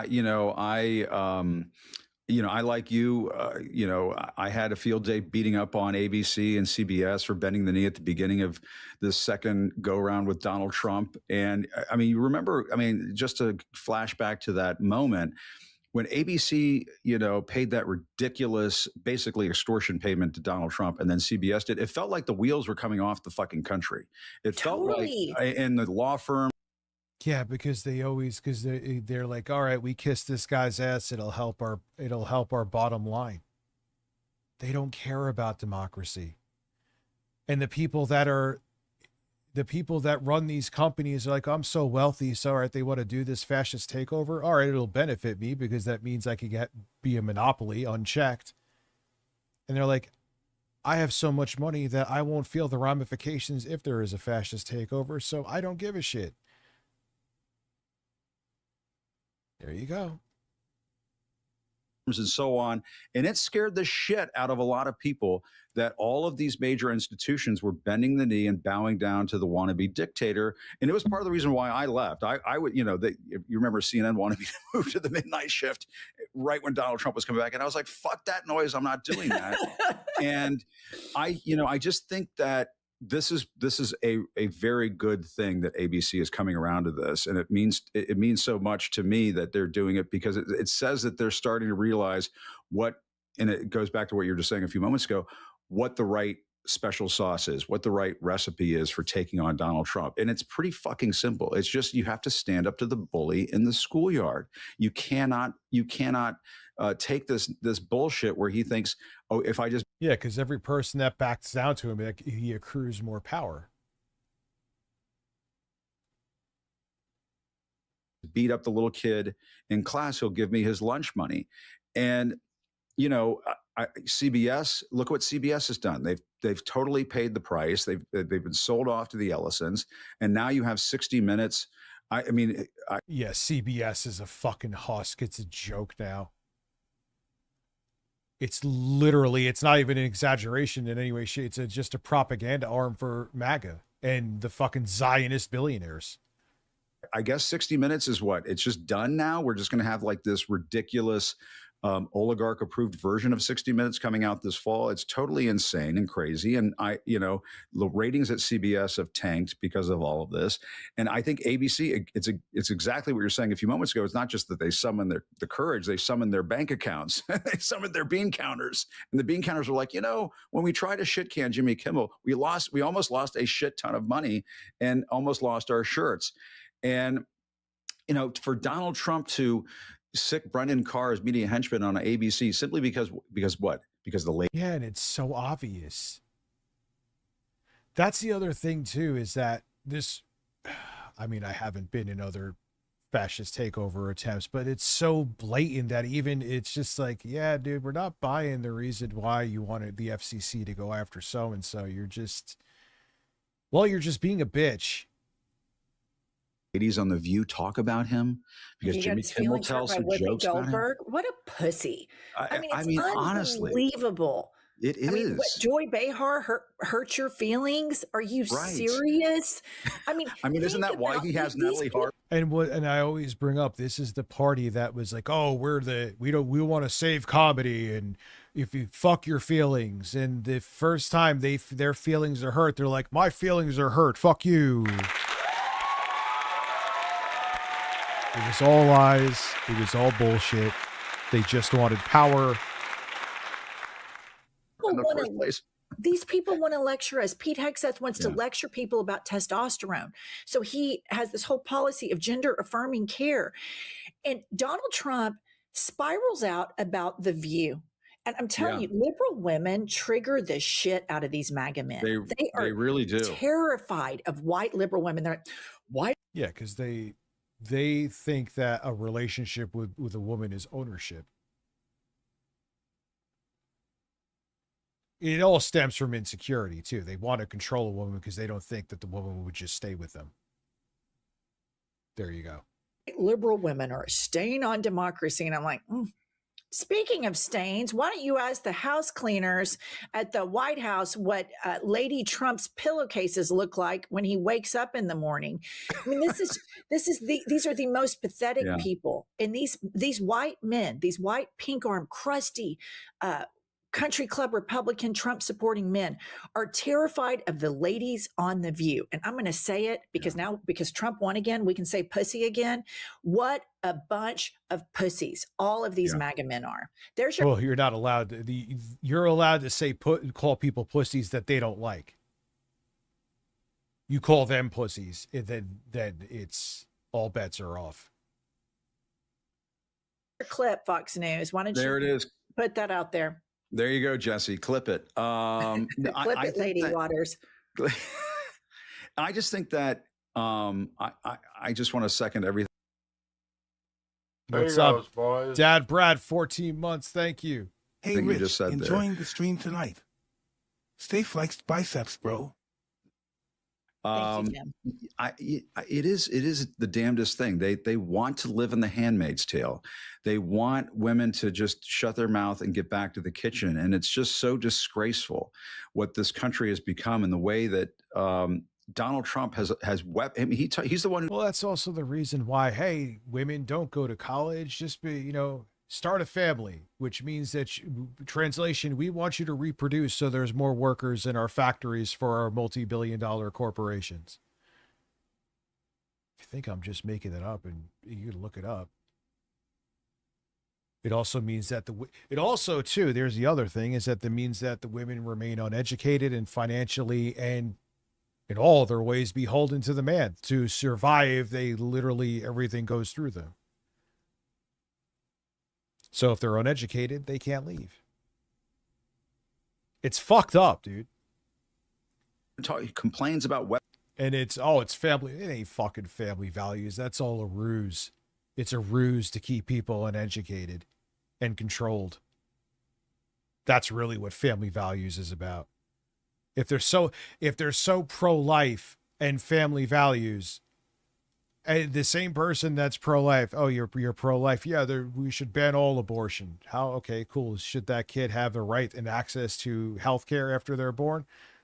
Oh, what are you, some fucking liberal? What are you, free health care? No, they should die. So you're not pro-life then. You're pro-spawning.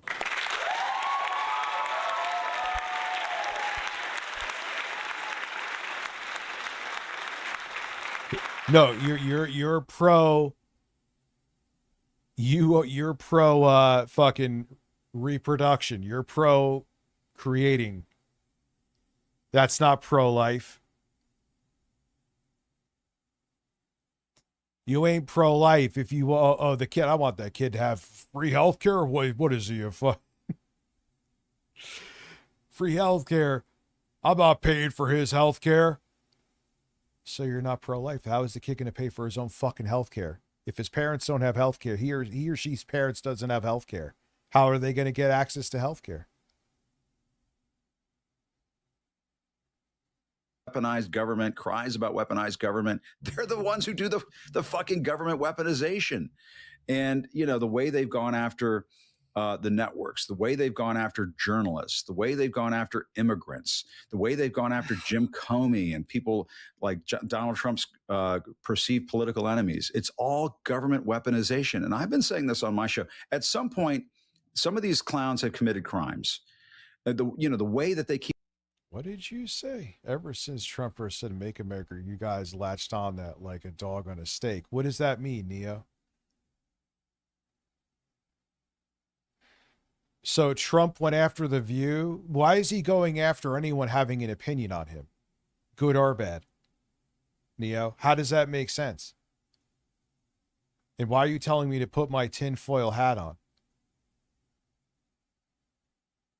So what you're saying is if someone has an opinion on someone that they don't like, that they're allowed to take away their voice? Is that what you're saying?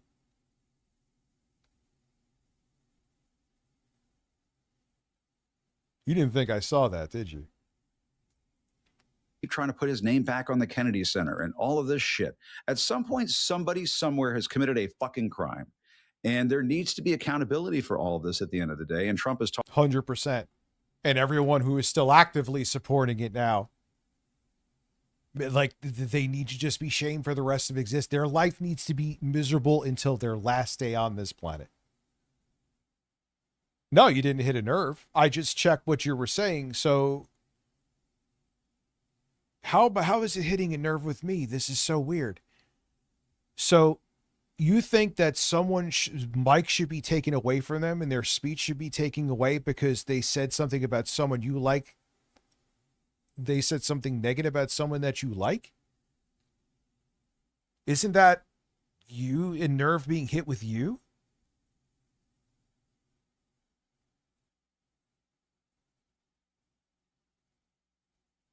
Like, think about what you're saying. I'm curious to see your response. I see you usually say things like this, but now since it's the pertinent topic,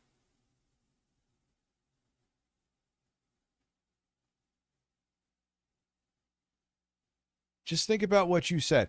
You're triggered because I think that someone, I don't like the people on the fucking View, but they should be able to speak their opinion on him. Doesn't mean I like him. That's what actually, I want people to be able to have their opinion without facing legal repercussions for it. I responded because I thought what you said was stupid. Do you not hear what I'm saying now too? I don't like the women on The View. I can't stand Whoopi Goldberg, but I wouldn't try to silence them. That's actual democracy. That's freedom of speech.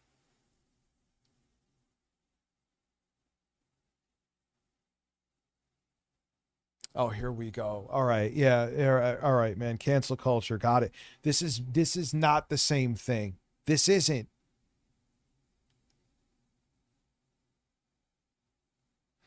When the president of the United States should go, okay, anyone who talks about me should have their lives ruined, should be investigated, and should not be able to do comedy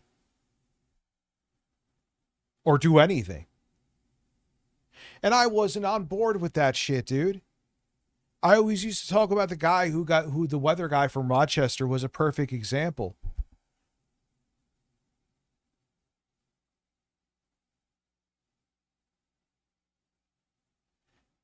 And like the fact that you want, so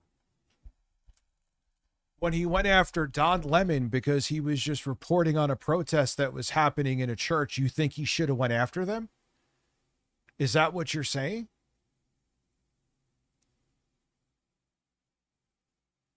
When did he ever say, dude, he was going to get Jimmy Kimmel off the air. And the reason that CBS cut ties talked about power with what's his fucking name, I can't think of him right now, was because they were getting pressured by the FCC.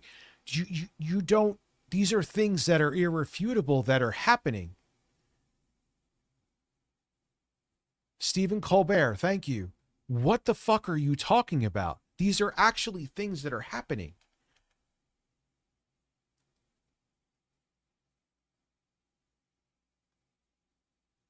Thank you. All right, so I get to end the stream 10 minutes early. Holman, thank you over on Twitch. H Moleman 1, thank you.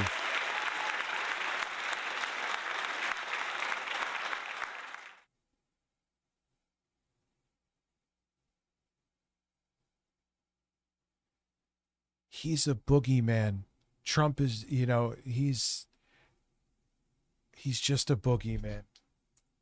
Don't believe your lying eyes and what you're seeing in front of you.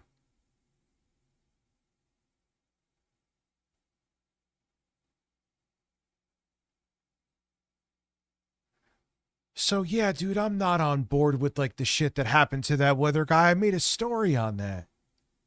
At all. But this is not the same as that. This isn't. Pardoning everybody under the sun. He's not going to pardon everybody. And people need to understand that if you, I wonder, has Brendan Carr committed crimes here? Of course they all has have. he at the very least opened himself up to lawsuits, the way he's trying to go around ruining people's careers. And if I were, you want to go after, and a lot of that too was like corporations. If a streamer said something, or yeah, it was, couldn't stand that shit. This is not the same.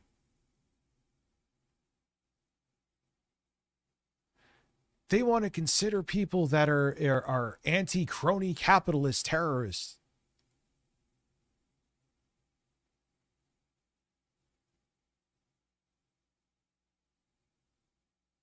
I would lawyer up. I would start gaming out he was behind Project 2025. He might want to think about a legal Project 2029 for when his ass leaves office. He's the Neo. Jimmy Kimmel's kind of a scumbag. It is because imagine what would you do if someone kept hammering on you from day to day to day. Sooner or later, you're going to get tired of it. Dude, he's the president of the United States. There's been other presidents that they talk about politicians all the time. He's the president of the United States.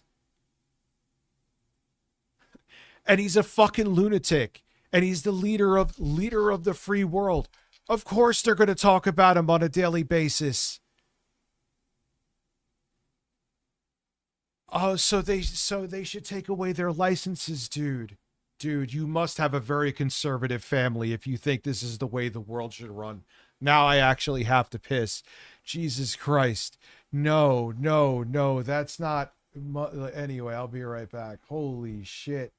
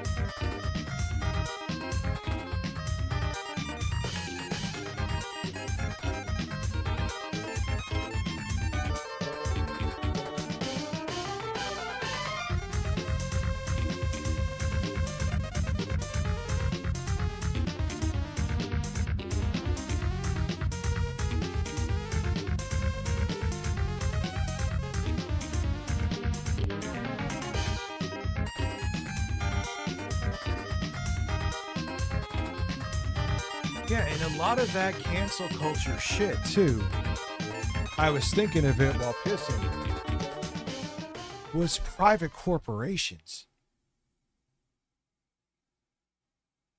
It wasn't like a politician going, get that person off the air, take away their broadcast license. That was factually not happening. Dude, you got to understand the difference. Love it. And does he need to start finding some lawyers?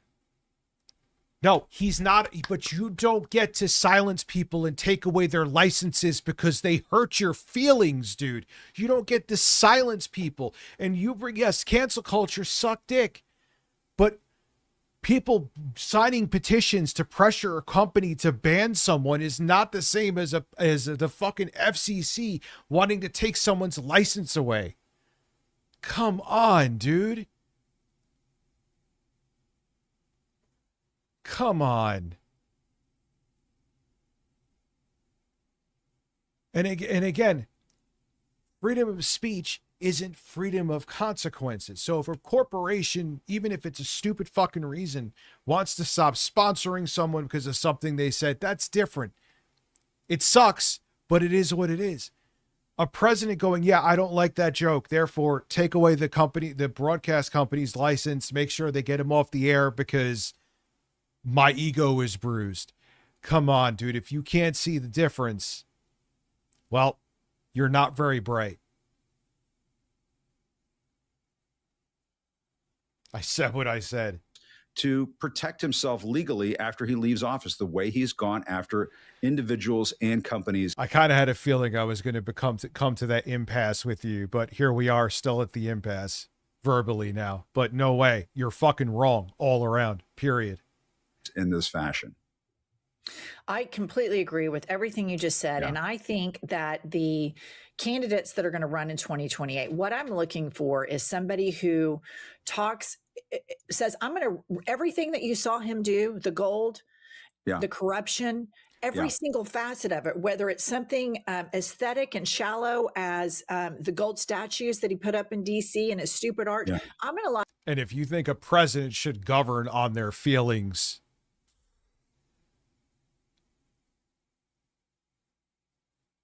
but dude, all right. So, yeah, all right. I'm a YouTuber that you're sitting here watching and we're proactively watching until now.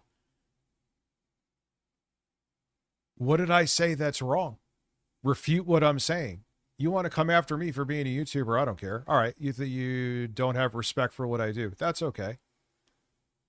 Refute what I'm saying. By all means.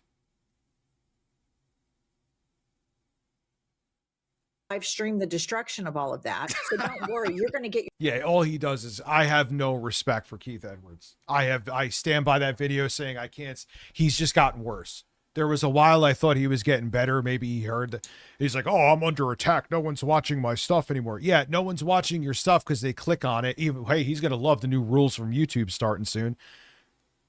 Because they click on it and you're never talking about what you have. Or maybe you like what he does to still get the view time. I know I'm repeating myself verbatim, basically, is he'll have the clickbait, have like Donald Trump's running naked with a butt plug in his ass going into like the White House. So like, oh my God, what the fuck happened? If you don't know his videos. And then he gives like a modicum at the end of maybe a little bit of what you saw there, but he really doesn't.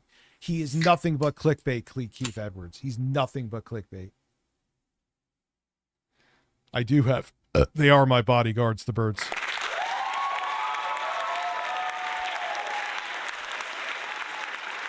From an outsider looking in, why is America such a fascist clown show shithole? You got like 7 hours? Your therapy on that. I'm going to have live cameras in the Oval of people taking all that shit down. And I'm sure there are. We're going to have a bond. What is just a bunch of, what did I say that is just a bunch of nonsense? What did I say that's not based in truth? My opinion is my opinion, but my opinion is not backed up with feelings. My opinion is backed up with things that are evidence. What did I say today that's nonsense that's not backed up with evidence? Rich, there was, cancel culture sucked. Cancel culture was private companies, though. Cancel culture was private citizens being fucking idiots. Even the network that fired the fucking reporter, yeah, I know the fucking mayor up there applauded them for it, but that was still a private choice by a company. A private corporation choosing to not work with someone because they don't like what they said or got pressured by what they said is not the same as a current administration's FCC being used as an attack dog because the president is butthurt by what they said.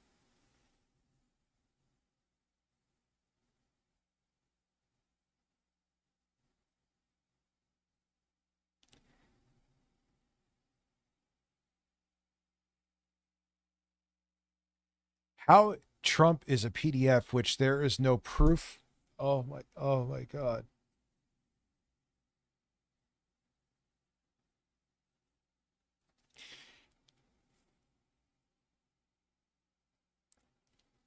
If nothing else besides what we've seen in the documents, nipple fetish, impregnating a 13-year-old and having the baby be thrown off of a yacht.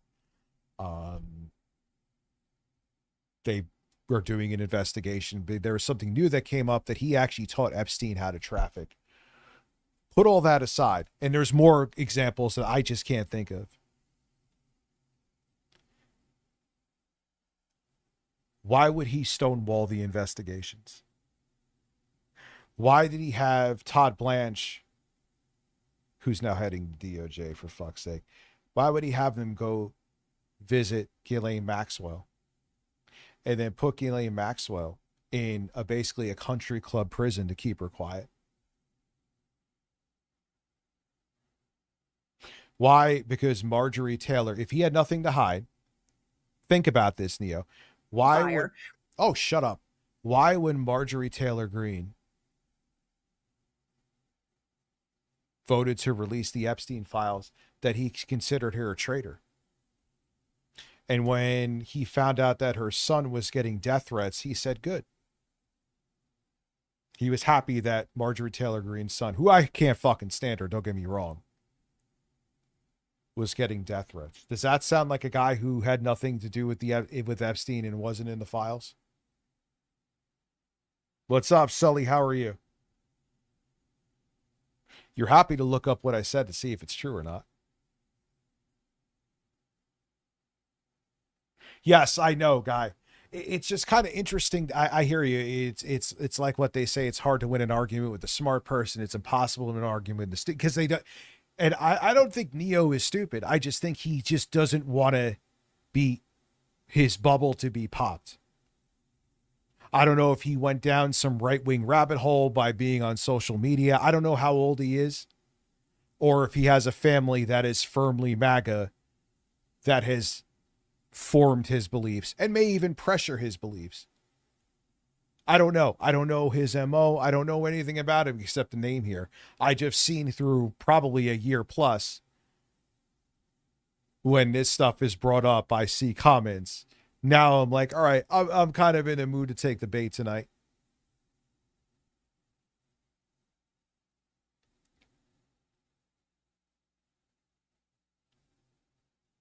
Because it's not your touching nerves, dude. It's when you see someone saying something so obtuse. Stop with it. No one's hurt by what you're saying. But when you say something dumb over and over again, it's like, I want to see what's going through your head.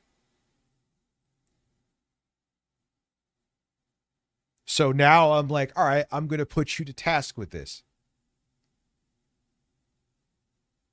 But you said that there's like, so does like what I just said,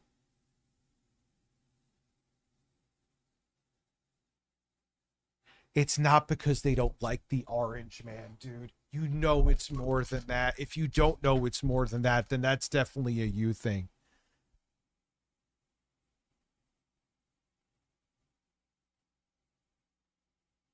Yeah, they don't like him because he's a terrible person. They don't like him because the choices he's making is more than likely going to cause a global economic collapse. They don't like him because the fact that he's literally actively, okay, Donald Trump's not a pedophile. He's protecting other pedophiles then. Let's add another layer that guarantees that he's a piece of shit.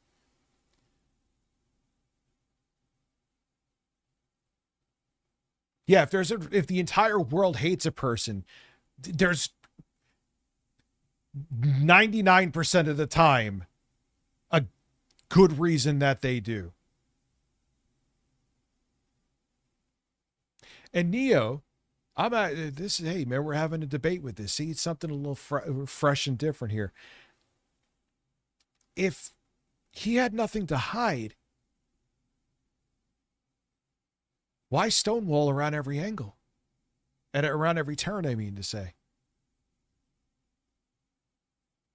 He ran on releasing all of the Epstein files, exposing the pedophile cabal. In 2024, all of MAGA was a pedo witch hunt. If you question anything, because his campaign was he was going to help expose who was in the Epstein files. Now that he's in office, he's sweeping for the Epstein files. He attacked. The reason that Thomas Massie was voted out in his super red district because Dear Leader was mad at him for voting to release the Epstein files. So the MAGA cultist did his bidding. Do you need any more evidence? You may not like what I'm saying, but what I'm saying is based in reality. It's almost like the party that used to say, fuck your feelings, is now the ones that are in their feelings. And you know what, dude? Fuck your feelings. Yeah, I agree with that too. Trump is not a problem, but a symptom of a decaying country. I've been saying that for years.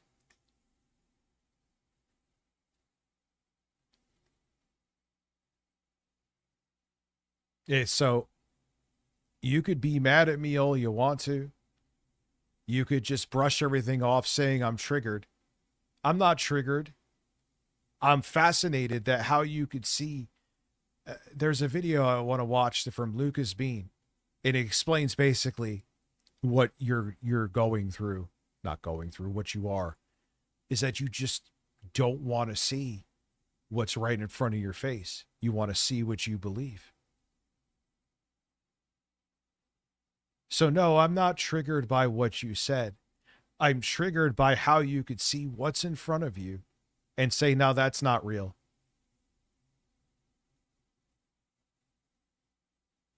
That always fascinates me, and I always am a sucker to fall for that bait, that troll bait. I'll admit it. I don't think you're necessarily trolling, but sometimes I can't help myself with that because I just don't understand how, like, hey, here is a black bird that's in front of me. I don't know that bird. I just watched Fox News or I watched whoever, and they told me that bird is white and has purple spots on it. So therefore, even though you're holding the bird and it's black with white spots, I see a white bird with purple spots. And if you say that I don't, I'm just going to say that you are triggered.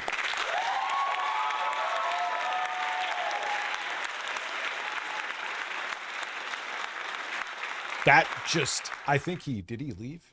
Yeah, or maybe he'll probably say, LOL, I didn't leave in a second. But that sums up you right now.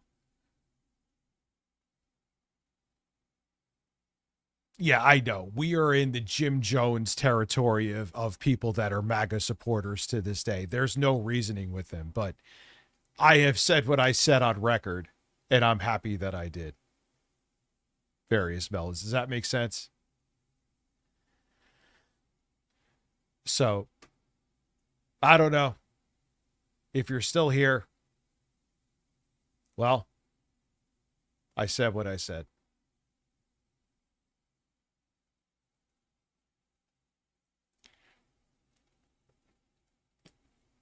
And I don't back down. As a matter of fact, we can move on to that video from Lucas Bean.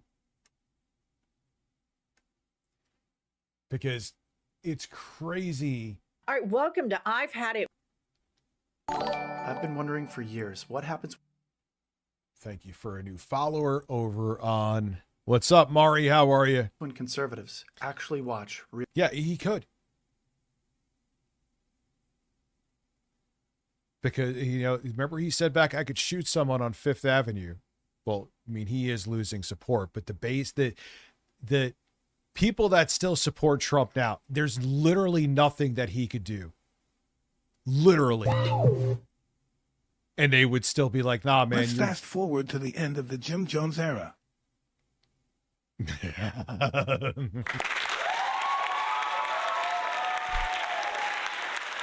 Shit, dude. That's funny.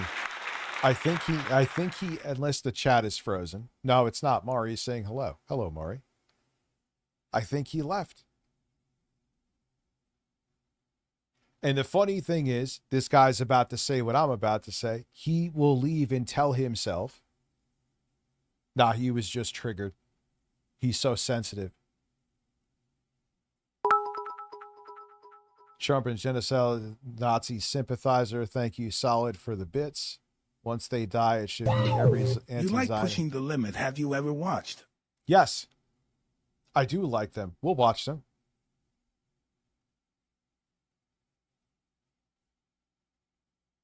Yeah, I guess we're kind of doing a Twitch only stream on YouTube tonight. Real news. Yes, he does look, Sue, like he has checked my Why are logs. conservatives so afraid of everything all the time and they can't see why? So I decided. Wait, no, this wasn't the video. There was another one. Videos. Why MAGA falls so easily. Why you can't get through to a Trump supporter. This was it. Why you can't get through to a Trump supporter. There's a psychological reason for that. So I decided to do some research. Just see what happened here. And watch this. This is what I watched.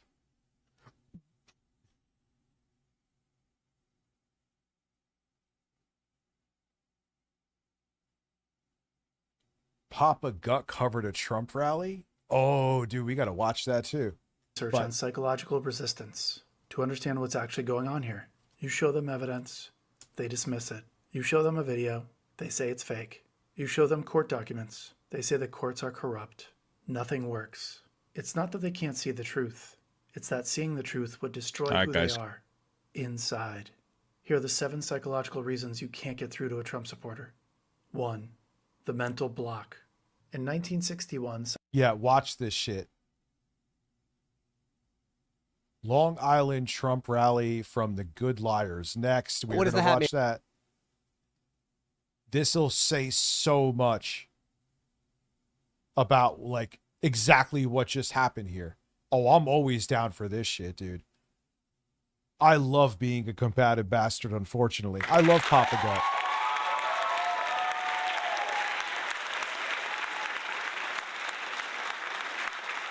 Oh, God, do not tempt me. And yeah, now I think he's gone. And it's not like, yeah, I'm the real man. That dude who in the chat is gone. Who cares? He's a name. Like, I'm such a man for arguing with someone in the chat. It means nothing like that.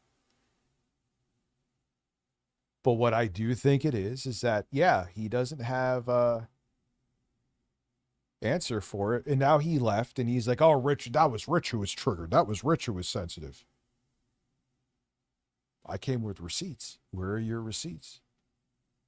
You left the chat angry at what I said. And again, it means nothing in the grand scheme of things at all.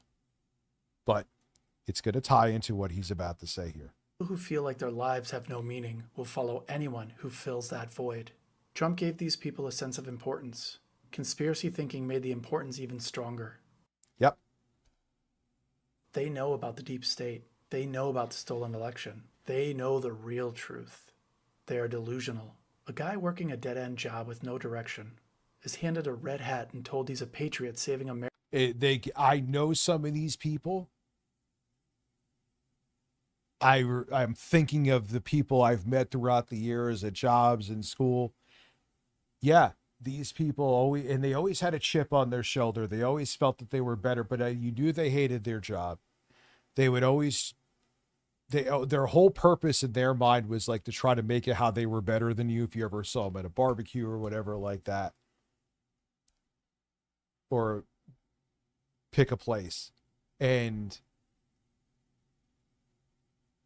this, like, all of their racism, all of their inferiority complex, it was all encapsulated in a movement, and that movement was MAGA. And it was like the first time probably since like they peaked in high school that they felt alive. They don't want to get that taken away from them. So yeah, I mean, I don't know that guy's MO who was just here. I'm sure it's not too far off. But once you get near to popping that bubble, you're basically about to pop everything that they've existed for. And for them to look in the mirror and face that this whole thing that they've become a part of, that they've basically based their whole life around, at least supporting heavily, has been a lie. And they can't come to terms with that, and they rather just attack and say you're triggered and step away than face that reality. Yeah, it's like that dude, I'm not going to name him specifically because I don't want him to. Yeah, it's like he was dealing with the death of his identity. When he was saying, "Oh, would you want someone to talk about you every day?" Dude, he's the president of the United States. It doesn't matter if he wants them or not. You can't take away someone's fucking broadcast license because their feelings are hurt by a comedian. Have you read? No, they usually never read into history. They're fed history that people think they should know. What happens when they start silencing the comedians throughout history? How did that work out?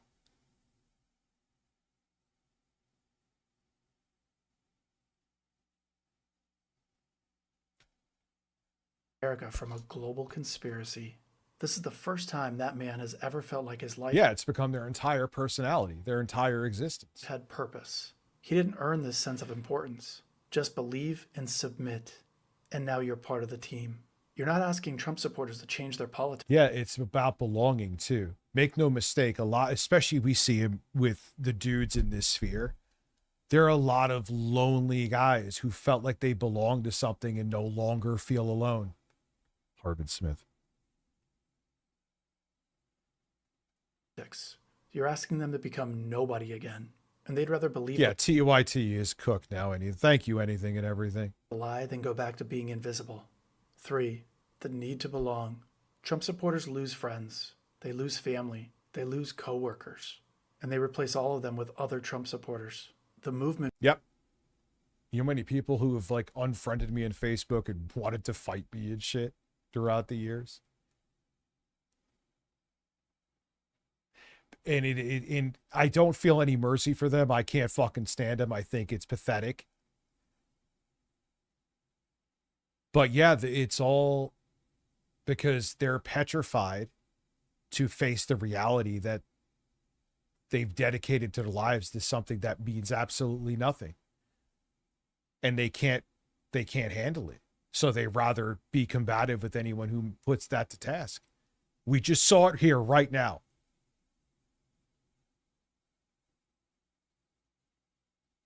I promise you that more than likely that person will never be back again. Because I put their whole reality to task. It's not just about a person. It's about their entire existence. Oh, you spelt it with an O. When you question someone like that who is still in this whole MAGA, they're a maggot at this point, at this late stage. I think deep down, some of them know. Some, not all, unfortunately, but they just can't accept it. Think about that too. Like he's talking about the people that have lost friends, who stopped talking to family. Imagine having to sit there and this whole movement that has been a fucking scam. You're like, wait, I no longer have these friends. These family members won't talk to me. I can't go into certain places now because I was so die-hard MAGA. And now you're telling me all of these relationships I've lost, all of the places I'm in some places not allowed in polite society because I've had arguments with people there is for nothing. And they can't. And a lot of these people have psychological disorders. They're narcissists and they can never be wrong anyway. So they'll never accept they're wrong. They rather accept that the whole town that can't stand them because they're freaks. It's the town's fault, not theirs.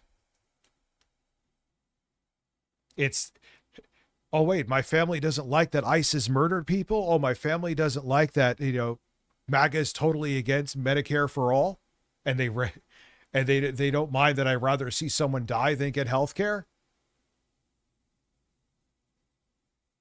Well, I'd rather just pretend that all these people are wrong and not me. Because in a narcissist's mind, they're always right and everyone else is wrong. Now, don't get me wrong. It doesn't mean that the popular opinion is always the right opinion. Lord knows we have seen that many times throughout history. But a narcissist is never wrong, ever. It's everyone else. It's everyone else's fault. So everyone else did something wrong. That's why narcissists, they can't go to therapy. They're hardwired to be emotionally broken for the rest of their lives, which is kind of sad, but they're mostly terrible people who deserve it.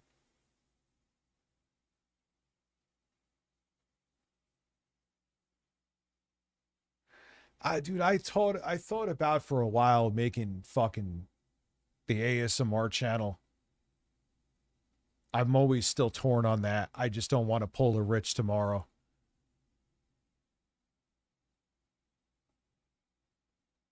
But then I really like doing the ASMR shit, so.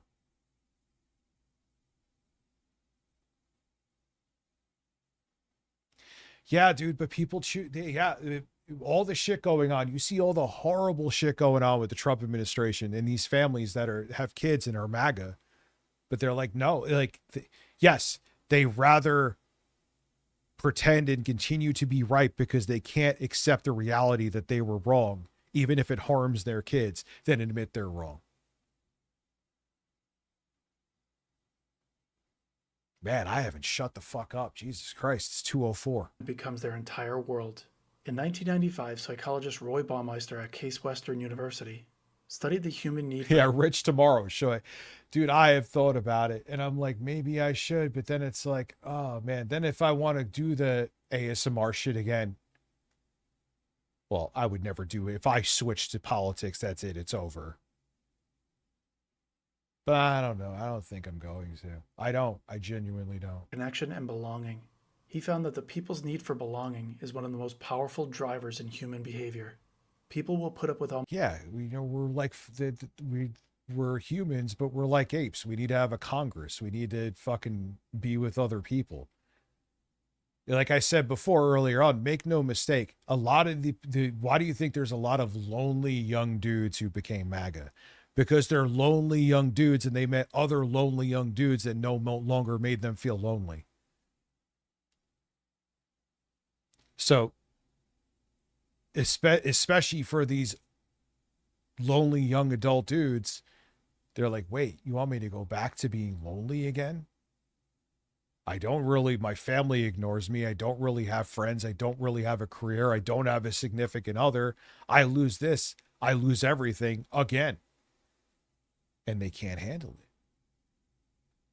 it. So it becomes that, think about that. It becomes more than a political movement to them. It becomes their whole existence. And to them, losing that is, I'm going to get real fate worse than death because they're losing everything. Almost anything to maintain the feeling of belonging. And once every person in your life is inside one group, leaving that group means being completely alone. He called this study the need to belong. A person's drive for connection is so powerful that people will abandon reality before they abandon the group that gives them a sense of belonging. Conspiracy thinking is what bonds the group together. The shared secret is the glue. Trump supporters are not just fellow voters. They are fellow truth tellers in a world... Lloyd is a legend, man. He's the most harmless weirdo on the planet. I love that dude. Not the way he wants me to love him, but I love him.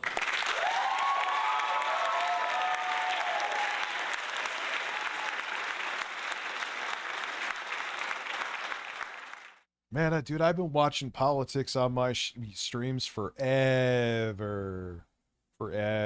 So you'd be surprised how many people do want to see this. I mean, like I said, I'm always going to do Phil. I'm always going to do other shit, but this is always, Full of sheep. They share the same theories. They repeat the same phrases. They tell each other that they are the right ones in every argument. That bond is stronger than friendship. You're not asking a Trump supporter to change their political opinion. You're asking that person to lose every friend they have. Yep. Why do you think people like the person here before, they dig their heels in? Because it's like, wait, I'm not only representing myself here, it's my identity, and everyone that I'm friends with is in this group. So to them, it's like, wait, if I agree with something Rich says, the whole group may go against me and I'll lose all my friends. That's a sick way to be. If you need to, if your friends need you to be in lockstep with them with all of your beliefs, they're not your friends anyway.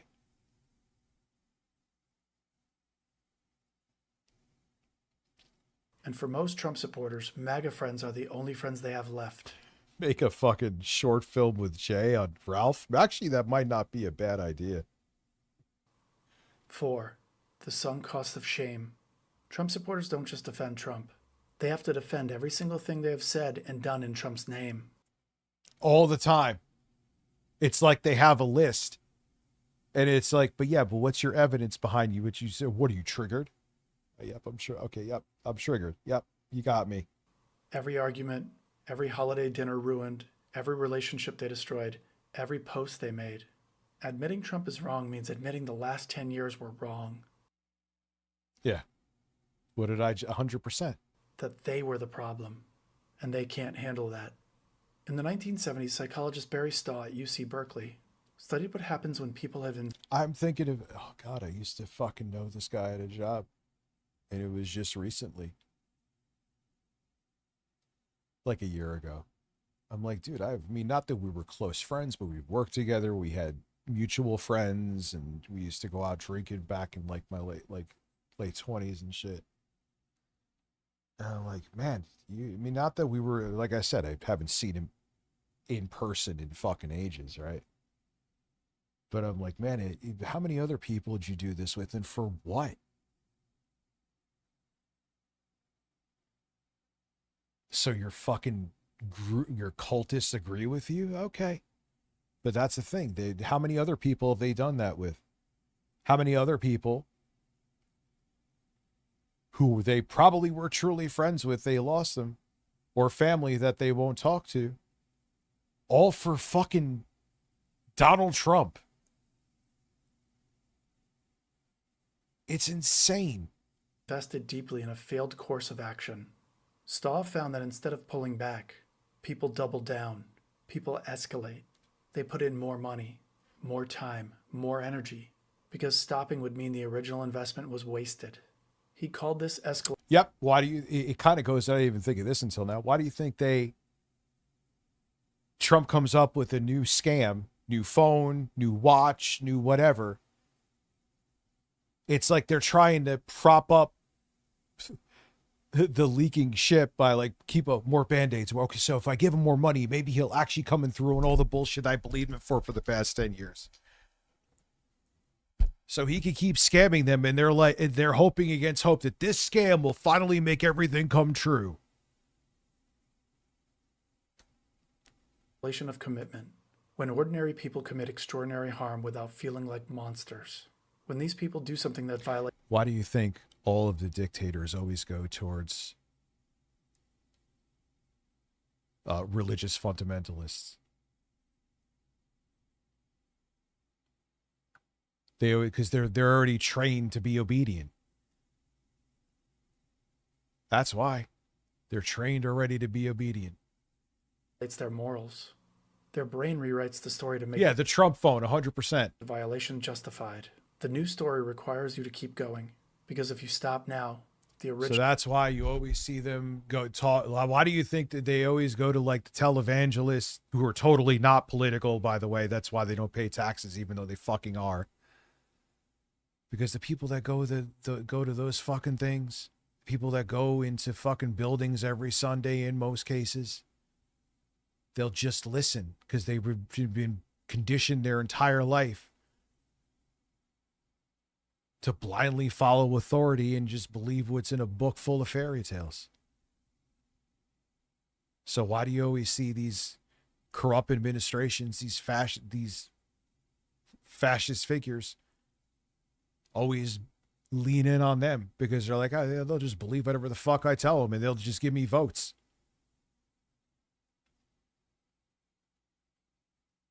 Original act stands alone, unforgivable, unjustifiable, criminal in some cases. But if you escalate, the original act becomes necessary. There's always a chance in the future to be right, if you never admit you're wrong. So they keep going. Just the next step forward to the next horrible thing. because their ego won't let them Yeah, quit. it's the sunken cost fallacy. Yep.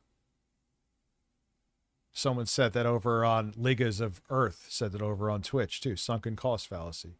Even if they know they're wrong. The bird I phone, call this yeah, the Rich is sunk a cost plus of 10. shame. Every dollar they donate, every yard sign they Yeah, he said it too. There we go. We're all on the same page. planted, every family member they cut off, every conspiracy theory they spread. Admitting Trump is a fraud to them is not just changing their vote. It means admitting they told their families, their friend, and their coworkers lies. For years, they were the problem. The truth in this case doesn't set them free. The truth makes them a fool. Let's be honest. And most of these people who are very insecure, they hate they hate thinking were a fool. They always want to be the smartest person. They can never admit they're wrong. Pretty much are a fool. And because of their fragile ego, they would rather do anything else but look like a fool. Yeah, there you go. They'd rather stay loyal to a lie than spend the rest of their life knowing everyone was right about. But the craziest thing is the people that are like this, like, yeah, dude, everyone sees that you're a fool, even though you're not admitting you were fooled. You're still a fucking fool. You're still a fool. But they'll never get that. They're like, all right, I never admitted I was wrong, so therefore I'm not wrong. No, you're wrong. You're wrong. You're just not admitting it. You're wrong, and because you're not admitting it, it also makes you seem like a fragile ego and an egotistical idiot. Them, and they were wrong. 5. Mutual destruction. Cults don't just make you believe, they make you participate. This is how cults work. In 2009, psychologist William Swan at the University of Texas studied what happens when people share extreme experiences with a group. Swan found that once people have gone through something intense together, their personal identity fuses with the group identity. The boundary between who they are as an individual. It's so weird to not be your own person. You know what I'm saying? Like, you don't have your own thought process. Your thought process has to coincide with the thought processes of other people. And if any of you stray from that thought process, like, it's weird. It's weird. You're literally like it's hive mind. It's like a real version of a hive mind.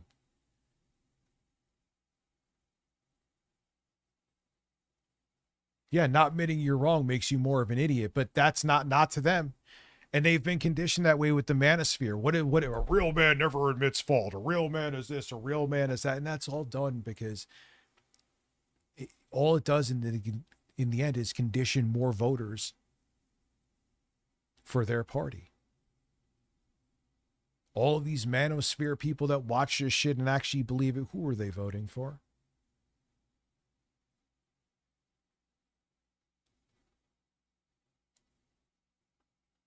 And who they are as a member of the group disappears.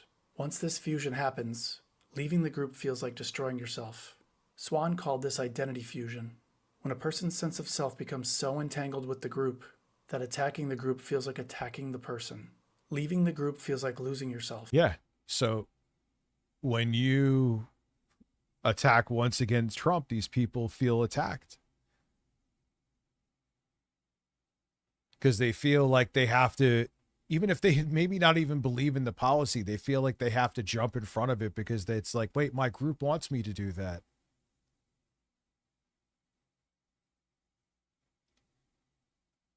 I don't know. God. Leaving the group also feels like it might have some legal consequences. MAGA did this on January 6th. Thousands of people committed federal crimes together in a failed insurrection at the Capitol. They implicated themselves in crimes. Some of them streamed the insurrection live on social media. So fucking insane, you idiots. Leaving now means to... Yeah. Thinking is hard. Rich, I'd much rather surrender control and let someone else do it. He's actually a perfect example of that, Bloody GB. You see how he's like a follower. He's like an insecure kid. Well, is an insecure man now, but an insecure kid back in high school. Like, he's sitting there like, high tech tone. Oh yeah, you like to grape women, but more people watch you. How are you? I'll make sure to reply to all your tweets.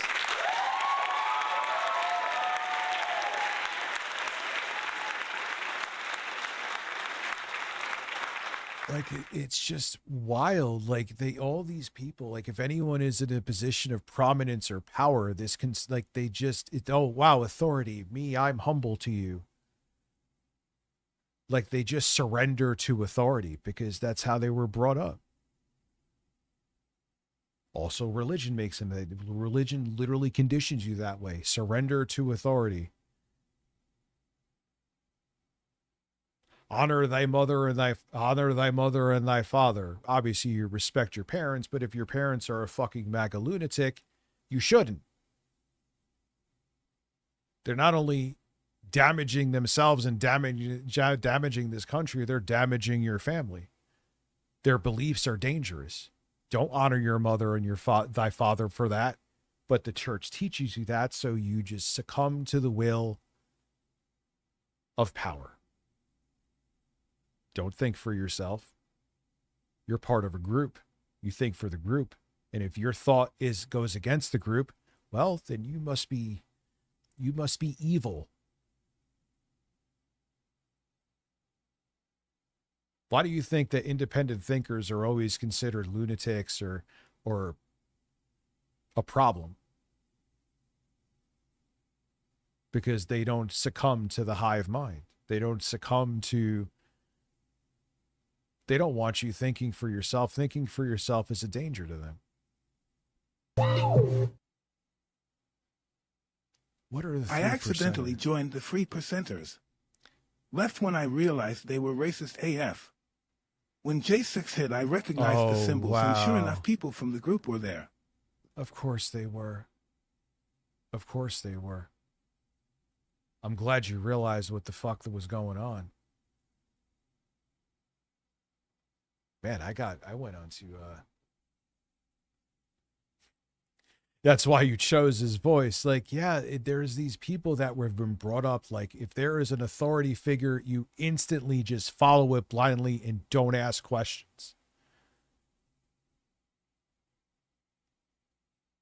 And those people that were brought up like that because, you know, their parents grew up in religious families. You see the common denominator here, because religion teaches you, organized religion teaches you to just succumb to authority. It's all by design. And it is the reason why a lot of these fascist fucking dictators always go towards the party. They're those Christian fundamentalists or religious fundamentalists, because they know by design that they are there. They have been conditioned and brought up to just listen to authority, succumb to authority, and follow authority. And they get the votes.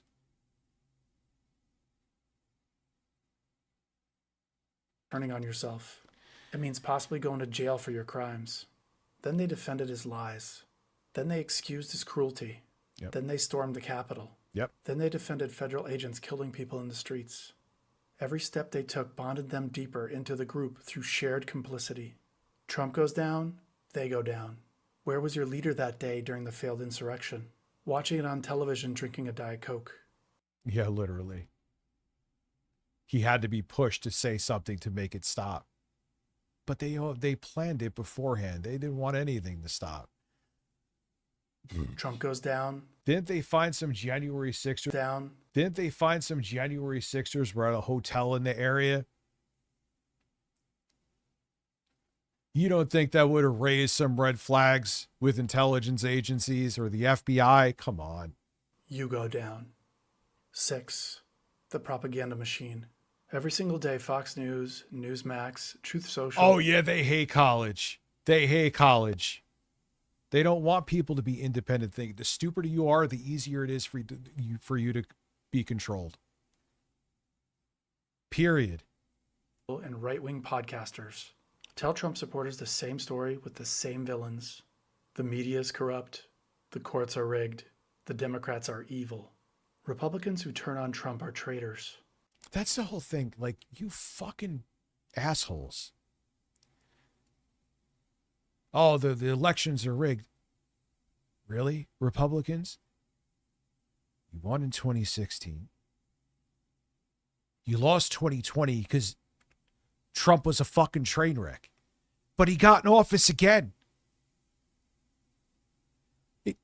If it was rigged and they were trying to fucking hold him down, don't you think he would have lost and he wouldn't be able to win in 2024 again?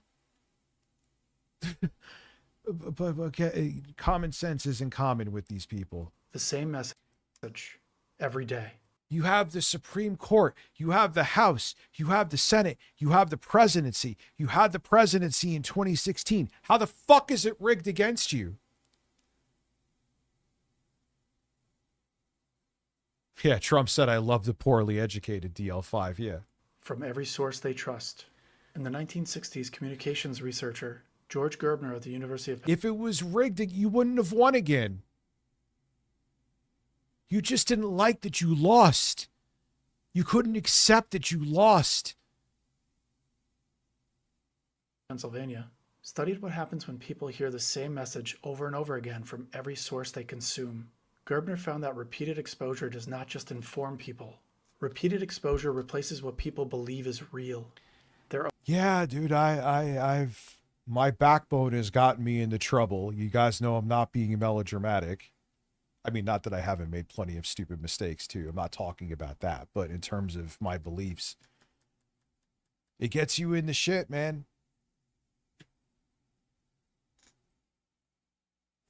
Own experiences stop mattering. The message becomes their reality. Gerbner called this cultivation theory. When hearing the same message over and over again, from every source you trust, eventually replaces your sense of reality with the message itself. After months and years of hearing the same story from every direction, the brain stops. Yeah, if you're like 28 plus and still act like, if you, no, this is what I meant to say. If you're 28 plus and you're a triple Trumper, I don't really want to hear what you have to say. If you're under the age of like 27, I'll give you somewhat of a pass. Cause like, think about it. If you are 27, you regret triple trumping, I mean to say, and you're 27, right? You were only 17. You know, oh, Rich, that's almost a young adult. Yeah, but dude, you're fucking stupid. And if you like grew up in a MAGA house and like you just broke the spell at 27, I'll give you a pass. Especially if your whole world was MAGA. But if you're like 28, 29 plus, and on top of it still actively supporting this, nah, you're a fucking lost cause. And if you're 29 plus and I was triple Trump, but I really know you realize the error of now everyone doesn't want to deal with you and you're looking to save your own ass. It's questioning the story. The story just becomes the truth. The story just becomes the truth. So when the real news reports something bad about Trump, that's fake news to them. When courts rule against Trump, those are corrupt judges. When Republicans break from Trump, those are traitors. Yeah, I love how Trump's own court-appointed judges, Amy Klobuchar, fucking voted against him. Man, you had everyone from Trump to Benny Johnson. They all had her pit. You went against the cult. Hey, Trump put you as a Supreme Court justice. You're not there to actually do your job as a Supreme Court justice. You're simply there to do his bidding. You don't, man. They were calling her a DEI hire, a traitor. It's a fucking cult. I don't respect any of them. There's no outside source. Yes, a man Trump is still supporters streaming. trust anymore. Every piece of evidence that proves Trump supporters wrong just proves the conspiracy is bigger than they thought. Right-wing media is the machine that keeps the cult alive.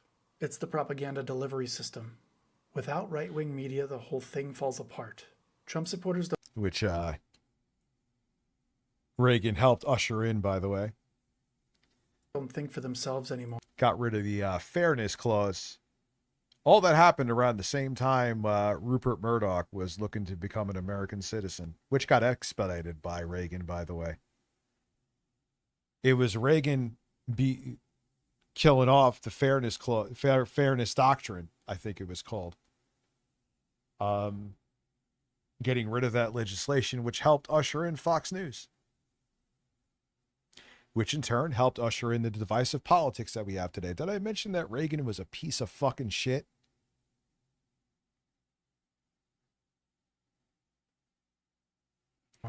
They're told what to think every single day, and they're completely addicted to being told what to think. Ban right-wing media and propaganda, and that destroys. I just couldn't imagine where I need someone else to tell me what to think. Like, what are we, like, you're just there taking marching orders. That's all you do. The cult. 7. The Dunning-Kruger effect. In 1999, psychologist David Dunning and... Wow, your hair was totally different. That's what I was thinking. I was like, shit, maybe I need to re-record some stuff for that Boss Game video. I'm like, man, I'm going to have a gray and black beard. Justin Kruger ran... because two things. Jay streams earlier, and I stream later. We do share some audience, so it makes more sense. A series of experiments. They tested people on logic, grammar, and humor. Here's what they found. The people who scored the lowest rated themselves the highest on tests. No shit. Stupid people think they're geniuses. And breaking news, all days of the weekend with a Y. The people who scored the highest rated themselves average. The less you know about something, the more confident you are. The more you actually know, the more you doubt yourself. Why? Because incompetent people lack the skills to recognize their own incompetence. You don't know enough to realize how much you don't know. And because there's always more you can learn. And always the people that, I did my own research. Dude, you watched like 2 fucking YouTube videos. You didn't do any at most. A lot of them just watch one and think they're geniuses. They think they know more than a fucking guy who has a doctorate in medicine who went to school for fucking 8+ years for it. In other words, stupid people are too stupid to know they're stupid. This shows up everywhere with conservatives. Doctors spend 11 years studying medicine.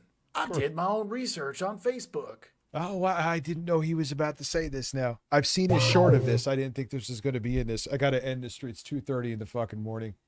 Politics is so divisive. I heard 2 preteen arguing at the beach. One said, I hate Trump, blah, blah. The other side, I love goes America, blah, blah, blah.